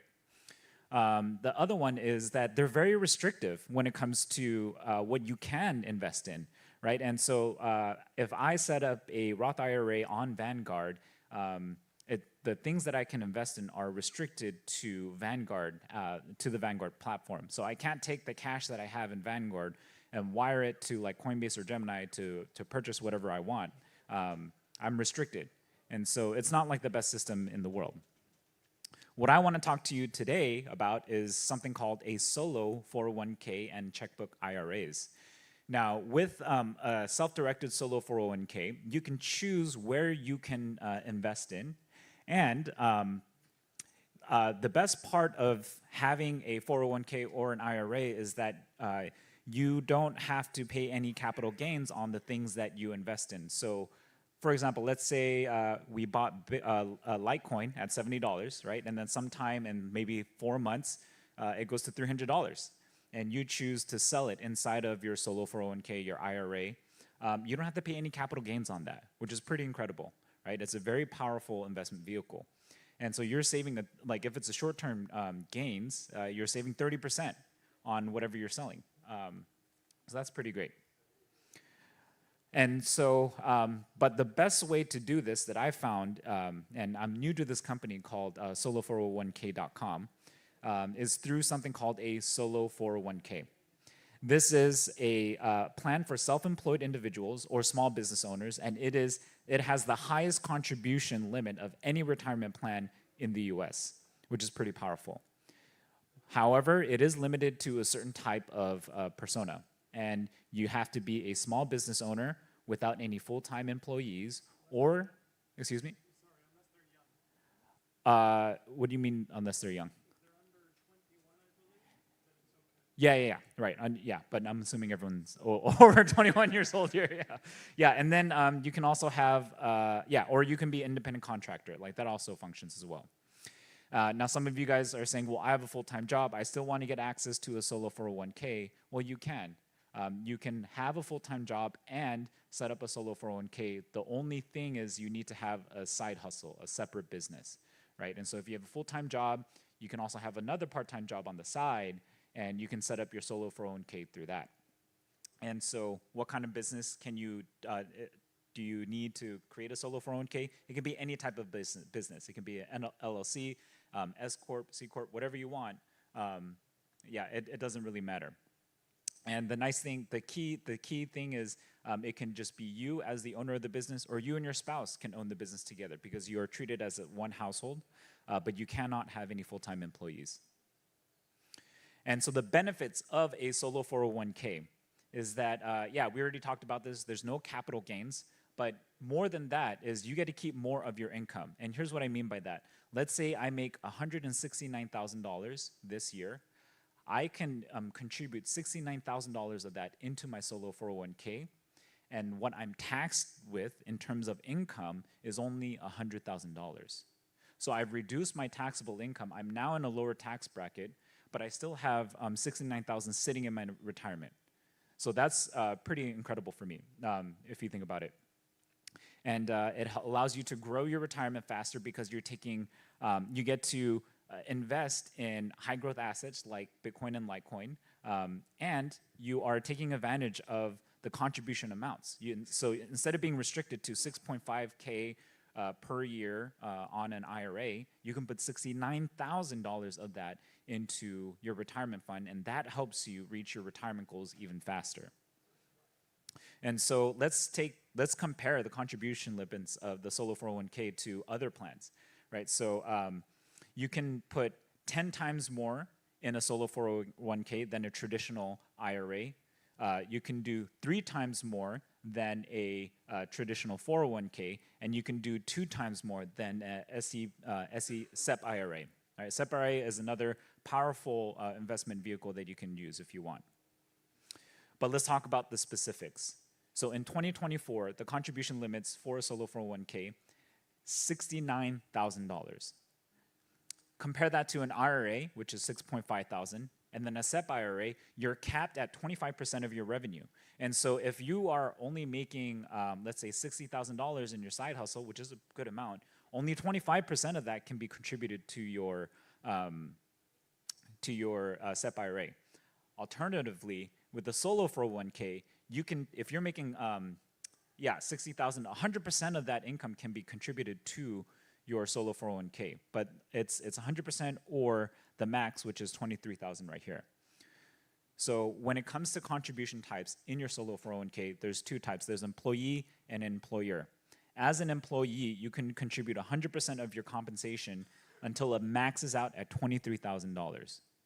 And so if you make $23,000 in your side business, $23,000 of that can go into your solo 401k, and none of that is taxable. None of that is taxable as income until you withdraw that money out. Then you have employer. Employer, you can do profit sharing, and so there's 20 to 25% of that you can contribute of your revenue to your solo 401k as well. And so if you guys aren't seeing the picture now, like, you can see how it is one of the fastest ways that you can get money into your retirement vehicle. And not only that, with a solo 401k and a checkbook IRA, you get to choose where you invest that money, right? And so if you want, it could be Litecoin, Bitcoin, other crypto. It can be private investment. You can take money inside your solo 401k, invest it into you can be an angel investor, and let's say it does 100x on Airbnb, like you got early in Airbnb or Coinbase or something like that, and you're not taxed on any of the capital gains on that, which is insane. The only time you're taxed is when you take that money out of your 401k. You can do rental properties inside of your solo 401k. Like you can host an Airbnb. You can buy stocks or bonds. And even like one cool thing is art. You can buy art inside of your solo 401k. Because you have complete control over your this retirement vehicle, you can choose where this money goes. And so this is a very powerful thing. And if you guys are interested in setting up your own solo 401k, just remember that it's restricted to people who are small business owners with no full-time employees, or if you're an independent contractor. If you fit this persona, I strongly encourage you to check out what a solo 401k is, because I promise you it's going to help you reach your retirement goals like 10 times as fast as any other method. And so if you have questions, you can reach out to this phone number. There's the email, and there's also a consultation. We'll hop on a call with anybody in the US if you're interested. And we do have a special promotion here. You get a discount. So when you check out, I think we charge like a $500 setup fee, but after that it's a $99 yearly fee. You get $50 off if you use this coupon, LTC50. Cool? So yeah, man, like, and when you think about the long-term potential of Litecoin and the growth potential of Litecoin, if you guys really believe in it, then it's a no-brainer to try to figure out how you can invest your retirement asset, your retirement money, into a high-growth vehicle so that when you sell, you're paying no capital gains. And the only time that you're taking money out, if it's in your 401k, is, the only time you're taxed is when you're taking money out of your 401k. Cool, so that kind of wraps up my talk. I wanted to make it pretty quickly. Yeah. This one? Okay, there you go. Yeah, I'll take some questions. Who's yeah, go ahead. Go ahead.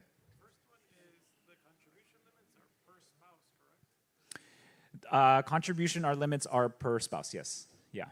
But then there is a max contribution for, you can only have a solo 401k for one business, right? And then you and your spouse together are part of that business, and that max contribution for that household is $69,000. Yeah.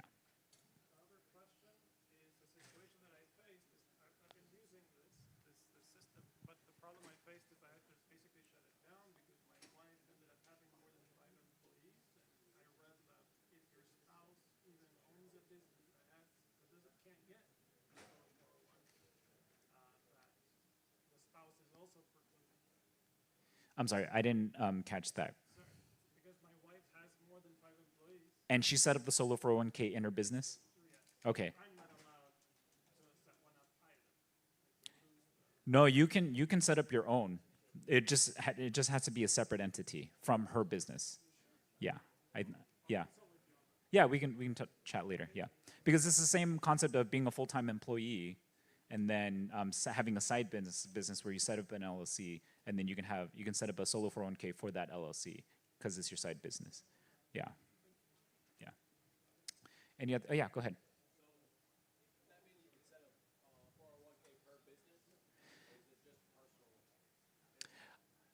You know what?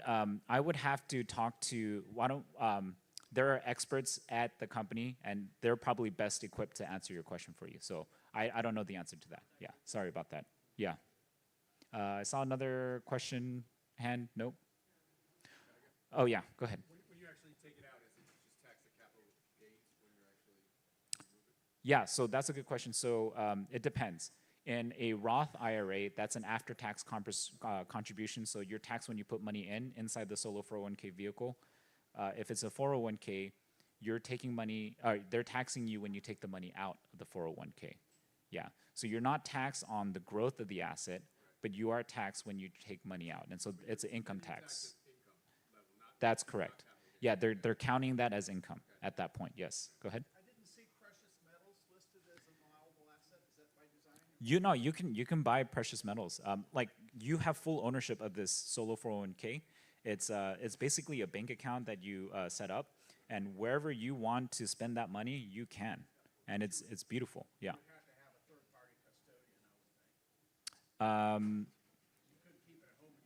Yeah, you'd have to find the right partner to kind of to help you with that. Yeah. Yes. Oh, that's rough. I think the same restrictions would probably apply. Yeah, sorry about that. Yeah, Loshan.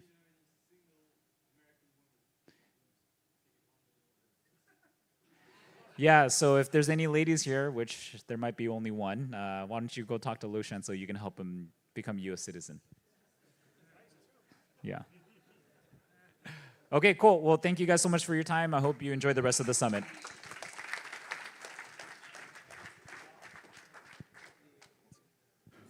That devolved into Loesch getting engaged pretty quickly. That was fun. Yesterday, I didn't get the honor of introducing Loesch, and if I'd have read it right off of the sheet that David wrote for me, it would have said, Loesch works for the foundation, is the wonderkin genius that works for us, comma, in the email it would say, comma, is there anything else we should say about Loesch? That would have been your introduction had we gotten to do it yesterday. I just wanted to make sure he got the benefit of that. All right, we're winding it down. It's very exciting. This next guy you may have noticed walking around in his green pants. These are different than yesterday? Different. They're shorter. They're shorter than, or you got taller than yesterday. That's good. The next speaker is heckling me while I'm introducing it. That's awesome. That's great. But he traveled 24 hours to be here, right? Yeah. From down under? Down under, yeah. From down under. Yeah. Rise up lights. Rise up lights. You seen that TikTok? Can't even understand that one. Like if we in America say rise up lights, that's how they're going to say razor blades. Right? You know, you can just talk with an Australian accent. Rise up lights. Rise up lights. Rise up lights. Rise up lights. Anyway, that's how we hear you. Good luck with that. It's a great guy. Robbie Coleman is going to talk to us about Litecoin versus central bank digital currencies. Please welcome the very affable and fun Robbie Coleman. Yeah, I mean, that was brilliant. That was brilliant. That was really good. Hey, comedians, am I right? No, I'm joking. Thanks very much for having me. I love being at the Litecoin Summit. I've been at the Litecoin Summit since the Litecoin Summits were first had. So it's a pleasure to be here. I'm talking today about Litecoin, which you've heard a bit about, and central bank digital currencies. if this clicks across, can you see me? Where's your screen? Oh yeah, look at that. So that's me at the first summit. Down below that was my creative agency. I tasked everyone with making it look like an Italian nonna's grandma living room. And so there's like little weird settings. That's Charlie Lee, if you guys know him. So I met him in 2018 when I presented the blue branding that you see now, that's commonly used as the Litecoin logo, and a bunch of scribbles up the top. And the scribbles up the top are really not important, but they were the first scribbles that I made when I decided I wanted to start a creative agency called The Tokens. And so the idea was that I didn't have anything to talk to my dad about. He's an economist. He doesn't wear cool pants, corduroy. That's all right. Do people like today's pants or yesterday's? Thank you so much. But so I wanted something to talk to Dad about, and I didn't have anything. But what I did have was cryptocurrency, and I'd been investing for a while, and I noticed that all the cryptocurrencies looked kind of like shit, and hadn't had the level of professionalism which I thought the space deserved. So I set out by starting the tokens and leaning into branding. It died. The agency died. Big surprise. Oh, and that's the ticket. I paid $993 to go present a brand which I didn't get paid to do. There you go. And to meet Charlie. That is the brand, or part of it, on the top left hand. You can see we drew a couple of lines and pretended like we actually had some mathematics and stuff like that behind our decision making. Really, it was just that I love blue. Loshan hates it, which is great, but he loves women apparently, so single ones. I don't think he's actually that picky. One of the highlights, yeah, see, everyone can do it, yeah?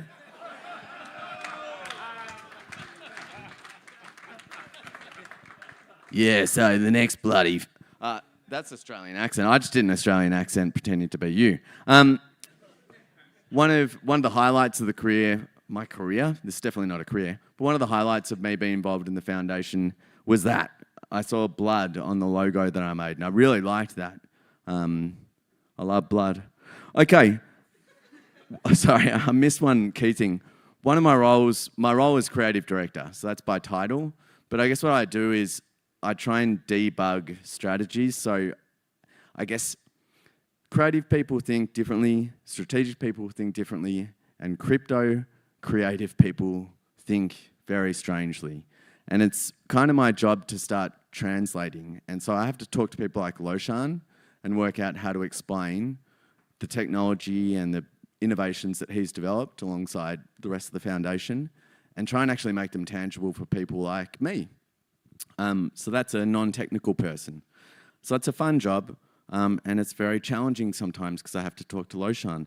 That's the last time I'm going to mention him. He's getting so much airtime. All right, central bank digital currencies. So hands up if you know what they are, roughly. Listen, acronym, right? CBDCs, you might have heard of it, heard of the acronym. Central bank digital currencies are effectively just digital versions of the fiat currency. The difference is that they are issued by the central bank and they're controlled by the central bank. And depending on which country you live in, they have a bunch of other things baked into them. And I'll touch on a few things in a second. So there are 138, that should actually be 183. So it turns out I was numbers dyslexic before. Okay, that's cool. That's actually 183 countries that make up 93% of the world's GDP that are currently rolling out central bank digital currencies. So they're ones that aren't just piloting, but they're actually some ways down, and I don't actually have the data because it's not released for the most part, on how far they are into developing their central bank digital currency, but it's not just a white paper like pretty much every cryptocurrency. The next stat is 16 out of 100. Now, this was Russia's score on a thing called the Freedom House. And that basically takes a score of how a country or a nation state is performing in terms of liberty, freedom, and a particular focus around financial freedom. So not scoring too well. That, if my math isn't incorrect, that's 16%. So I was better at math than that. There's 13,500 Russian citizens that were arrested for doing illegal activities online, and that was in the month of March this year. So that can include watching gay porn. I don't know, hands up if you watch gay porn. You don't have to. I watch gay porn. Okay, cool, everyone cool? I don't, but thanks for laughing. It's not funny in 2024, is it? But you can get locked up. You can go to jail in Russia for doing that. And one of the difficult things is if you're trying to download some gay porn and there's a paywall and you've got to pay $1.50 or whatever it may be, what happens when the central bank and the government and the state can see what you're doing and the activity is legal or deemed illegal in their country? Makes it pretty easy to track and surveil you. So why should you guys care? Why should I care? Can't we just get along and have a hug, which I love hugging. I'm a big hugger if anyone wants to hug after this. It's a really big deal because if you're a homosexual or a Muslim, there are heaps of countries where central bank digital currency is going to make your life hell. An addict, I'm a drug addict and I've got bipolar, that's no good. If I go and get my medication in certain places, my credit score goes down. So Naomi Brockwell was talking about social credit in the social score system in China earlier on. And one of the things is if you have certain mental illnesses, you will actually be stopped from pursuing certain careers or being able to apply for certain careers. So your score actually goes down if you have certain mental illnesses. So if I was to get my bipolar medication, which I need, otherwise, for those who have met me, I'd be even worse, I'd be screwed. You know, I wouldn't be able to get a job. I'd have to work at like a foundation for a cryptocurrency. And same thing for addicts. You know, like addiction's no good, right? Again, I'd have to get a job like this. The other thing is programmable spending. So they're baked in, particularly in China with their E1, which is the ECNY. They're baked in a lot of parameters in their actual currency. So just like we can only have 21 million Bitcoin, there are a lot of things they've programmed into their currency too. I'll talk about them in a bit. And then I guess the final bit is, if you think about, I think Naomi Brockwell said that there was 1-point-something billion cameras in China. There's actually way more. So there's 2-point-something smartphones per person in China. There's billions of people in China. And every one of those smartphones is a device, a surveillance device. They turn on cameras all the time. They have the ability to do it. So to be in the billions. And so I think that in terms of surveillance from a video point of view, well covered, right? CCTV, well covered. But now the next piece is they can track absolutely everything you spend your money on. And I think that's sort of, I don't know a better term for it than through the line censorship. Oh, whoops, what could go wrong? This was meant to be a funny slide, but I got slammed earlier for being Australian. You guys had that global network outage thing. I don't know, we blamed it on Microsoft in Australia, not sure about you guys. But if you think about it, right, if Microsoft, Charlie, you can go if you need to, because I saw you try and get up. It's okay. I don't care if you go now, he's not, oh no. Someone's not getting paid. Loshan. But in our place, everything went down. I was worried I couldn't get on planes. I'm sure you guys are the same. I think Nashville Airport was experiencing some difficulty. Someone couldn't find their Uber or something, whatever. But imagine if your currency was digital, right, and issued by the central bank, the same people that make heaps of mistakes in my country, not sure about yours, but then a network outage. What happens? Everything would go to shit, you know? Honestly, I don't actually know what would happen because it's now a cashless society almost. In Australia, we're running out of ATMs. We have like, I don't know, a very few ATMs, about as many ATMs as they have phone boxes. And they're for the same purpose. You call your drug dealer and then you get the cash for the drug dealer at the ATM. That's synergy. So what happens if your money, right, everything you do with your money has an effect on your freedom, your life, and your future? Now everyone's going, oh, yeah, he's giving it all that. All right, I went to China. Yeah? That's right. Robbie Coleman went to China. I got invited to China, have no idea why, a couple of weeks ago, and I was there and something popped up. I met a bunch of leaders. Terrible idea to put me in there. I decided to wear the same green pants as I was wearing there, just in case I couldn't pick which one I was. But there are a bunch of important politicians and, politicians in Australia, and then apparently a bunch of important politicians in China and me. So that was cool. I was there to talk about clean energy, which I do on the side. I don't know what that means. That guy is actually in charge of Shanghai, apparently. So, I gave him my business card just in case he needed a hookup in Melbourne. But this is not the cool bit. Just hold on. So that Robbie, right? Clean cut, wearing those pants. He'd probably have money that looks like this, right? Pretty respectable sort of dude. Yeah? Okay. But what would your money look like if you actually showed people, not your Instagram life, but your real life? Like what your life actually looks like.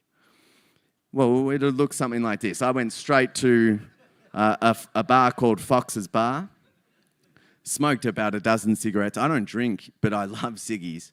And then all of a sudden met a gangster. I went on a little road trip on the back of his motorbike. It was really fun. I didn't know there were gangsters in Shanghai. But that's what happened that night, right?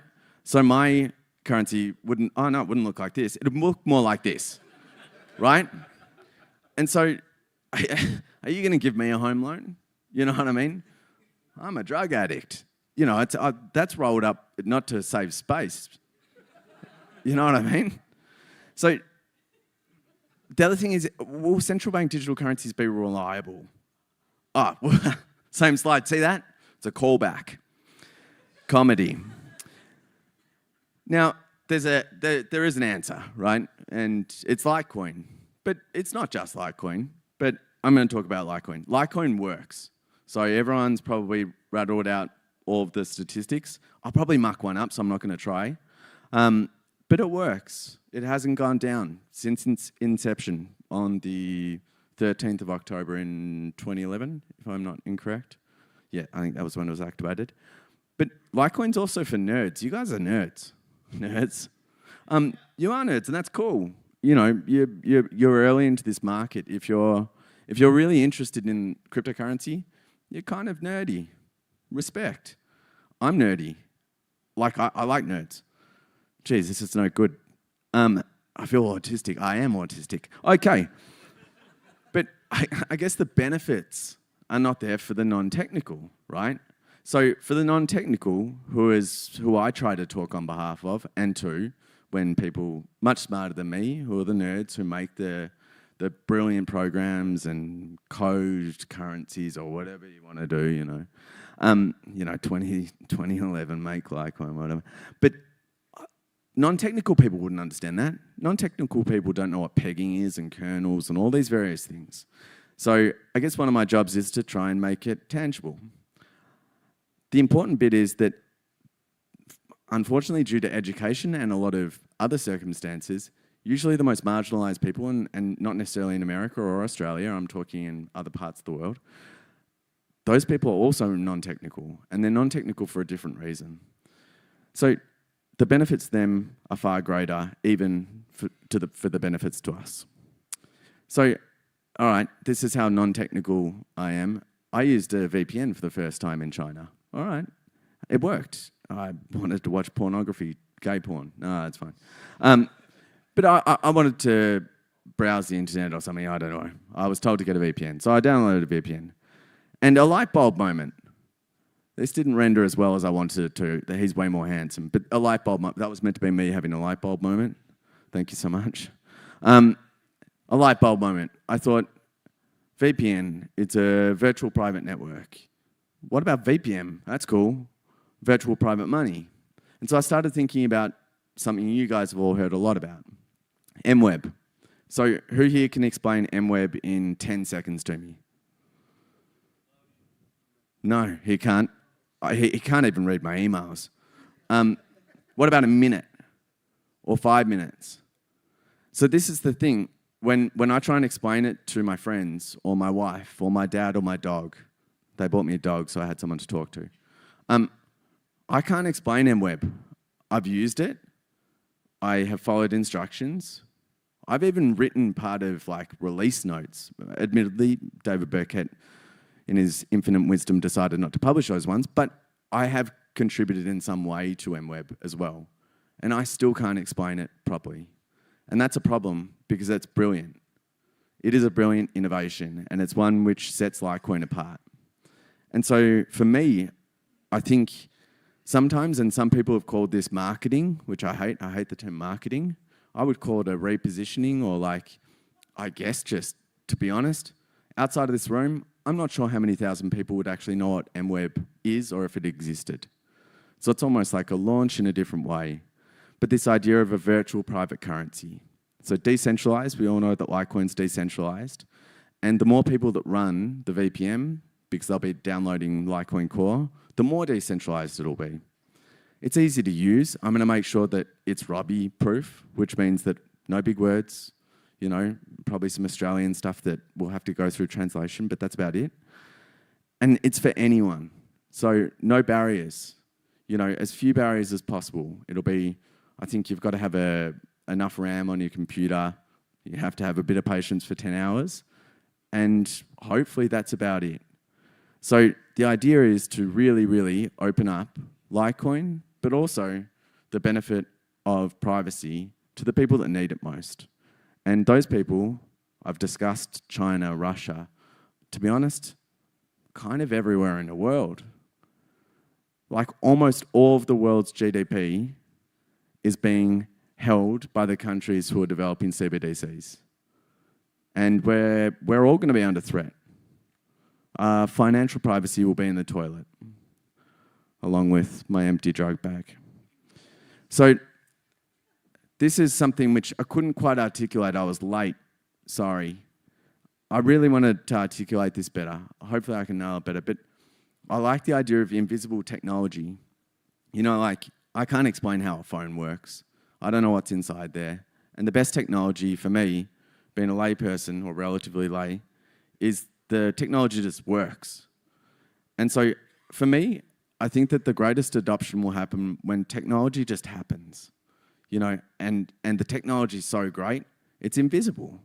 And I think with something like VPN, and sure, we need help. Like, I need people's help to contribute to this concept, this project, because I can't do it, but it's just a thought I had on a plane. But together we can make something special happen. And you guys have already made so much stuff special happen. That is a terrible sentence for a guy whose job is writing. But everyone here has contributed in their own way. Whether you've come today and you've supported the foundation, or whether you're part of the foundation and you're the people that built MWEB. It's brilliant. So together we'll make it happen. And that's a little white paper. All right, another admission. When I flew here was the first time I read Satoshi's white paper. It was decent. You know, I had a few changes I would have made. A few markups, I'll send them through. But I decided I'd write a white paper. And so you can download that at this. www.vpm, not N, that's M for money, .run. And the run's a little hat tip to Hal Finney, you know. That's it. Thank you very much. What do you want? Go back a slide, sorry. I thought Loshan was just like, get out. There you go. So if you're interested in learning more, there's heaps of information. Heaps is rich, but there's a bit of information on the website. There's obviously the white paper that you can read yourself. The other thing is there's my email address. I'd love people to volunteer. I'd love people to give me feedback. I'd love people to help. It's not mine. It's registered on GoDaddy as my name, my domain, and that's it. I'll probably go to jail for it. But together we can actually make something special happen. So please, I'd love to hear from you. Cheers.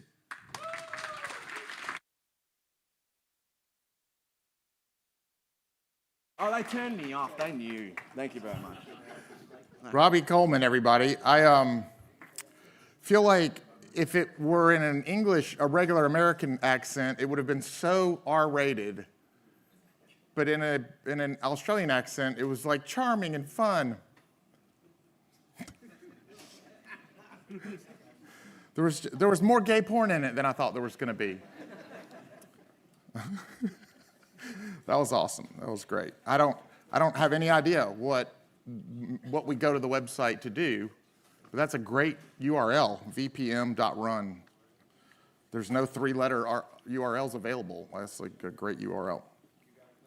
All right, so we're now on to the state of Web3 across the US with REU. REU is a 25-year technology industry veteran. She's currently the executive director and co-founder of the US Blockchain Coalition, the USBC, which merged with Global Business Blockchain Council, the GBBC, in November of 23, becoming GBBC's head of strategy in the US. Ari is also founding chair of the Cascadia Blockchain Council and also works in venture capital as she serves as the managing director of Yellow Umbrella Ventures and venture partner with Startup Haven Fund. Please welcome Ari Yu. Am I saying that right? Ari? Ari? Ari Yu? Ari Yu? Check. All right. Airy like the air, not the Jewish man. Ari. I'm not going to be as fun as Rob, but I'll try. All right. Well, thank you for your time and attention and the opportunity to present to you and share some data. I have my 8-year-old son with me, and so he asked me to speak in a way that he could understand what I'm talking about, so I'm going to do my very best. But he might raise a hand if I don't. So you heard this was in case there wasn't a bio on me. Is this being projected? Oh, it is being projected. Okay. So I have a bit of history in technology, mostly in technology. Technologist, nerd through and through, so hopefully I'm in good company with my fellow nerds. All right. So to begin with the digital innovation primer, this is what I use often when I'm talking to policymakers, and this is mostly to help my son here. But how did we get to here today? Well, back in the day when I was little, this is like the 1970s, 80s, and 90s, we didn't really have email or smartphones. We didn't even have Facebook or Twitter or Instagram or any of these things. We didn't have YouTube. We didn't have Minecraft. What did we do all day? We played with sand and dirt, made mud pies. Well, also back in the day, we had filing cabinets and regular snail mail. You put stuff, you wrote down a letter, and then you put it in an envelope, and you put a stamp on it, and you mailed it. There was nothing, email was not a thing. Then, starting in the 90s, we started digitizing stuff. And so that meant we had MP3s, right? We had ICQ. Do you remember, MySpace? All that stuff started happening. And so we've been digitizing and digitizing and digitizing, but that's caused a lot of issues. What kind of issues? Well, there's lots of like spam attacks and hackers, and they can go in and steal your passwords, and they can do pixel and pixel attacks. So you can pretend you're going into your bank account online, but the window looks like your bank, but it's not. It's like a bad guy that drew a picture of your bank, and you're putting in your email and your password, and you're putting it into the bad guy site, not the real bank account. So they can do all sorts of weird things. And we have, the target hacks and the Experian hacks and all sorts of hacks. They're stealing our information day in and day out, left and right.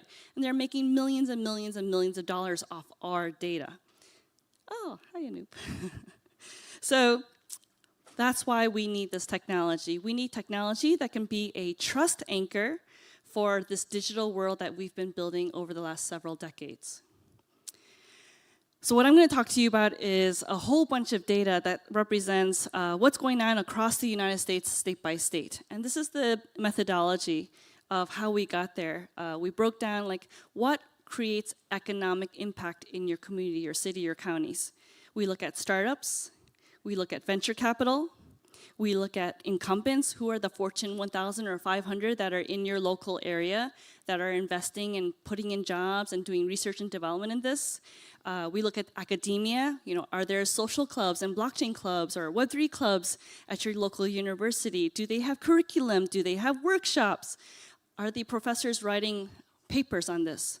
And then the fifth thing that we look at is government. Is your local government investing in this? Are they working on creating jobs, doing job fairs? Are they, actually implementing this technology? So I'm going to walk through the big state-by-state sort of grand summaries of what we found. So here you can see the most active states, they have some really, really large markets. Having large markets make a big difference in how active your local communities will have and how much of an impact this will have. So California, New York, Florida, Texas. Lots of activity, but not so much international investors. Maybe this is a good thing, maybe not a bad thing. Who knows? Texas and Georgia. Lots of government investment, Alabama, South Carolina, Montana. Unexpectedly high per capita investment. So we're like, oh, there's a lot of activity in these states, but you know, not that big of a market, right? Nevada, Delaware, New Jersey, Wyoming, Utah. And then single industry players. So Tennessee, hey. Healthcare, Nevada for gaming, and Maryland for government. You're looking at a report that has not yet been released, just so you know. This has not been released. You're the first to view this. So this year we added in 2023 data, and you know, last year was a pretty rough, long end to the crypto winter. And so you can see a big drop in the data as I present it. But you know, in terms of capital being invested year over year by our large, by startups and also by enterprises, it's gone up year over year, except for, you know, the last year, which was still much higher than 2020 or most of the previous years. Looking at startups founded, so you can see through this data, anytime we have a giant hype cycle, like, you know, when Bitcoin hit like $69,000 last time, we had a lot of startups founded in 2021, also in 2017 with a big ICO boom, lots of startups. But generally the trend has been going up, except for last year, the big, big crypto winter. And then very often when we talk to policymakers across the states and also in DC, they go like, what about jobs? Are these just super scary super coders wearing black hoodies doing nefarious activities? No. Do I look like one? I don't think so.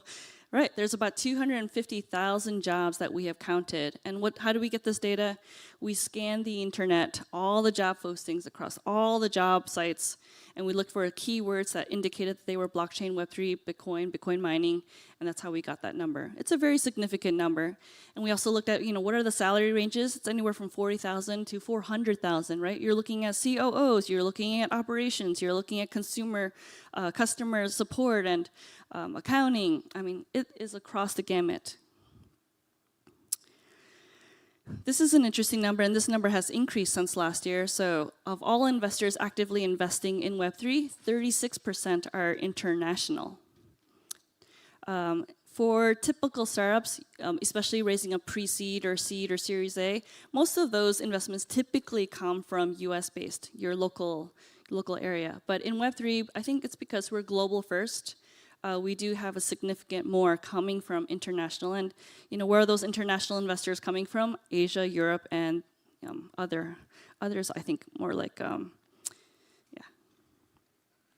Okay, so like state by state stats, you know, people love to say like, what are the top 10? Well, top 10 states with the most count of startups. California, New York, Florida, Texas, Delaware, Illinois, Massachusetts, Washington, I'm from Washington, Wyoming, and Colorado. But then when we look at, you know, where are the investments going and where are the investments? Obviously California again, but we have New York, Massachusetts, New Jersey, Florida, Delaware, Texas, Illinois, Georgia, and Washington made it there in spot number 10. In terms of economic impact, that innovator supporting your local startups, looking for people that start these companies, they make a really, really big impact to that bottom line. And also, you know, the count of jobs. Most of the jobs that are held in the US are held from small businesses. All right, so the enterprises. As part of GBBC, I see a lot of the old Web2 traditional finance. They're very active and very involved in the space, but they don't really come out and talk very often to the public. And so, you know, like JP Morgan, you see Cigna or Overstock, there are lots of Fortune 100s, Fortune 1000s that are involved in the space. We counted over 276, over 25% of the Fortune 1000 are investing. And that means they're doing R&D, they have some projects, they've done a white paper, they're posting jobs in the space. Another thing I hear often is the US doesn't spend any money and doesn't care about this. Actually, they do. It's been going up year over year. Even in 2023, in the midst of crypto winter, the federal funding in this space has gone up. It's not as large as like a Singapore or a percentage of GDP as other countries. I mean, small percentage, but that number has gone up. And so who are the funders from our federal government? It's the National Science Foundation. It's the Department of Defense. Department of Health and Human Services. And I thought maybe like this federal funding would be going into like, jobs and economic development. Actually, most of these funding is going into use cases. They're looking at investments into cybersecurity, into identity. And so I think that's a really good sign that the government is also spending more in this innovative technology. And we need them to spend more on our infrastructure. So we produce this report where we do a battle card of every state across the United States, including Puerto Rico and the District of Columbia. So if you're interested in that full report, please do reach out because I'd love to share that report. And also, as you talk to your state lawmakers or your community members, you can use it as a way to say like, hey, these are the companies I should talk to if I want to go and build a community in my particular state. Or hey, lawmaker, did you know we have 200 something startups in our state working on this technology? This is not small beans, right? This is a very important part of our state. So please pay attention and don't vote no, at least, right? Don't stop progress. Don't stop innovation in our state because we need that investment. We need this job activity. We need this in our particular state. So here's Tennessee. Tennessee is the epicenter for healthcare, obviously, but as an ecosystem, very strong player in terms of academics, some government, some startups. Maybe we could bring in some more investors into the state of Tennessee. Maybe we could get some more of the incumbents here to be more active in the Web3 community. But we have over 29 companies with $40 million invested in Web3. And then you can also see like 72 startups out of 93 companies are here in Tennessee. One company has raised over $100 million, 2 IPOs, 7 M&As, mergers and acquisitions, meaning companies have combined. And so BTC Media raised $46 million, Hashed Health, one of note, Prime, you can read it, and I'm happy to share this. Texas, a lot of folks are really interested in Bitcoin mining country. So they've done a really, really great job, and that, big credit to Lee Bratcher, who is the president of the Texas Blockchain Council, for his work. Really killing it across all of the 5 vectors that we look at in terms of economic impact. And then, here's another version. Our state, Washington, it used to be really, really hostile. Starting in 2018, when I started the Washington Blockchain Council, the DFI was going in heavy-handed and just whacking our startups left and right. After a few conversations, they're like, oh, this community is our client. We should not be mean to them. We should try and help them. So they set up the Center for FinTech Information. They now have office hours so that we can work together. And we really believe in those public and private relationships so that the community can continue to grow and innovate, and the lawmakers can help keep consumers safe and do the thing that they do. In terms of jobs, people often ask, what's the most important thing? I've talked to a lot of universities, and they go, should we have our own degree in blockchain or Web3 or Bitcoin? Or I go, no, you don't actually need a whole new degree in this. A lot of these degrees that you already do is good enough. Maybe you might do a one-day workshop. When I talk to CTOs in this space, they go, what do they need? They need people that can do out-of-the-box thinking. Think about smart contracts, right? Smart contracts are supposedly immutable, right? It's forever. You can't really undo it. And so you need people that can develop and think of all the edge cases that you never would think to happen, and test for those. So like really, really good edge thinkers. When I talk to CTOs, they're also looking for people that really understand algorithms and patterns. And so those are also really important to the topic of jobs. Here's my final slide. This is the way we view the world. So we've gone through an evolution. I think this slide really kind of summarizes it. We went from this analog world where we pen and paper, wrote letters, and then we went to this world where we had websites and we got to browse and look at blogs. And then we're in this world of, mobile devices and literally everything in the palm of your hand. But now we need to lock down this digital world and make it safe and secure. And, when I do a Zoom meeting or a FaceTime with you, my son, I know that it's him and it's not somebody pretending to be him. When I receive a document from Anoop, I know that it's truly a document from Anoop and he sent it. So these are all things that we need to use this technology to make our digital world a lot more palatable and safe for all of us. That's kind of it. If you have any questions, happy to take any questions and happy to share the report, but feel free to email me. I will literally send you the report, the full 106-pager, if you'd like to check that out. But happy to be a resource, and thank you so much for the opportunity to share.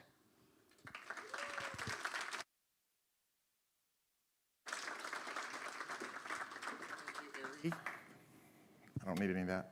Thank you. All right, so we're heading to our last break, and as you go to that break, if you are so inclined, you can find me at martysimpson.com and find all my social media there if you would like to see how my Litecoin journey goes from here.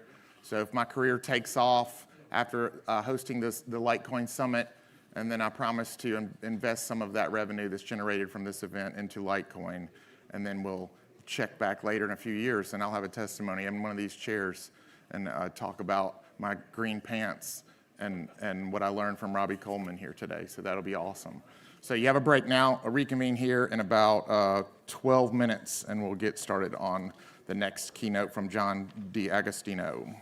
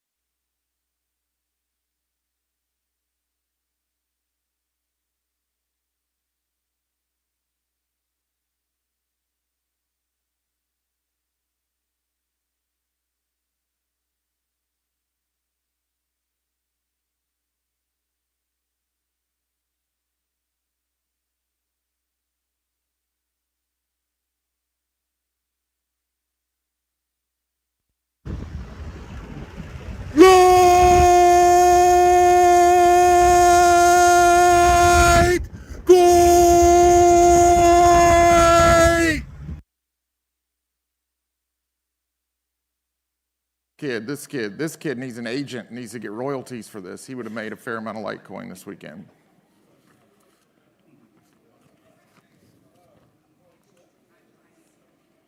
Silence gets people to start listening, because if people in the hallway will be like, why isn't there any noise in there?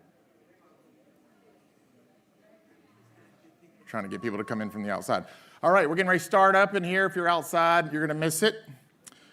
We're going to move on to the keynote with regulatory treatment of Coinbase and the effect on the industry with John D'Agostino, and he is head of strategy at Coinbase Institutional, which if you're not sure of the difference in what Coinbase and Coinbase Institutional is, I was told that Coinbase Institutional was the one that doesn't mess with me because I don't have enough money to put in it and I don't have any institution. So that's what that is. But he's going to explain what he does more effectively as Mona Moyer interviews him. And she's a broadcast journalist and VP of media at Not Corrupt Media. And she and I had a misunderstanding because she didn't know I was a comedian and was emceeing the event, and David introduced us online in an email. And I said, I'm confused by your branding. Are you part of Corrupt Media or no? Question mark. And I guess in translation, my wife is always telling me that in text and in emails that my sarcastic sassiness is lost without the inflection, and it certainly was on Mona, because she emailed me back saying, no, we're not corrupt here, and she listed her credentials, and I was like, I'm so sorry, smiley face. This is was pretty clear branding, Not Corrupt Media. All right, so welcome them up here. Let's get going. Mona and John D'Agostino.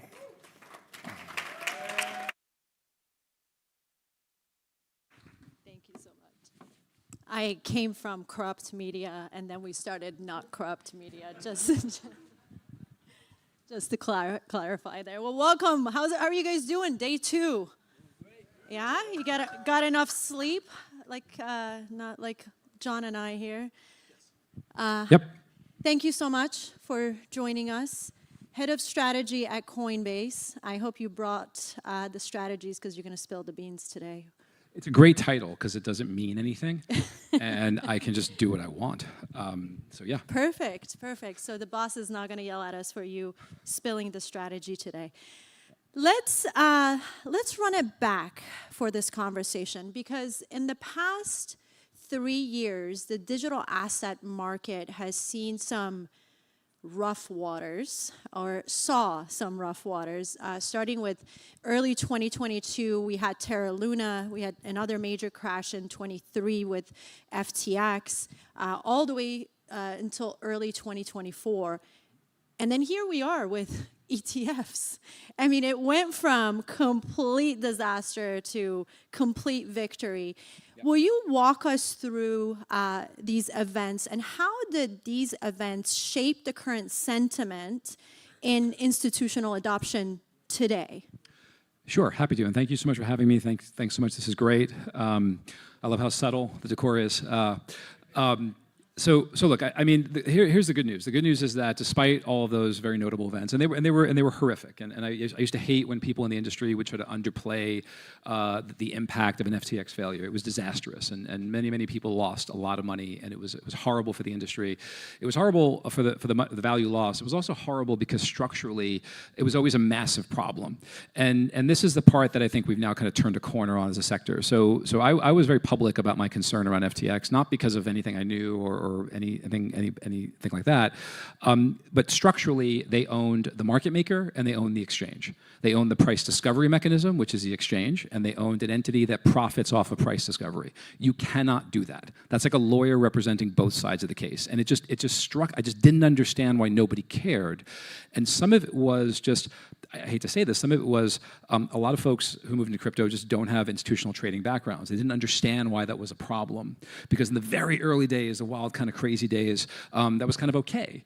And they didn't understand that as you scale these sectors, that just becomes untenable. So I knew for a fact that there was a problem with Alameda.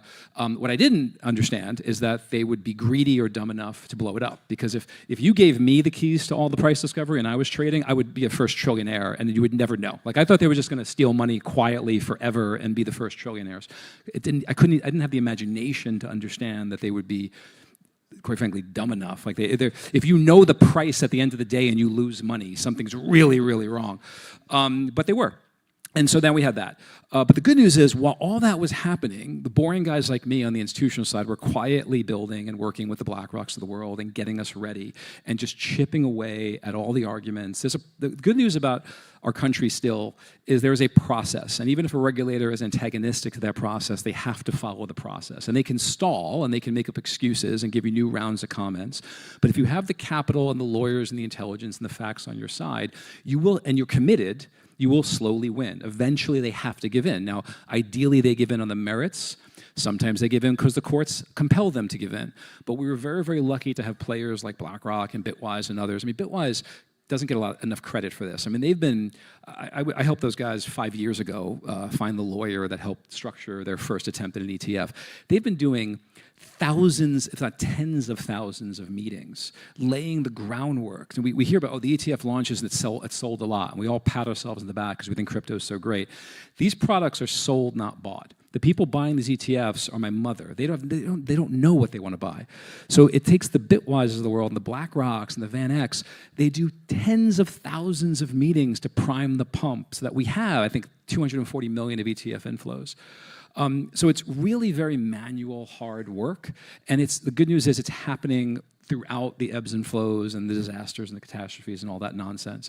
And I hope that every time we have one of these, we weed out those, not even bad actors, because you'll always have bad actors, just clowns. Like, just get rid of the absolute clowns and at least let the frauds be smart. Like, I want to be fooled by a smart person, not just an obvious fraud. Are you trying to get rid of the degens? Is this what you're telling? No, degens are fine. Degens are fine. They just shouldn't run. They shouldn't run $500 billion companies. But degens are fine. What's interesting is when you look at that timeline in 2022, 2023, there wasn't a lot of confidence with investors or institutions at all. In fact, Gary Gensler and Senator Warren, they were just on a mission and a half to just in place these very, very strict rules on crypto and on digital assets. And then all of a sudden, we had a switch. A switch flipped, and we had the Bitcoin ETF 2 days ago. We had the Ethereum ETF. What were institutional, and by the way, we even saw regulatory adjustments to cater and accommodate these new products. Yeah. What changed all of a sudden? What were institutional investors looking for then that they were so they didn't trust at that time, but then now they're so interested and they have a completely different feel for it? So the institutional interest was always there. The biggest concern, it's not price volatility. Like everyone who says institutions not, first of all, volatility does not equal risk, and institutions know how to manage volatility and risk very, very well. Bitcoin, I used to trade I was head of strategy for the New York Mercantile Exchange, which was the largest commodities derivatives exchange in the world. I traded natural gas options.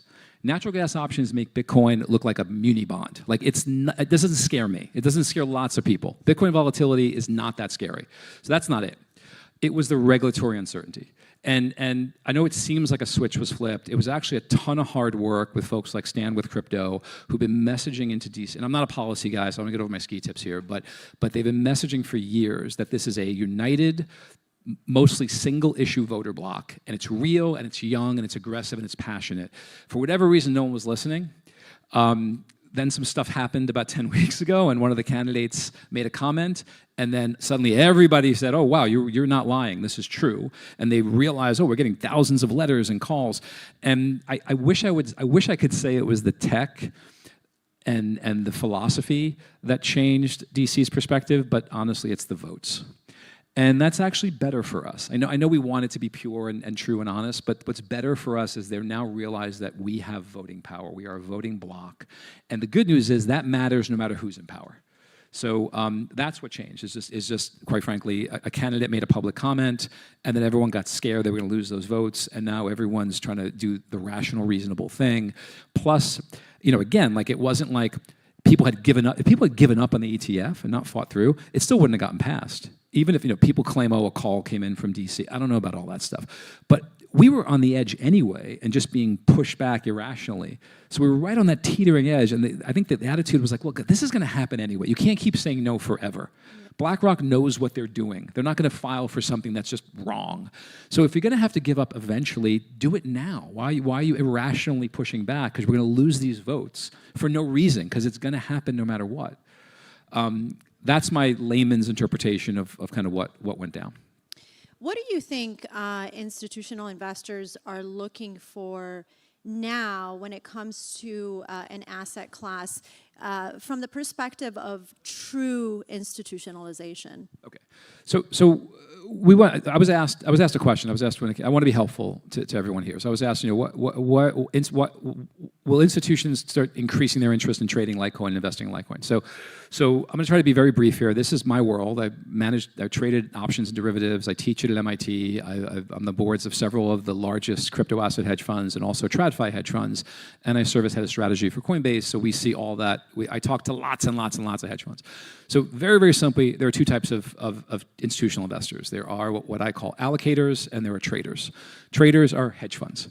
Allocators are long-term investors, pensions, insurance pools, people who have like sovereign debt funds, sovereign wealth funds, endowments, anyone with a longer-term vision who is not a fiduciary. They're managing their own money or their citizens' money or their school's money. They're not managing like, I take money from you, I start a hedge fund, I'm a fiduciary. I got to think about your interest over mine. And I got to think about your interest on a quarterly basis, usually, because I print a number quarterly, and you get to decide based on that number if you want to stay in my fund or not.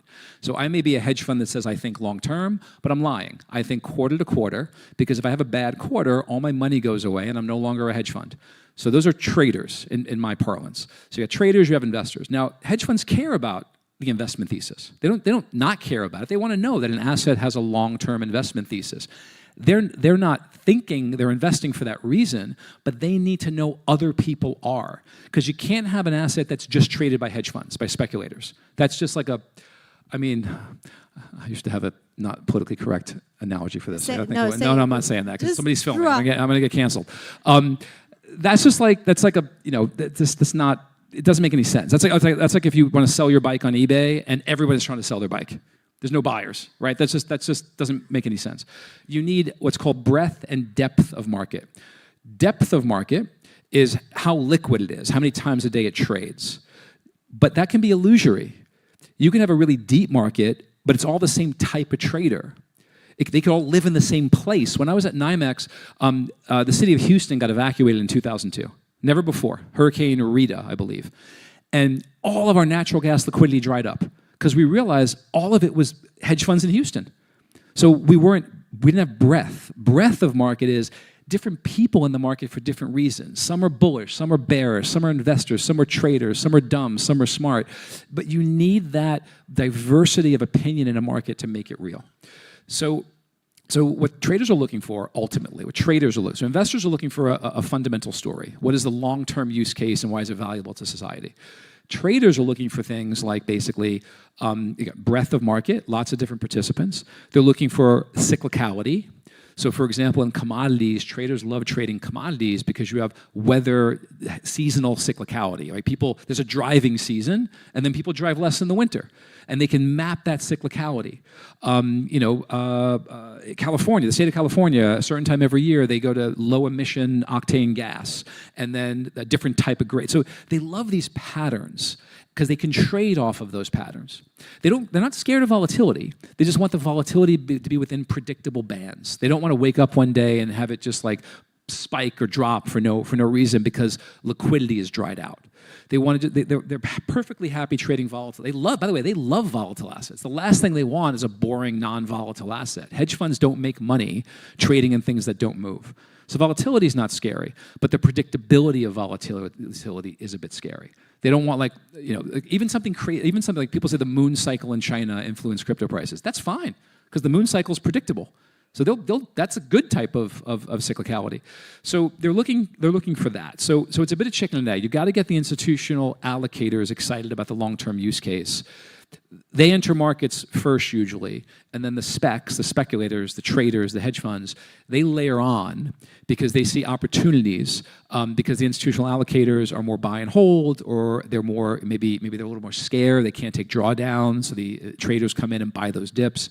So that's what you're looking to get. You're looking to make both sides happy in that way. Breadth and depth of market, different types of participants. And this kind of goes to my advice. I was asked to give my advice about how to improve Litecoin's liquidity and attractiveness amongst institutions. The metrics are pretty good, right? You had, I think in July 1, you had like more addresses than Bitcoin for a brief period. Like, there's nothing wrong with the fundamentals of the asset. There's nothing wrong with the story behind the asset. But you have to sell that marketing component is probably what's suffering the most. So you have to sell that story to the institutional allocators, the long-term use case believers, and get them to buy into that long-term use case. Whether it's, hey, we're gonna lean into NFTs and ordinals on Litecoin. We're going to, this will be the home for high transaction ordinals and NFT type transactions. Maybe that's it. Maybe you lean into certain industry sectors. I'll tell you about a project I'm working on, I'm a big fan of, that for those of you from Tennessee or hopefully believe in, St. Jude Children's Research Hospital. So I brought St. Jude over to Coinbase, and they're going to start issuing, so I'm not sure if everyone knows who St. Jude is? Part of their, right, round of applause, they're freaking amazing. I've been volunteering there for 20 years, and they do something called patient art. The kids draw art as part of their therapy. They sell that art at Christie's. They raise hundreds of thousands of dollars. I want all that stuff on chain. I want it on Base, but I put it on Litecoin, and I want the next NFT craze to be supporting kids with cancer. Why not? NFT is about building community, right? Some communities are about getting into yacht parties in Miami. That's fine for some people. I want the next time some person spends $4 million on a JPEG, I want $2 million to cure kids with cancer. So thinking about things like that and projects like that, aligning yourself with entities like that, build the story. The story brings the institutional allocators. The institutional allocators bring the hedge funds. Liquidity increases.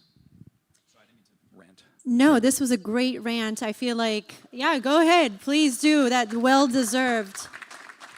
That was a college course. You will all be charged tuition in just a minute.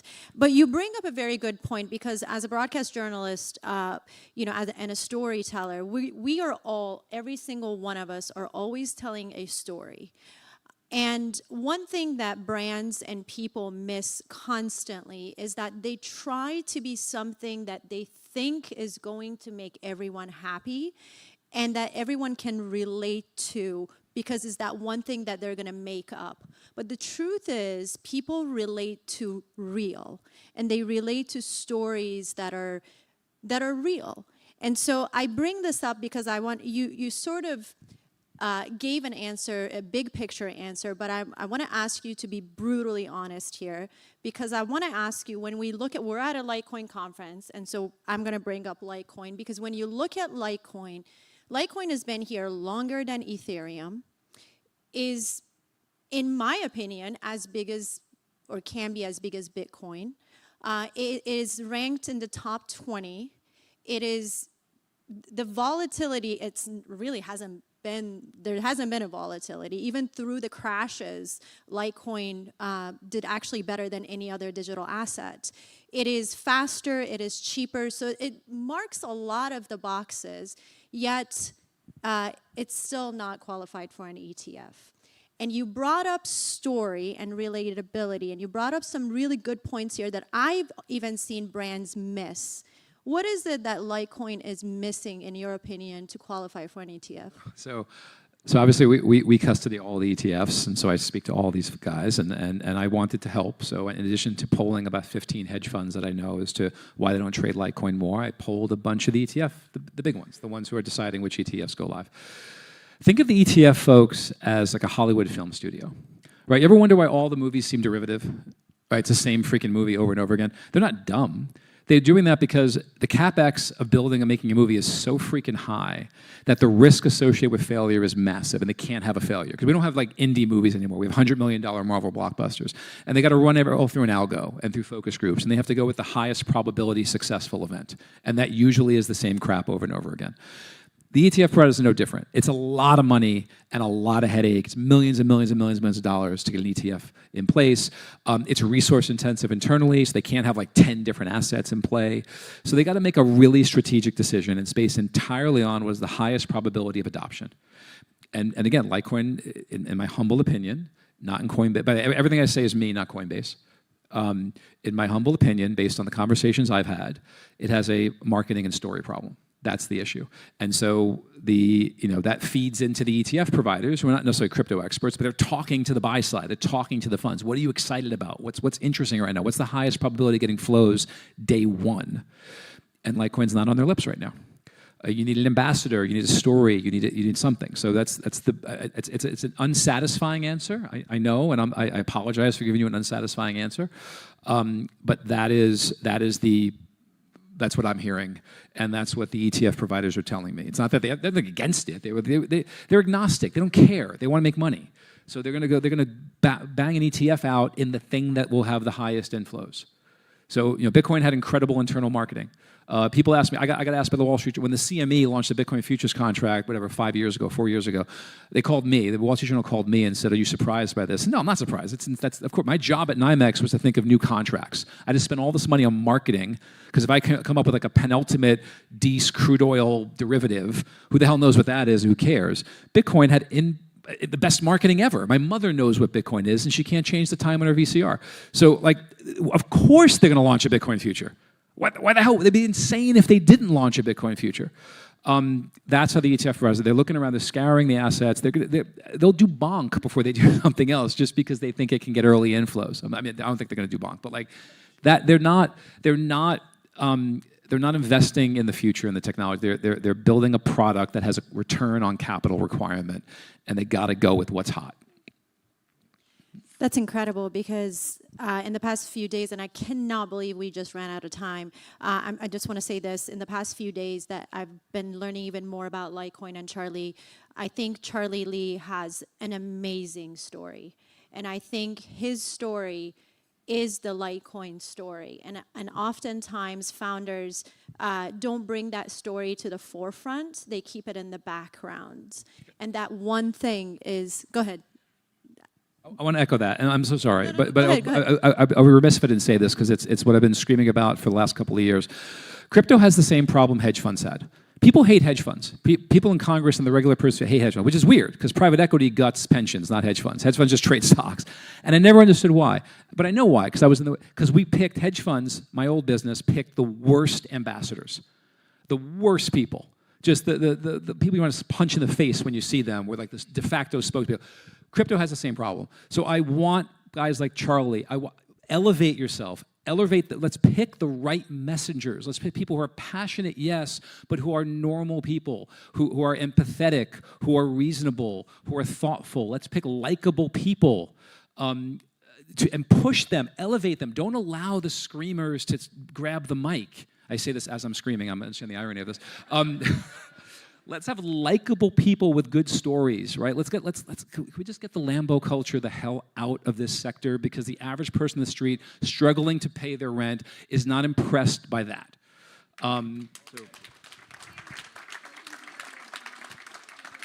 Thank you for that. I know that we've run out of time. I cannot believe there's so much to talk to you about, John. And people are not here for me, they're here for you. So if it's okay with production, I want to take one question maybe. Are you guys okay with that? We good? Does anyone have a question for John? Yeah? There you go. Mona, I'm sorry for monopolizing the conversation. That was very rude of me. No, this is real. We're here to talk real, right? Well, you gave me the microphone, and I've been known to monopolize the microphone. I'm kidding. John, we met earlier. What do you see as the future in the evolution of Web 3.0 wallet combined with the current business of Coinbase today, and where do you see the evolution of the future revenue streams, where this is all going to end up, and take a year out, 2 year, 3 year? Thanks. Yeah, so So my tagline is on my LinkedIn is I call myself a cynical enthusiast. as I got into crypto, I wrote a paper at MIT about the DAO hack like 7, 8 years ago, and I called myself a cynical enthusiast, and a really smart guy called Olaf Carlson Weave founded Polychain, called me and said, hey, I need people like that. And I got to learn about crypto at Polychain, which was awesome.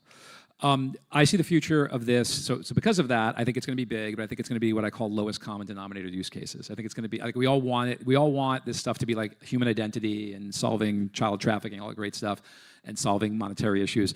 I think it's going to be like shits and giggles. I think it's going to be like the fun stuff. It's going to be entertainment, gaming.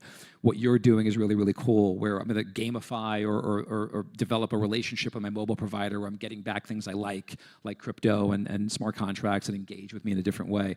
I think that the killer use case for me is going to be, I think like it's going to be more of the Kim Kardashian mind that solves it than the Steve Jobs mind. I hate to say that, but that's okay because it's going to create usability and get people excited about working with it. So I'm really hoping that gaming kind of cracks that code and gets us really excited about Web3 gaming and the interactivity and the composability and the fungibility of characters. I don't game. I game when I'm trying to get closer to my nephew, and so I play Xbox on his raids, and he crushes me. And I'm even frustrated because I play for like 2 hours and earn a gun, and he plays for 19 and beats my pants off. I want that composability of taking my product and I don't want to drop he wants to move to a new game.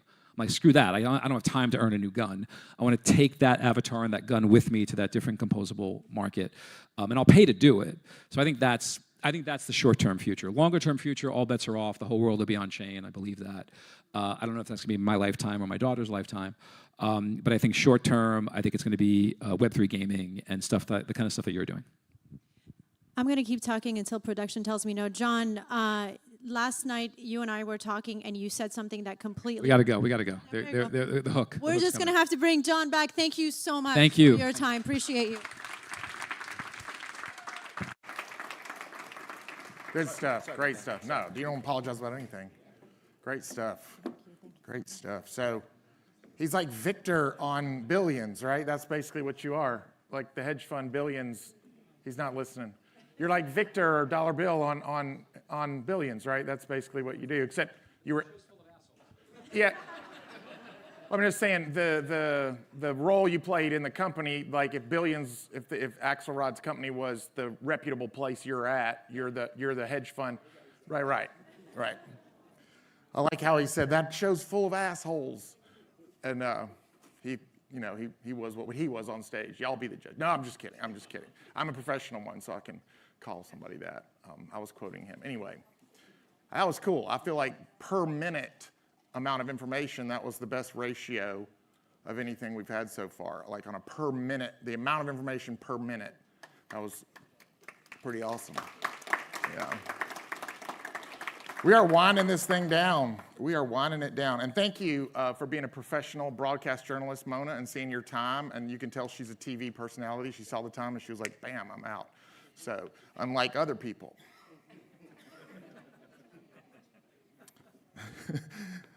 Coder tech people sit at their presentation and make the slides and think that it'll be 20 minutes, and it just makes me laugh inside. They put 70,000 words into their slides, and they're like, this will be like 8 minutes. Okay. Kerry Washington is next. I'm very excited to see this. I got to eat lunch with him yesterday. And Light Wallet update. What's new? Kerry Washington, as a 20-year veteran of Silicon Valley and the U.S. Army, Kerry joined the Litecoin Foundation in 2017, meeting with Charlie every few weeks to discuss ways to improve Light Wallet.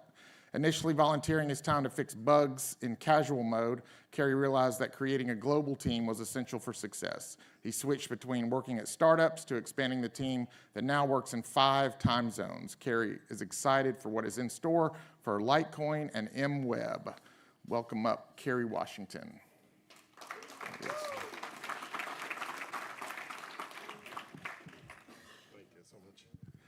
Thanks, Marty. Appreciate it. Awesome. Guys, thank you so much for being here. I really appreciate it. And I'm obviously Kerry Washington. I'm the general manager, the Litecoin, mobile Litecoin wallet, which is Light Wallet. Let me talk. He already said it, but I've been in the foundation 7 years. Worked at Apple, Mapbox, Ticketplay, all the Silicon Valley who's. I'm a signal officer, retired, went to Santa Clara University, but I love football. And I love it so much, I live in England now. Yeah, so enough about me. Let's talk about the help. And the reality is you can't do any of this stuff by yourself. I want to talk about the partners. And the reality is people don't think of it this way, but the Litecoin Foundation has been a great partner for LiteWallet. So like I said, we used to start, me and Charlie would go have pizza. He and I would just kind of discuss ideas and everything like that. And before we knew, we're like, oh, we're fixing bugs, but we need money.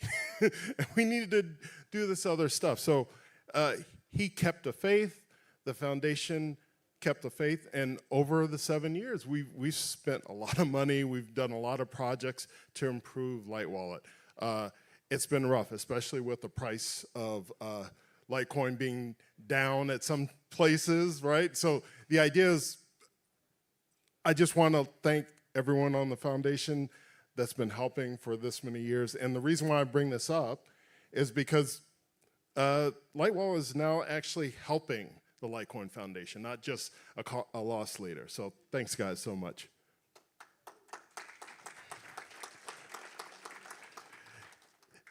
Next is Profico. So Profico, you guys probably haven't heard of them.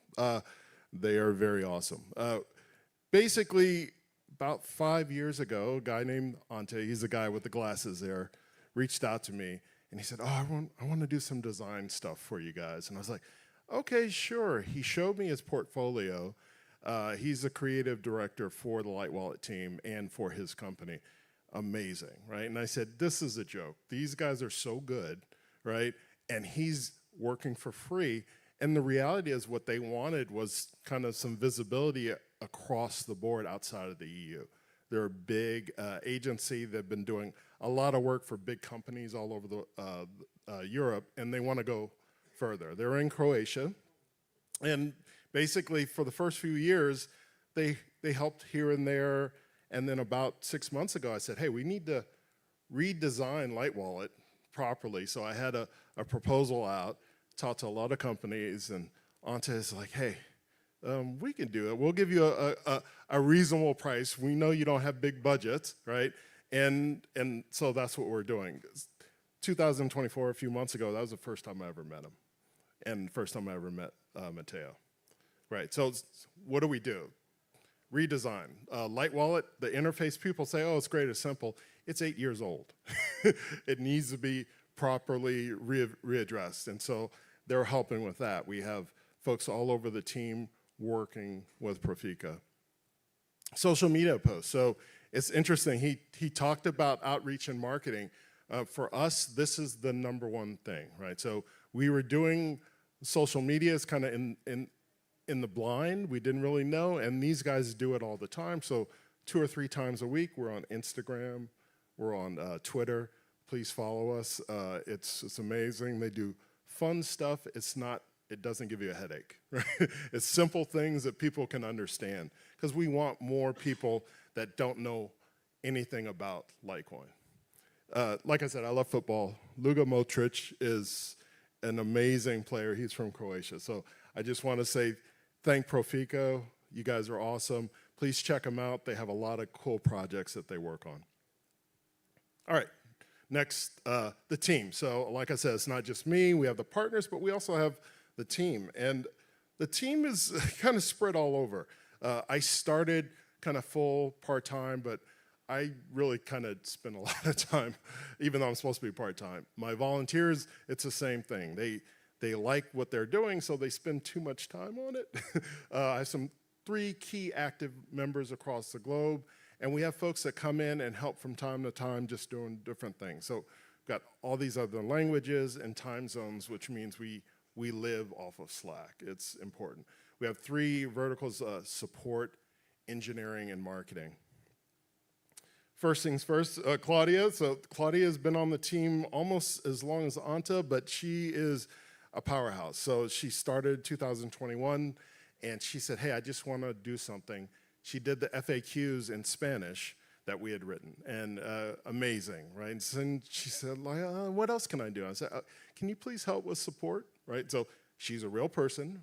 She really does answer tickets. It's not an algorithm, right?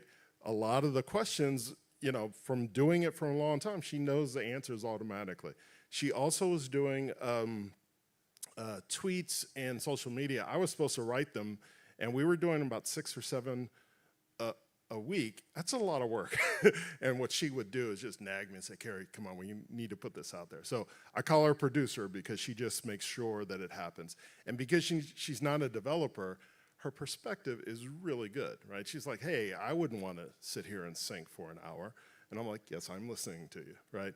So that's great. Give it up for Claudia. Next, you guys probably met this guy. This is Patrick. He's based out of Ohio. He's also from 2021. He is actually a psychologist, and you need to if you're a customer support guy. He's only doing part-time for Light Wallet, but he got a certification with Zendesk, which is a platform that we use, and he also writes FAQ tickets. And I rarely get to meet my team, so it's really nice to see him. Please give it up for Patrick. He was here working on the booth. And Josie. So Josie started 2023.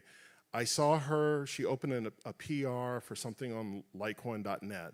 And I saw she had a background in cloud and Java, which I desperately needed. And I was like, hey, maybe you should join the team. And she's been amazing. So anytime we do like front end, back end web stuff, she's like on it immediately. She's learning Android, and she does a lot of my PR reviews and stuff. And she asks a lot of questions. She's a student, and she's a tech student. So I'm like, ask as many questions as you can, right? Make me sweat. That's the way it should be, I feel. And I really appreciate the work she does. Oh, give it up for Josie, please. Awesome. Right, so we have a lot of other folks that kind of jump in when they can. So Leon actually I would say he used to be an active member, but he picked up another job. He has a master's in data science from, I think, UCLA and San Diego. And so he's helping me write some tech papers. I have Ivan and Hasan.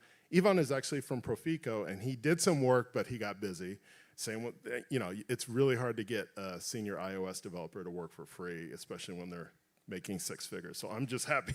I'm happy that they can help at all. It's great. And then the Profico team. So you guys saw them in the pictures. We're in touch with them. Like I just was texting them right now, and they should be asleep. Guys, go to sleep. No, I'm just kidding. Awesome.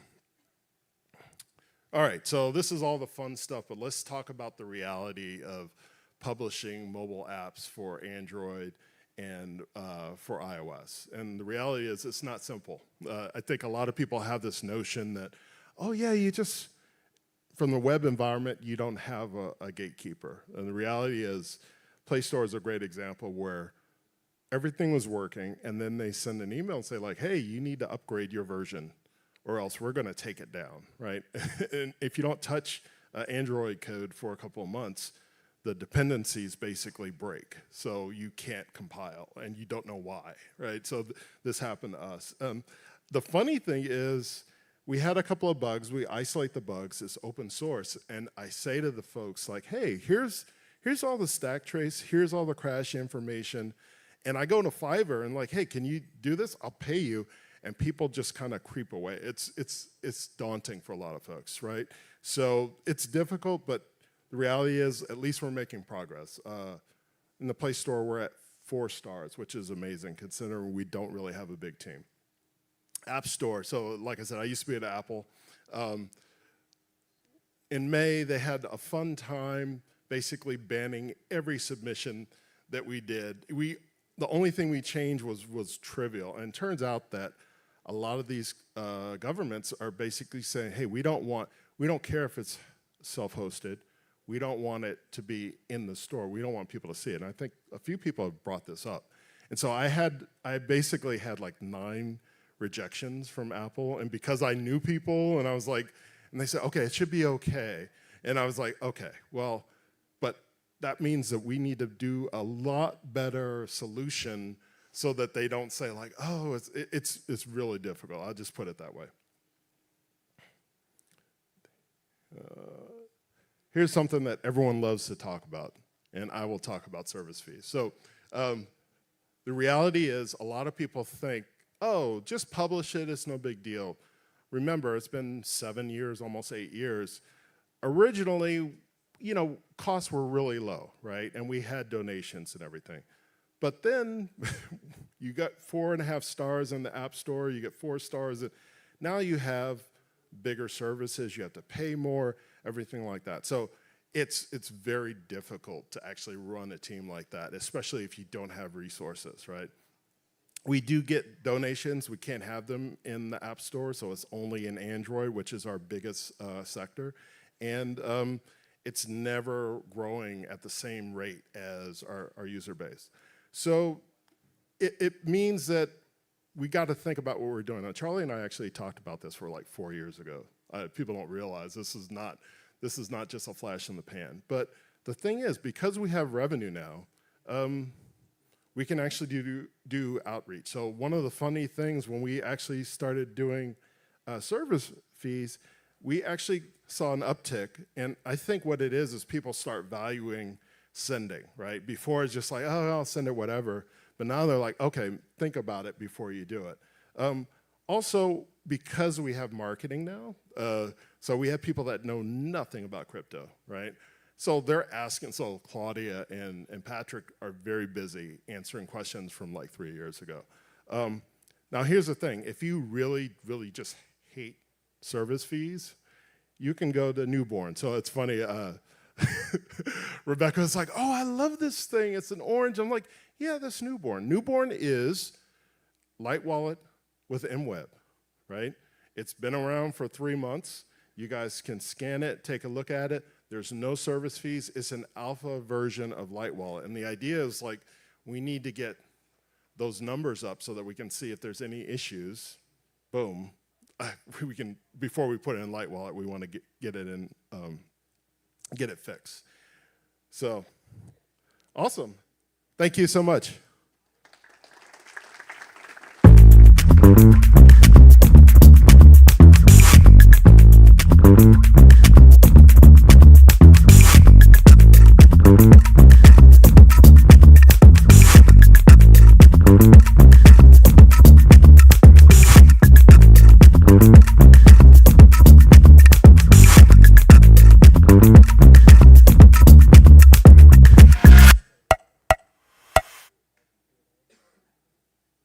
Awesome. Introducing Light Wallet Stealth. So those of you that have pins, I hope you have them. What is Light Wallet Stealth? It's basically branding MWEB, because we know what MWEB means, right? But if you want to sell the idea to someone that knows nothing about crypto, people know what stealth means. It's the idea of, hey, I'm going to send you money, you know how much I sent, and that's it. And that's basically what MWEB is. But it's not that simple. We already have Newborn. You can download it and see it. There's some quirks with it, right?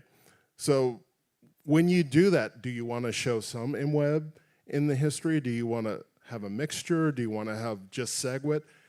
This is why we have to work and figure out how to make this happen. There's other levels of privacy modes that we need to work on. Also, making MWEB successful means like more people are using Litecoin. Remember, Light Wallet is a Litecoin-only mobile app. I don't think there are any others, right? So the idea is like, if we can get more folks using Light Wallet, we know it's going to actually keep the floor of Litecoin price up. So let me, yeah. So I actually put a roadmap. I used to be a product manager long ago, so I'm actually giving you days here. So the idea is, first things first, we want to take some of the old middleware we call Light Wallet Core and swap it with L&D. But really, before we do that, we need to put both in there. Then we want to make sure that people that already have seeds, that they can actually migrate easily and not lose everything. That's kind of a big deal. This is like September to October. Then we actually work with Kyle to do MWEB Explorer. So we already have a server connected to the API so that we can get stats on MWEB. We're going to put it in the interface for Light Wallet. And then finally, like, I think the first release candidate is going to be late November. We want to do it before the end of the year and make sure that the stealth legacy mode makes sense, right? And then finally, the polishes like settings and utilities and stuff like that. Awesome. All right, let's find a winner. Did you guys bring a pen? Okay, I'm gonna, because I know we're gonna have another panel coming up, I'm gonna randomly say you, you, and the guy over here that just shaved, yes, come on over, I'm gonna give you guys a gift. Guys, thank you so much. I really appreciate it. And please check out Light Wallet, check out Newborn. Thank you.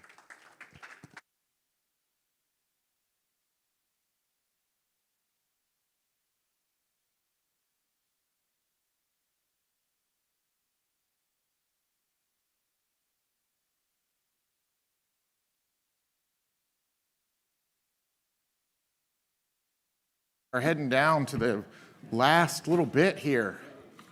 This is fun, man. This is awesome. I was getting a text from my mother, so I got a little distracted, though. So I like to shout out my mom on the live stream. And it's great.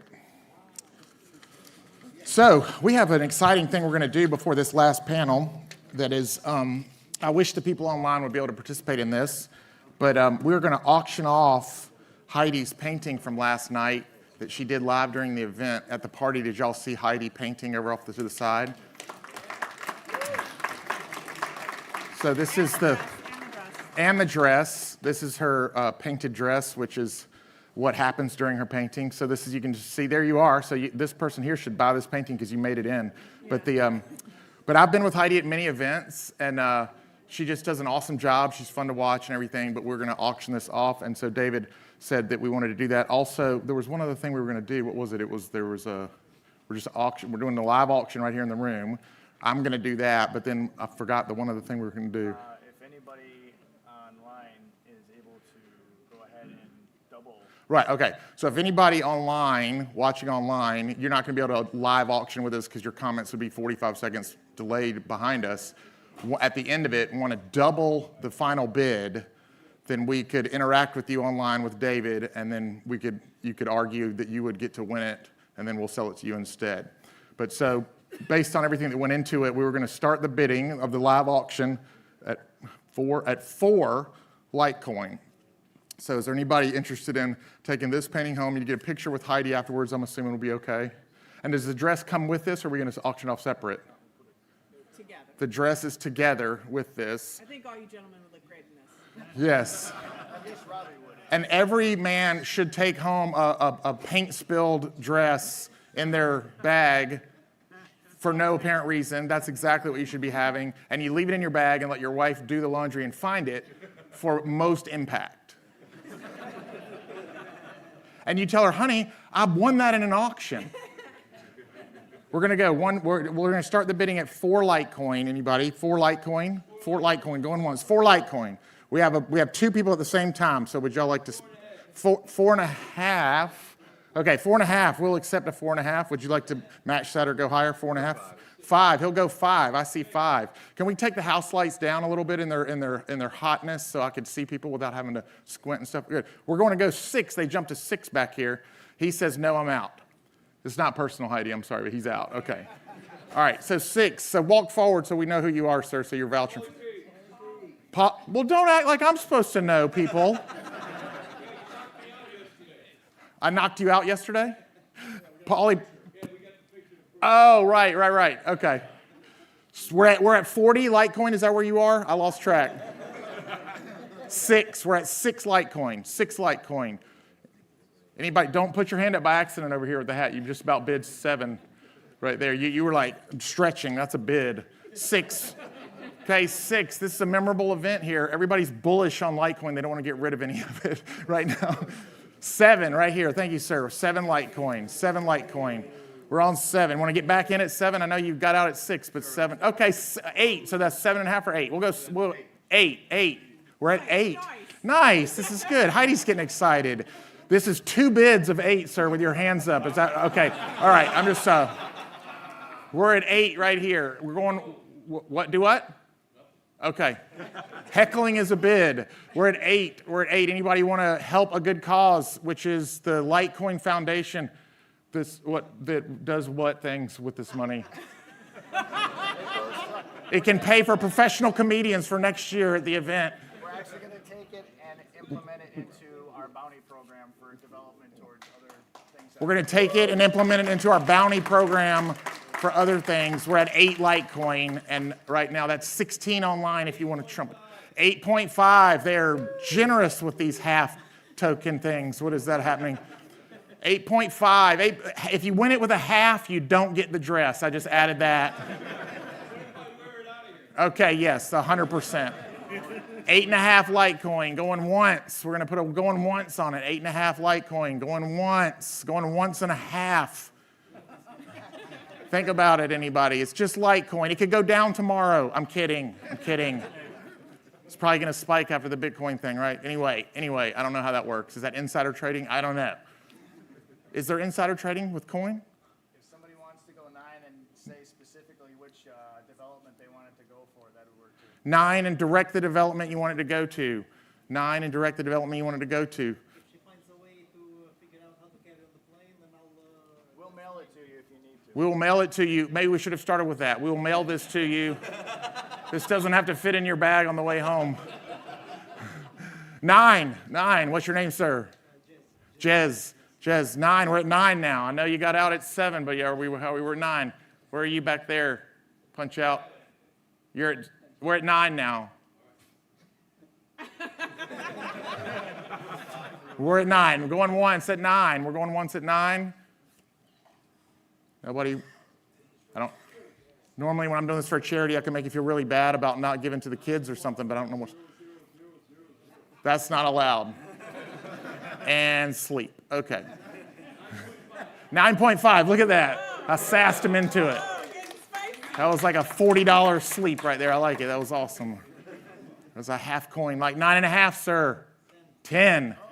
I feel like he's sitting on a lot more and he's just waiting. It's good. He got his Starbucks. He's like, at 10. We're at 10. That's a good, nice round number. Going once. Hey, with Ordinals, we can fractionalize ownership and sell Ordinals. With Ordinals, we could fractionalize ownership and we could do something else that everybody laughed at if you're watching online, which I don't know what that means, but he said it quickly, so I'm repeating it quickly. We're at 10 for, I forgot your name already, Jez, as in Jay-Z, but no Beyonce because of obvious reasons. Okay, I'm sorry. You got like a month and a half left up there, buddy. I'm 24 years ahead of you, though, so I can feel your pain. All right. 10 going once. 10 going twice. Last chance. 12! Who was that from? From same guy. I like the pressure y'all are putting on him back there. They're like leaning in his ear. I like it. 12. We're at 12 now. That's 3x the beginning bid, which is probably what's going to happen to Litecoin over the next few months. I don't know these things. If you're looking at it online, I'm a comedian. 12. We're at 12 for the painting and the dress of Heidi. Paint your design. And if you're watching online and you would like Heidi to do this at your event, I won't be there to auction it off at the end, but she does paint your event and you want to have her come to your event, you can do that if you're online. And if you're in the audience, you want to have her do that, she can do that at your event too. 12, going once. Going twice. I'm hearing a bid of 15. I'm hearing a bid of 15, sir. If we get a bid of 15, do we get a Zoom call with Heidi? We're not, you can't. I got this. It's way more than 3 to be that creepy to get on top of it. 100 Litecoin. Can we go 100 Litecoin? 50 to Heidi. 100 gets you a high five. All right, we're at 12. You should have to do 15 out of guilt for that. Going once, going twice, going twice at 12, and we are 13. Got him. It's the drama. I got him. I got him. I got him with the drama. 13, going once. What if we went 13 from both of you, and y'all could decide who gets the dress and who gets the painting? Or we could go 25 from one and 1 for the other and decide who gets the painting. 13? Where were we? 14? I didn't even say going once. We're at 14. I feel talented. Oh, this is like your butt. Who's filming you, Jez? They're filming him to win this. Who's filming Jez? Okay, we got just. Okay, 14, going once. 15 is his max. I feel like it's a bluff, though. I feel like it's a bluff. I feel the bluff. He said 15. That's my max. 15, going once, going twice. Last call, 15 Litecoin. 15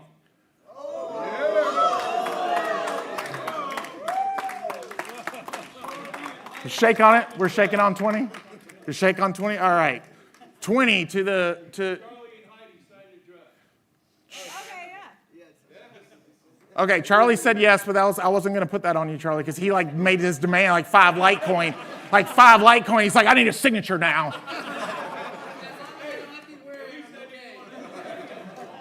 What'd you say, Charlie? Okay, as long as Charlie doesn't have to wear the dress, he's okay. So 20 Litecoin, Charlie and Heidi sign the dress, I get ignored. And we are going once, going twice, sold. Not bad, not bad. 20 Litecoin. Now, online people, if you bid 40 Litecoin, you can cause a real disruption in this event if you want to do that. All right, so now we're going to move on with the last panel, right? So give it up for Heidi, everybody in this painting live event. It's been a party last night.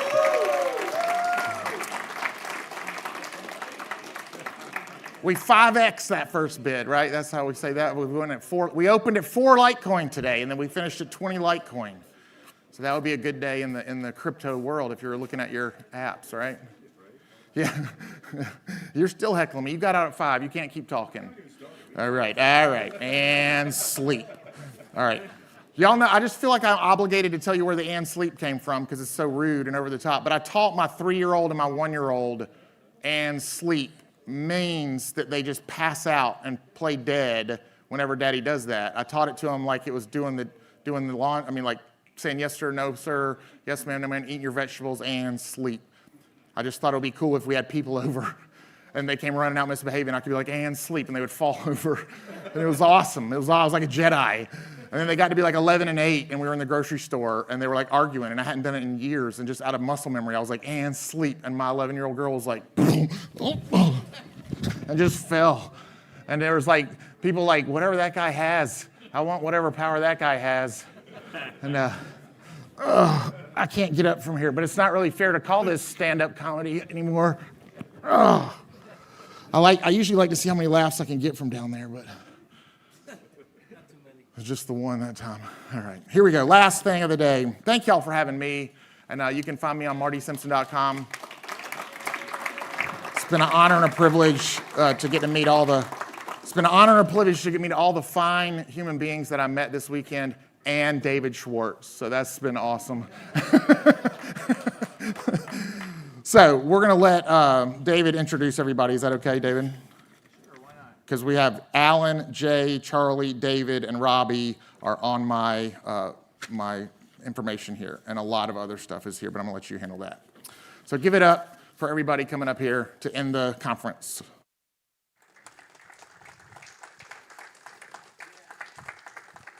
How many foundation members does it take to put a chair on stage? 2.5. We got 2.5. Anybody for 3? 3? No. Marty, I think you need to do that. I'm not very good at it. All right, so what we're going to do is we're going to introduce everybody coming on. 2 that are already here. We have Robbie Coleman, obviously, creative. We got Jay. Jamil Marketing and Social Media. Alan looks like he's ready to come on stage. So Alan Austin, Managing Director. Got John Kim. Everybody knows John, right? You got myself, Director of Strategic Partnerships, and then there's this other guy. He's coming on stage too.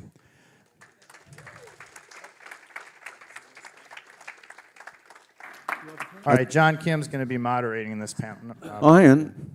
No. All right, sit down, boys. That's all right. You go back. John's going to be posing the questions, and we will go from there.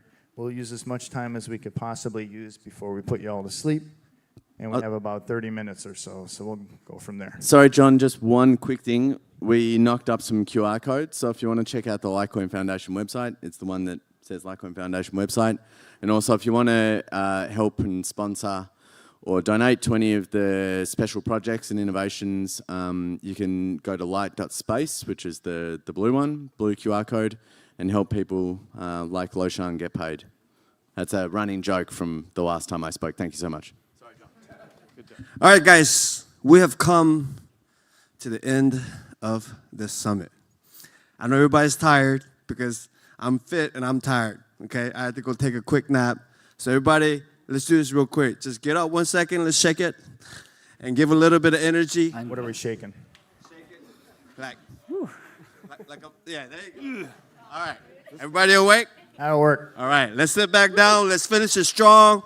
These men are the ones that are in charge of making Litecoin and the foundation and also the summit possible. So I'm very grateful that I do most of the work, but I don't like attention. So like I try to be as humble as I can and trying to give the glory back to these people who are pretty lazy. But just letting you know. All right, so we're gonna go. I want everybody to do a quick intro of who they are and what they do for the foundation, and we'll get started with the panel. Yeah, so David Schwartz, Director of Strategic Partnerships and whatever you want to call it, for putting on the summits here along with Alan.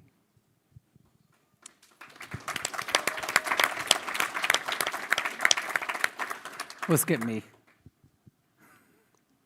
Charlie Lee. Who?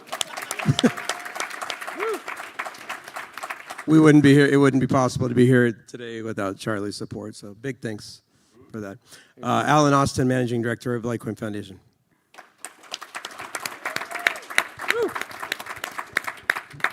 And I am Jay Mila. I'm the Director of Marketing. I've been here for less time, I think, than everybody else here, but I think there's something inherently special about what we're doing here, and I want to say a little bit more about that later. Jay. He may have been here for the shortest time, but he's had a great impact. There you go. That's a nice thing to say. I'm Robbie Coleman. I'm the Creative Director of Litecoin Foundation, and I stalked Charlie in 2018, so that's when I started. Thank you. All right, guys, from what I hear, there might be a pretty surprise at the end. So if you want to leave in the middle of it, all right, you're going to miss out on breaking news. I don't know what it is. Nobody told me, but I heard there's going to be a breaking news. So try to stay until the end, okay? Wasn't me. Pinky promise? All right. Now, I got this phone on here because I have inside information from Nancy Pelosi about Litecoin. So I'm looking at the charts to make sure if it blows up, I'm going to tell you right now that Litecoin just went crazy, okay? Me and Nancy, we go way back, okay? All right. I knew it. First question to every one of you is like, have you found the most recent bear market easier or more difficult to get certain things done versus maybe the past ones? Yeah, I know for me, from the partnership side, it actually is easier because there's less noise to have to worry about. There's less questions having to do with the price necessarily as it's going on a trajectory up, and there's time for all of these other companies and entities that are focused on building during that bear market. So if you've been around for a while, those bear markets are where that's where they get things done. It's not necessarily during the bull market. It's when everything's nice and quiet. People are focused on something else, and they're able to add infrastructure or other things to the products that they already have. So that's my experience anyway. Anyone else? Well, we've been having a bear market for quite a while now, so we've been working really hard. Yeah, the only thing I'd add, I agree. I mean, there's a lot less noise. It's definitely easy to focus. I mean, on the other side of it, you know, bull markets create excitement, and what we find is a lot of people want to all of a sudden get involved in different projects and things like that. So there is that side, but that also means kind of filtering through a lot of the noise and things like that. So it's a good question. I mean, there's a little bit. Probably at the end of the day, it's probably the same. It doesn't really matter. We do what we have to do. I think bear markets are a great opportunity to probably like calcify or solidify, there's no real good word for it, but the Litecoin community, because when there's less noise, I guess there's the ability to focus on one asset at a time. And I think the other thing, and I'm just sort of earmarking this for the next time we go through a very bad bear market, I think because there's less competition, you can actually have quite a bit of impact in being part of a community, seeing it through a tougher time and then seeing the upside afterwards. It does feel very good. And less hypey, and that's one of the things I like about Litecoin, is that it's not hypey, and it never has been really. And I've been around since the start of the summits, so that's one of the things I like about it.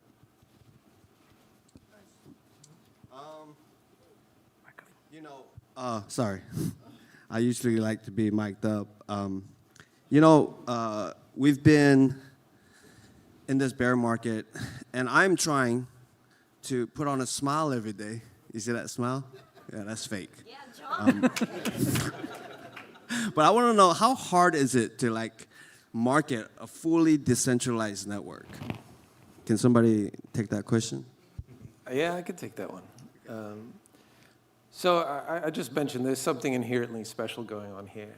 If you look at this as a bear market, and then you kind of say, okay, how hard is it to market what it is we're doing? But you actually go and look at the activity that's happening in this community, and not only from the community, but in every single metric that's out there. There have been 62 million transactions in 2024, and it's July. I mean, there was a year that we had 39 million transactions in the entire year. We've had 64 million, it's only halfway through the year. The amount of activity there was a panel earlier on Ordinals. There's 26 million Ordinals right now, and they were just added to Litecoin last year. You know how many people it takes to really want to utilize the things that people just invented? It's not on your phone in an app and you just press a button. There's very strict Litecoin core things where you need to download 130 gigabytes to a computer and run MWEB. And there are daily transactions on MWEB that growing and growing and growing. Just yesterday, Sentiment published numbers. There are over 8 million people holding Litecoin in wallets. And they compare it to all these other altcoins that are in the top 10. And Litecoin is millions ahead of Dogecoin holders and ADA holders and a whole laundry list of other ones. So if we're all out there to get rich quick, this is not really what's going to happen. If we're trying to disrupt the financial industry and we're trying to invent something that people really want to use, they're using it, and they're using it more and more every single year.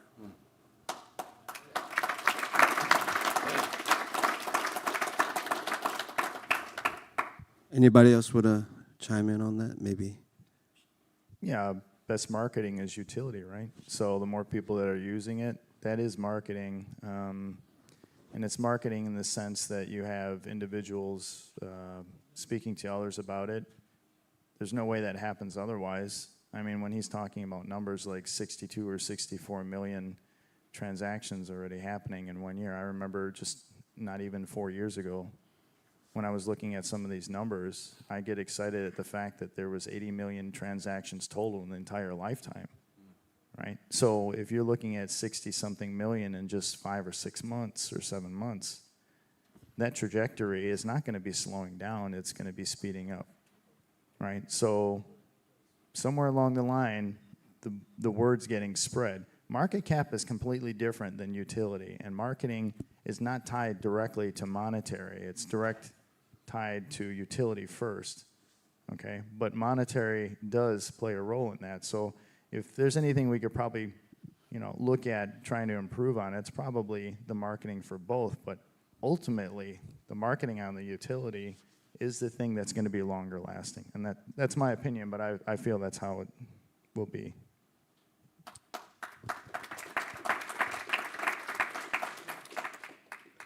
All right, so I was staying with Alan this past month, and I saw him dealing with Litecoin's 501(c) in the United States. Can you speak to us a little bit about the difference between the one in Singapore and now the new one in the United States, and how that affects the donations and everything like that? Share your pain.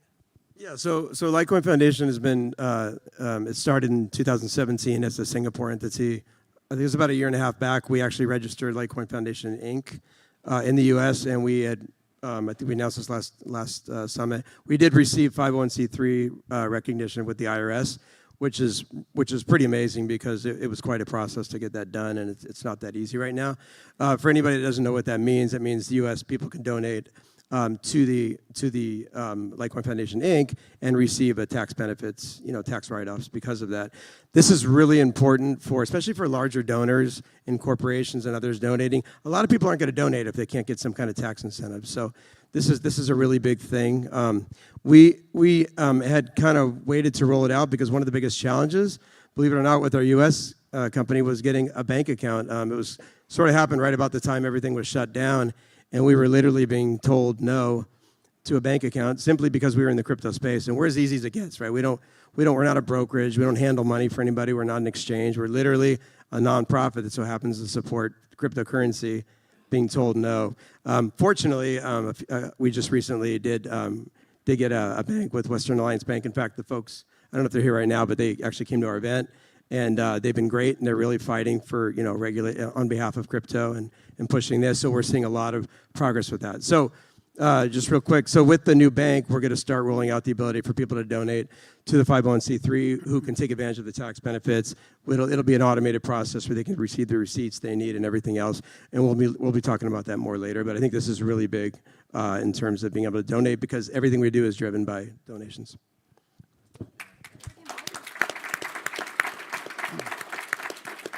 Mr. In Crypto. We love you. All right. I'm very curious about this one. Like each one of you, what are you guys the most passionate about being implemented or highlighted on Litecoin? MWEB, Ordinals, or something else? Can we start with you, Mr. Australia?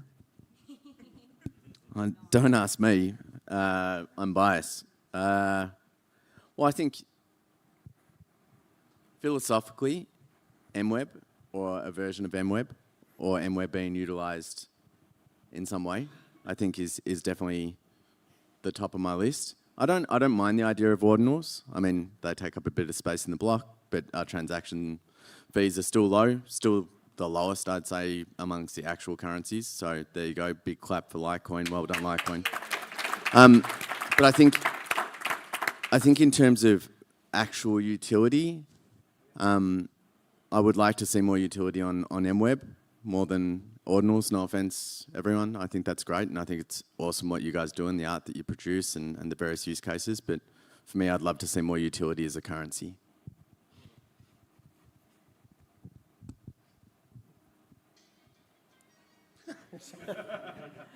That's kind of a hard one. So every single thing that's been implemented on Litecoin has had a rallying cry from the community.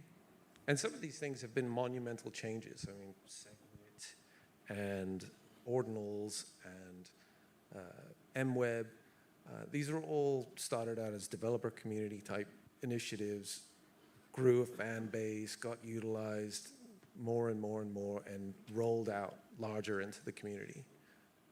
I would say the number one piece of news that's come out before the summit, which was last week, was Fidelity adding Litecoin as the third cryptocurrency that they've added to their cryptocurrency digital offering segment. 12 trillion in assets under management, and the third digital currency that they think of is, wow, you know what? This is valid. This is fairly launched. This is something that's not going to have difficult scrutiny under U.S. regulatory bodies. We're going to add it. And I think that's a rallying cry and a flag among every big, huge institution out there that what Charlie created and has now spurred on into a massive community movement is a valid and trustworthy currency for the future. I actually like anything. I just like seeing use in general, like all kinds of usage on Litecoin. It's one of the coolest things about doing our events is everybody coming and seeing all the different, what everybody's doing on behalf of it's some of the best things that I see are when we see things outside of the foundation, people just, taking the liberty and just jumping on opportunities and experimenting and things like that, because, Litecoin's sort of been positioning itself to be open to those types of things. And it's great because at the end of the day, when we think about Bitcoin, it's not one foundation that it's driven it, it's community. And Litecoin's only here today because of not just Litecoin Foundation, but everybody. So I personally love seeing what everybody's doing. With that said, I think payments and watching payment adoption is huge for me. John, who was on just a couple of panels ago, he's right. Litecoin needs a really good story. And while payments may not be the only story, I think that's going to be a big story, because ultimately as payments grows, it's just going to be kind of too hard to ignore, in my opinion. And if we can build there and other people can continue to explore in other ways, I think that's a good direction.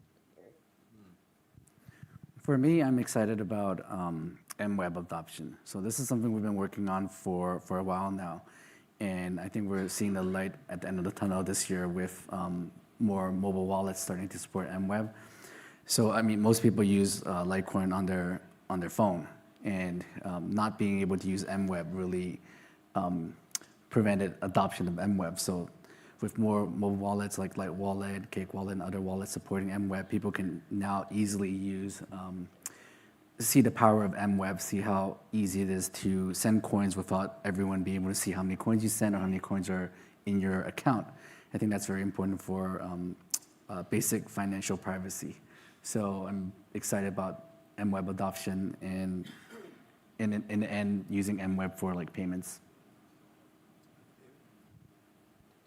Yeah, I think for me, working with other entities, I'm excited right now about what happened with Strike Mobile, because that's a non-crypto company coming to us asking for integration to where they can offer it to people, right? So that's exciting for me. But I also think after talking to John from Coinbase and asking him to go and talk to those 15 institutions and trading desks, hearing the feedback, I'm excited to tackle, along with Jay and Robbie and anybody else who's going to be involved, Alan and Charlie and whoever wants to get involved, figuring out how to market to the institutions and those trading desks in some sort of, whatever the manner is in which they receive that, and think about whether they want to do it or not. I want to tackle that. I think that's pretty exciting. And I know people like Jamil here in the front row.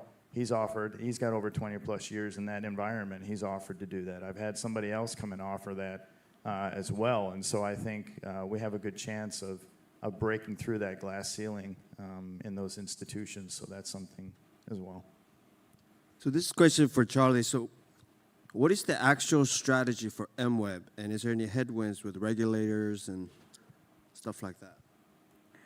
Well, the strategy right now, like I said, was to get MWEB supported on a lot of mobile wallets, so it's easy for people to use.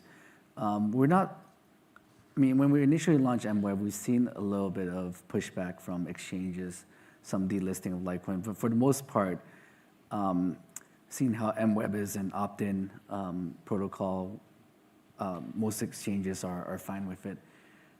So I haven't really seen any regulatory pushback on that. But it is possible. I mean, it is definitely a possibility that we'll see more regulatory pushback and crackdowns on it, because we've seen a lot of issues with other kind of privacy-focused coins or tumblers seeing like regulatory action. So I'm keeping a close eye on it for sure.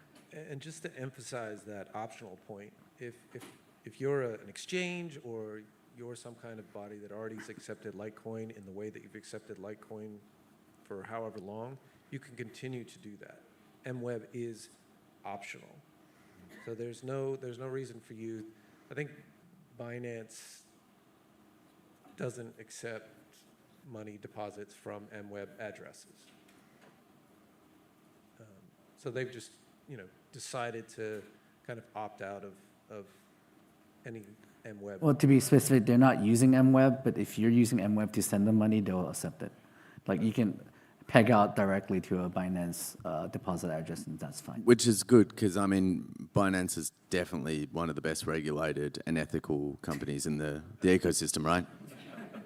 Like, if anyone's making decisions on what coins should be accepted and what shouldn't, they definitely should. So, hey Binance, how you going? I didn't say that. Yeah, the creative director did it, which is fine because he has no power. He just colors in lines and stuff. Sorry, Charlie. Can I ask you a personal question, Charlie? This might not be I've always wondered, do you ever regret when you released the MWEB thing, there was, exchanges, we lost some exchanges. I think Korea, right? A few in Korea. Yeah, so do you, looking back, do you kind of regret that decision, or maybe you could have did it in a better way, or you don't give a damn? I'm Charlie Lee. It's there are trade-offs, right? I mean, you don't. Good things don't come easy, right? So we have to do what I think is, or what everyone thinks is best for Litecoin, right? I think fungibility and privacy makes Litecoin a better form of money than even Bitcoin, right? So I think it's a cause worth pursuing, and if we have a few exchanges delisting Litecoin, it won't kill us, and it's good overall, so it's worth it.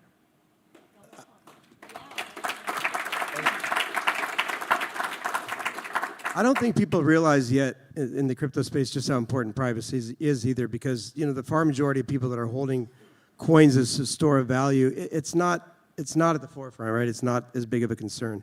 The minute you start transacting and creating this address and that address, all of a sudden this becomes a lot more important. So as things grow, I think this is going to become a huge thing for people, and we're trying to really kind of lead the way in what we believe is important with sound money.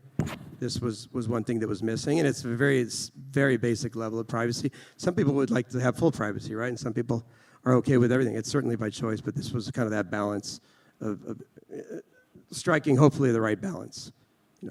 Yeah, if I could, I'd want to second one thing that Charlie was talking about. So these five exchanges in Korea, it's a very isolated example, and that's it, right? So it's been out for 2 years now, and all you had was, right from the beginning, these 5 exchanges in Korea, and you hear nothing else. Nobody else has ever dropped it. Nobody else has ever done anything to the opposite of what we were expecting to have happen. Not only that, but when Charlie announced during his keynote that you had BBVA, who is one of the largest international banks that serves a lot of Hispanic-speaking countries, come to us and ask us, they're doing their due diligence, and they ask us for all these different things, very much aware of MWEB, provided them everything they needed for that, and they still decide this is absolutely appropriate for us. We're going to add it to our trading app in Turkey. I think that speaks volumes too, but nobody seems to hear that. They hear where a couple of media outlets go, oh my God, 5 exchanges in Korea have dropped it because of MWEB, and that's the last thing you hear, but yet that's the only thing everybody still talks about. So I think perception is skewed by one thing that happened 2 years ago, when in reality, absolutely everybody else is accepting it at this point. I'm Korean, and I gave so much to that country as far as good looks and making Koreans great again on crypto. So I'm really gonna go there one day and give them a piece of. I'll make this happen. We'll get back in Korea. Trust me. John Kim, don't say something and don't get it done, baby. Yeah, John. All right, so I just got a text from Miss Teen Crypto. She said, "Can you please ask Charlie this question?" I'm kind of like weird, but she's like, "What is the percentage of Litecoin ETF being approved?" Sorry, I had to call you out. I don't know. I can't predict the future, but Litecoin ETF, it's all about kind of demand, right? Institutional demand. So if there is demand that will happen, will be approved quite easily because it's so similar to Bitcoin. I think it's just a matter of time. Yeah.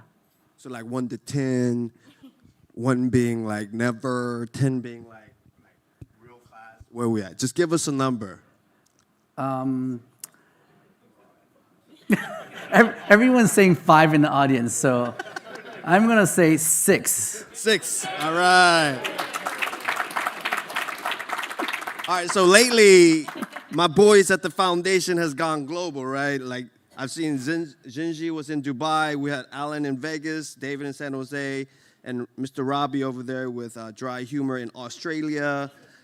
What is the reason for all these movements and you guys just going everywhere? Well, it's global, right? Yeah, what is the purpose of it? Like- Is there like a planned? We're just having fun behind the traveling the scene? world. Traveling? Yeah. Oh, which reminds me, I've got some receipts. No, but I think for me, coming here, it's really special from like just a sentimental point of view. I don't know whether everyone looked at my Twitter thread, but I got married at a Litecoin Summit and, you know, special, yeah, that's right. Yeah, we don't have to clap for anything I say. It's fine. It's cool. Thank you, though. You got married to Litecoin, right? I invited you, Charlie, because I needed a witness, and it ended up having to be the photographer. So that's cool. I can't remember his name. I had a segregated witness joke, but I'm not going to say it. Right? That's all right. I'm a big block kind of guy, you know what I mean? I'm not. Can I finish? Is that all right? But I guess from this perspective, it's really a tradition. But in terms of like us being present and having a presence elsewhere across the world, I think it's really important. There's a bit of a maybe misconception to some extent that we are domiciled in the United States and that we're really run out of here, and there is a significant presence here. And so I think, you know, it's an active push to make sure that we are seen as a global entity. Entity is the wrong word, but it's a global currency. You know, it's a currency that is for use everywhere. So why wouldn't we be everywhere? And I'll add to that everyone's inviting us. So there are conferences and mining operations that are doing speaking things in Mexico, which Alan just went to. There are people inviting Charlie from every country you can think off the top of your head. They want to hear from us. They're having Web3 conferences. They want Litecoin there. They're having blockchain conferences. They want us there. They're having Bitcoin conferences. They want to hear from, you know, a different perspective. So it is kind of a demand thing. We could be speaking at a lot more conferences. So I think it's good for us to be out there and be in different communities and different places and really let everybody know what's going on. Because the last 2 days, there's a lot going on in the Litecoin community. Yeah, I think it's like 2 words I could think of, like personal touch. I mean, there's something to be said for doing some things in person, especially in this day and age. And you just, you know, there's certain connections and networking and being able to counter FUD. I mean, all these things, like here today, I mean, this last 2 days, you know, hopefully I hope everybody's had a good time and enjoyed and learned themselves. Yeah. So it's good to get away from the computer once in a while and get out there. And, you know, it's an opportunity for us to do that and kind of spread the word and do our part. All right, so I got this text from somebody in the crowd. They want to remain anonymous because it's kind of, yeah, I'm going to read it, okay? So basically, you want to ask us a question. No. Come on, I don't use these words. Why does Litecoin still get so much hate sometimes? It does everything it's supposed to with zero downtime, with capital zero. It's not an IC or centralized project, and Charlie has been working on it for just under 7 years. Capital AFTER selling 7 years after selling, which is equal to or even more time than between the time you created then sold. I'll take this just because I'm going to be the most controversial. Like, I don't care about any of that stuff. So those people aren't necessarily the people that are going to have Litecoin long term. Litecoin's got an exceptionally strong community. It is being used more than almost any other cryptocurrency. If not, it's the most used cryptocurrency. It is not a fad. People love fads. You know, do you remember when people used to wear those flare pants that I wore yesterday? You know, like stuff like that. Fads come and go, and people always love the new shiny thing. And if you've just been doing what you were designed to do, as in function as a modern day currency, for nearly 13 years with zero downtime, I'm cool with that. I think that's success. That's what success looks like. It's not, being fancy. Sorry. That's the creative director. David, you have anything to say?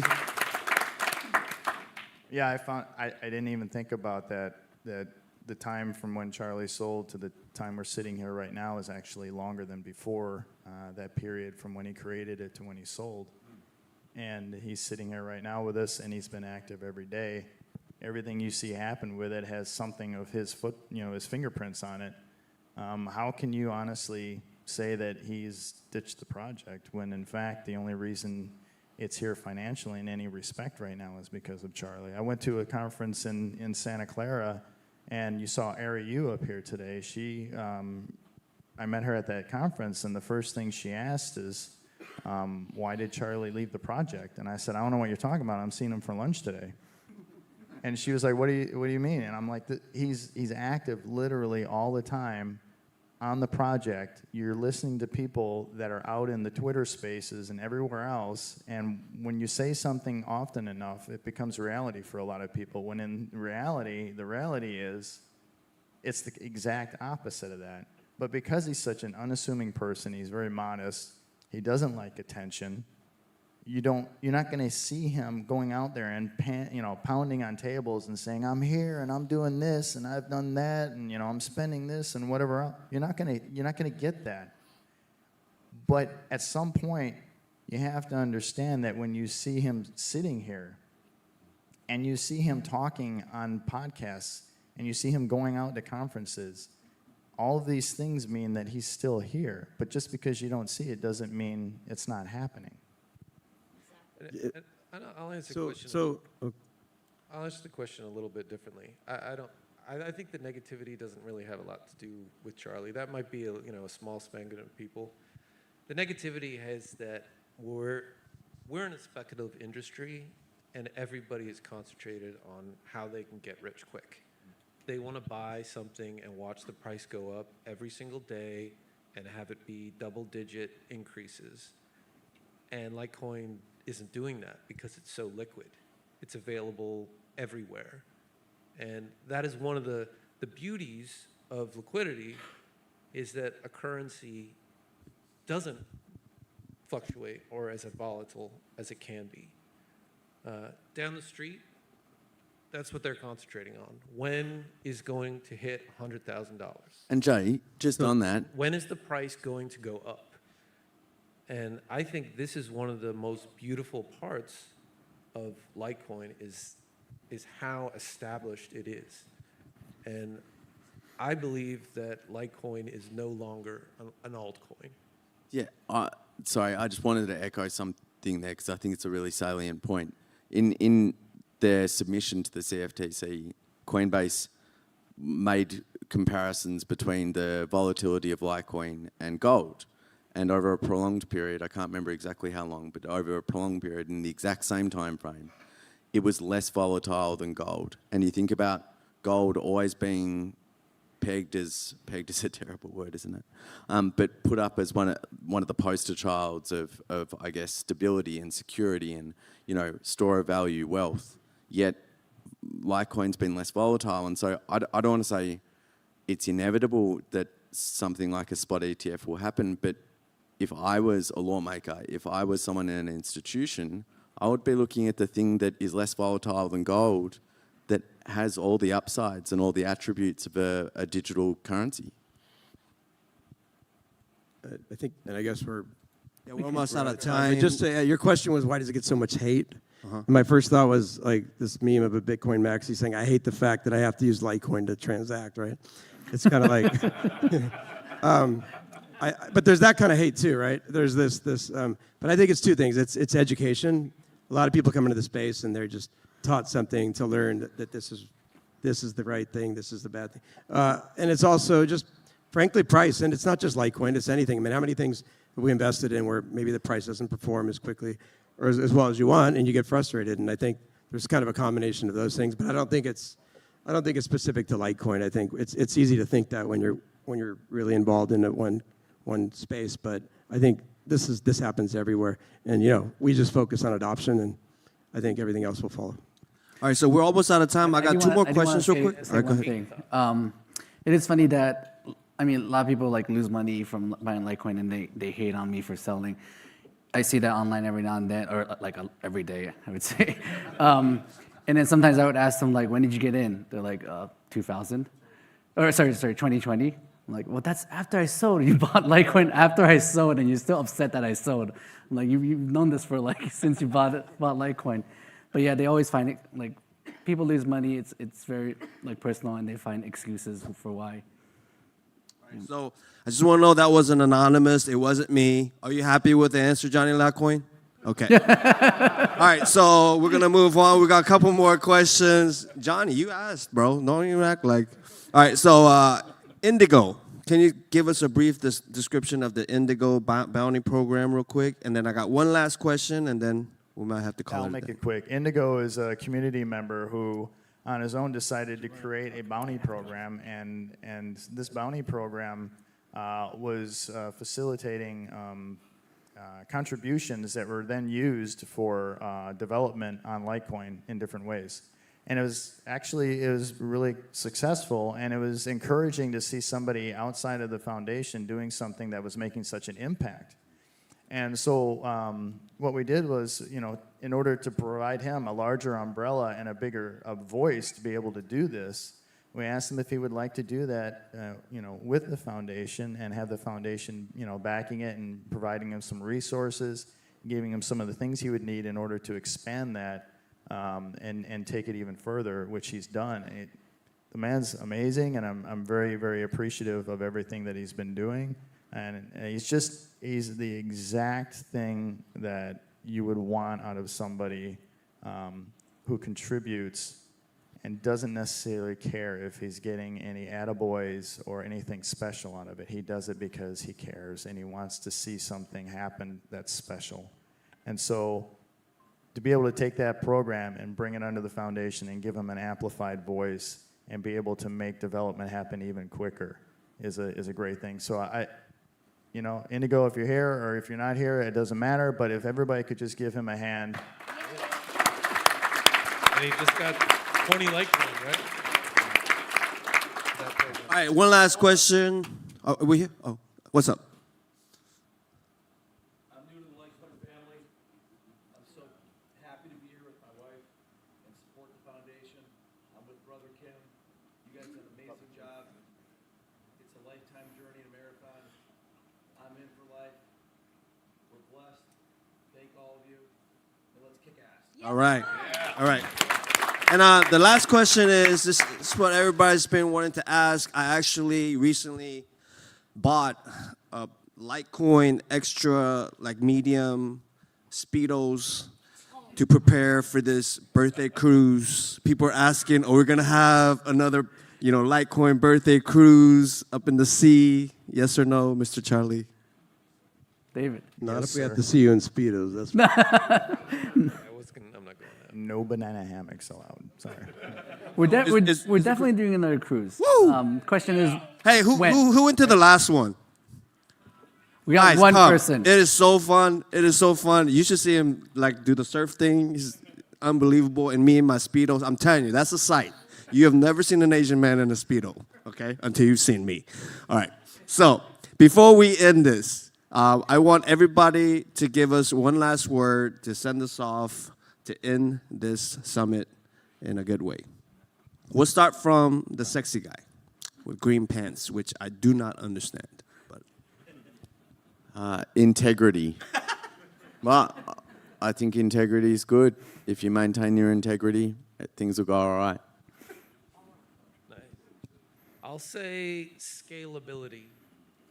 I don't know if you remember earlier this year, Bitcoin added Ordinals, and there was this huge clog up, and Bitcoin slowed down, and then suddenly Litecoin transactions were more than Ethereum and Bitcoin combined every single day. That is the beauty that I think Litecoin has in its pocket for the future, is scalability, and MWEB gives it maybe another 10x scalability on top of that. So Litecoin can handle the traffic. I just want to say a big thanks to everyone, our speakers, sponsors, volunteers, everyone here that's been here. You guys make this happen. A particular shout out to Rebecca and Jeremy and Peter on the volunteers on the core team, busting their ass to make this happen. And they've been doing this for several years. David as well, busting his butt, nonstop. And yeah, and everybody else.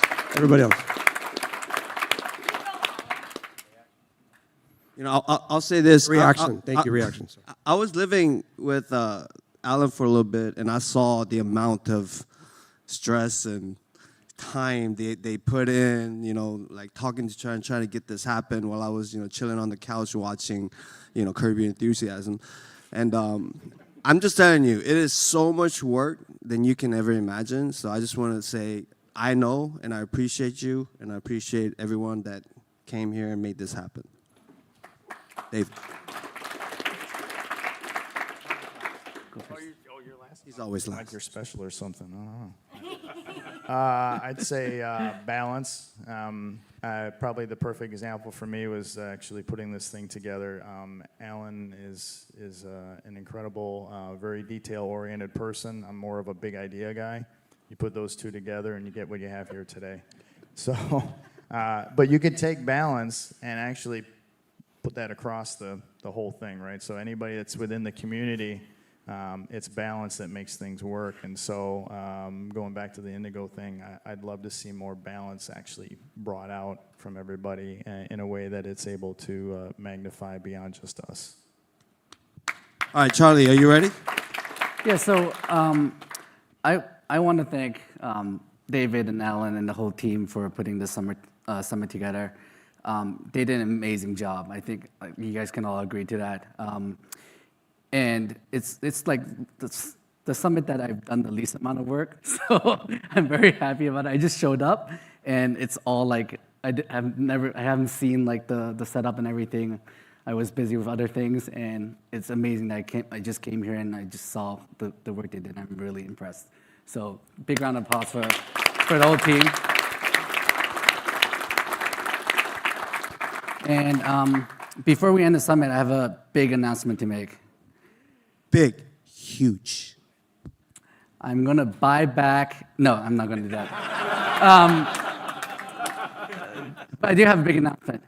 So one thing about the Litecoin Foundation, as you all know, is because Litecoin was launched fairly, as you all know.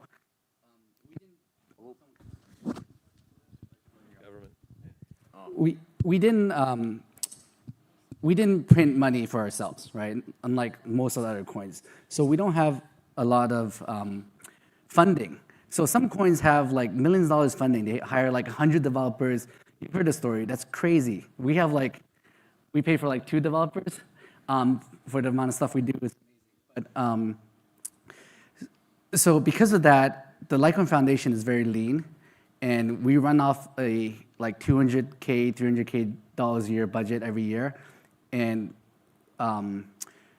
we run off of like donations and merchandise sales and some partnership funds, and it's tough. Like Alan has a tough job trying to decide which projects we want to pursue, and most of the projects that come to us that want help for funding or whatnot, we had to kind of turn them down because we don't have funding.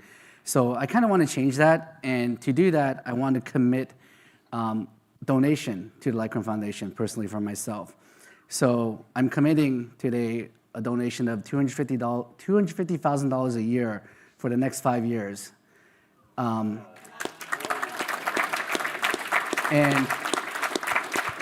$50,000 of that would go towards matching any donation to the Lightspace Bounty Program. And so it's a matching donation. I want to actually entice people in the community, because this is decentralized currency, right? I want to entice people in the community to also support the foundation. So I'll match $50,000 to any donation, to up to $50,000 for donation to the Lightspace Bounty Program. So that will go towards bounty projects, and $200,000 to any money that gets donated to the Litecoin Foundation itself. And that will really help fund Litecoin Foundation for the next 5 years, and we can do a lot more with that money. And now that we have a 501c3, your donations will be tax deductible in the US. So let's all help make Litecoin succeed. Hey, Charlie, can I get an application? I'm ready to, now that you're not lean anymore, I kind of need a job, son, so. Yeah, you can apply to a bounty. Anyone can apply their projects to Lightspace Bounty Program. All right. Thank you, everyone. I hope to see you guys Next year, remember the cruise if it happens. And Marty, the greatest MC in the gonna say, history let's give of one last crypto round of conference. applause to the guys who put it all together. Thank you, guys. Thanks for letting me be a part of it. Appreciate it. Great job, guys. Thank you, Marty. Great job. If you're online, this is now over. There might be an awkward little bit at the end, but this is great. So leave your comments, find us online, and look at the website for updates.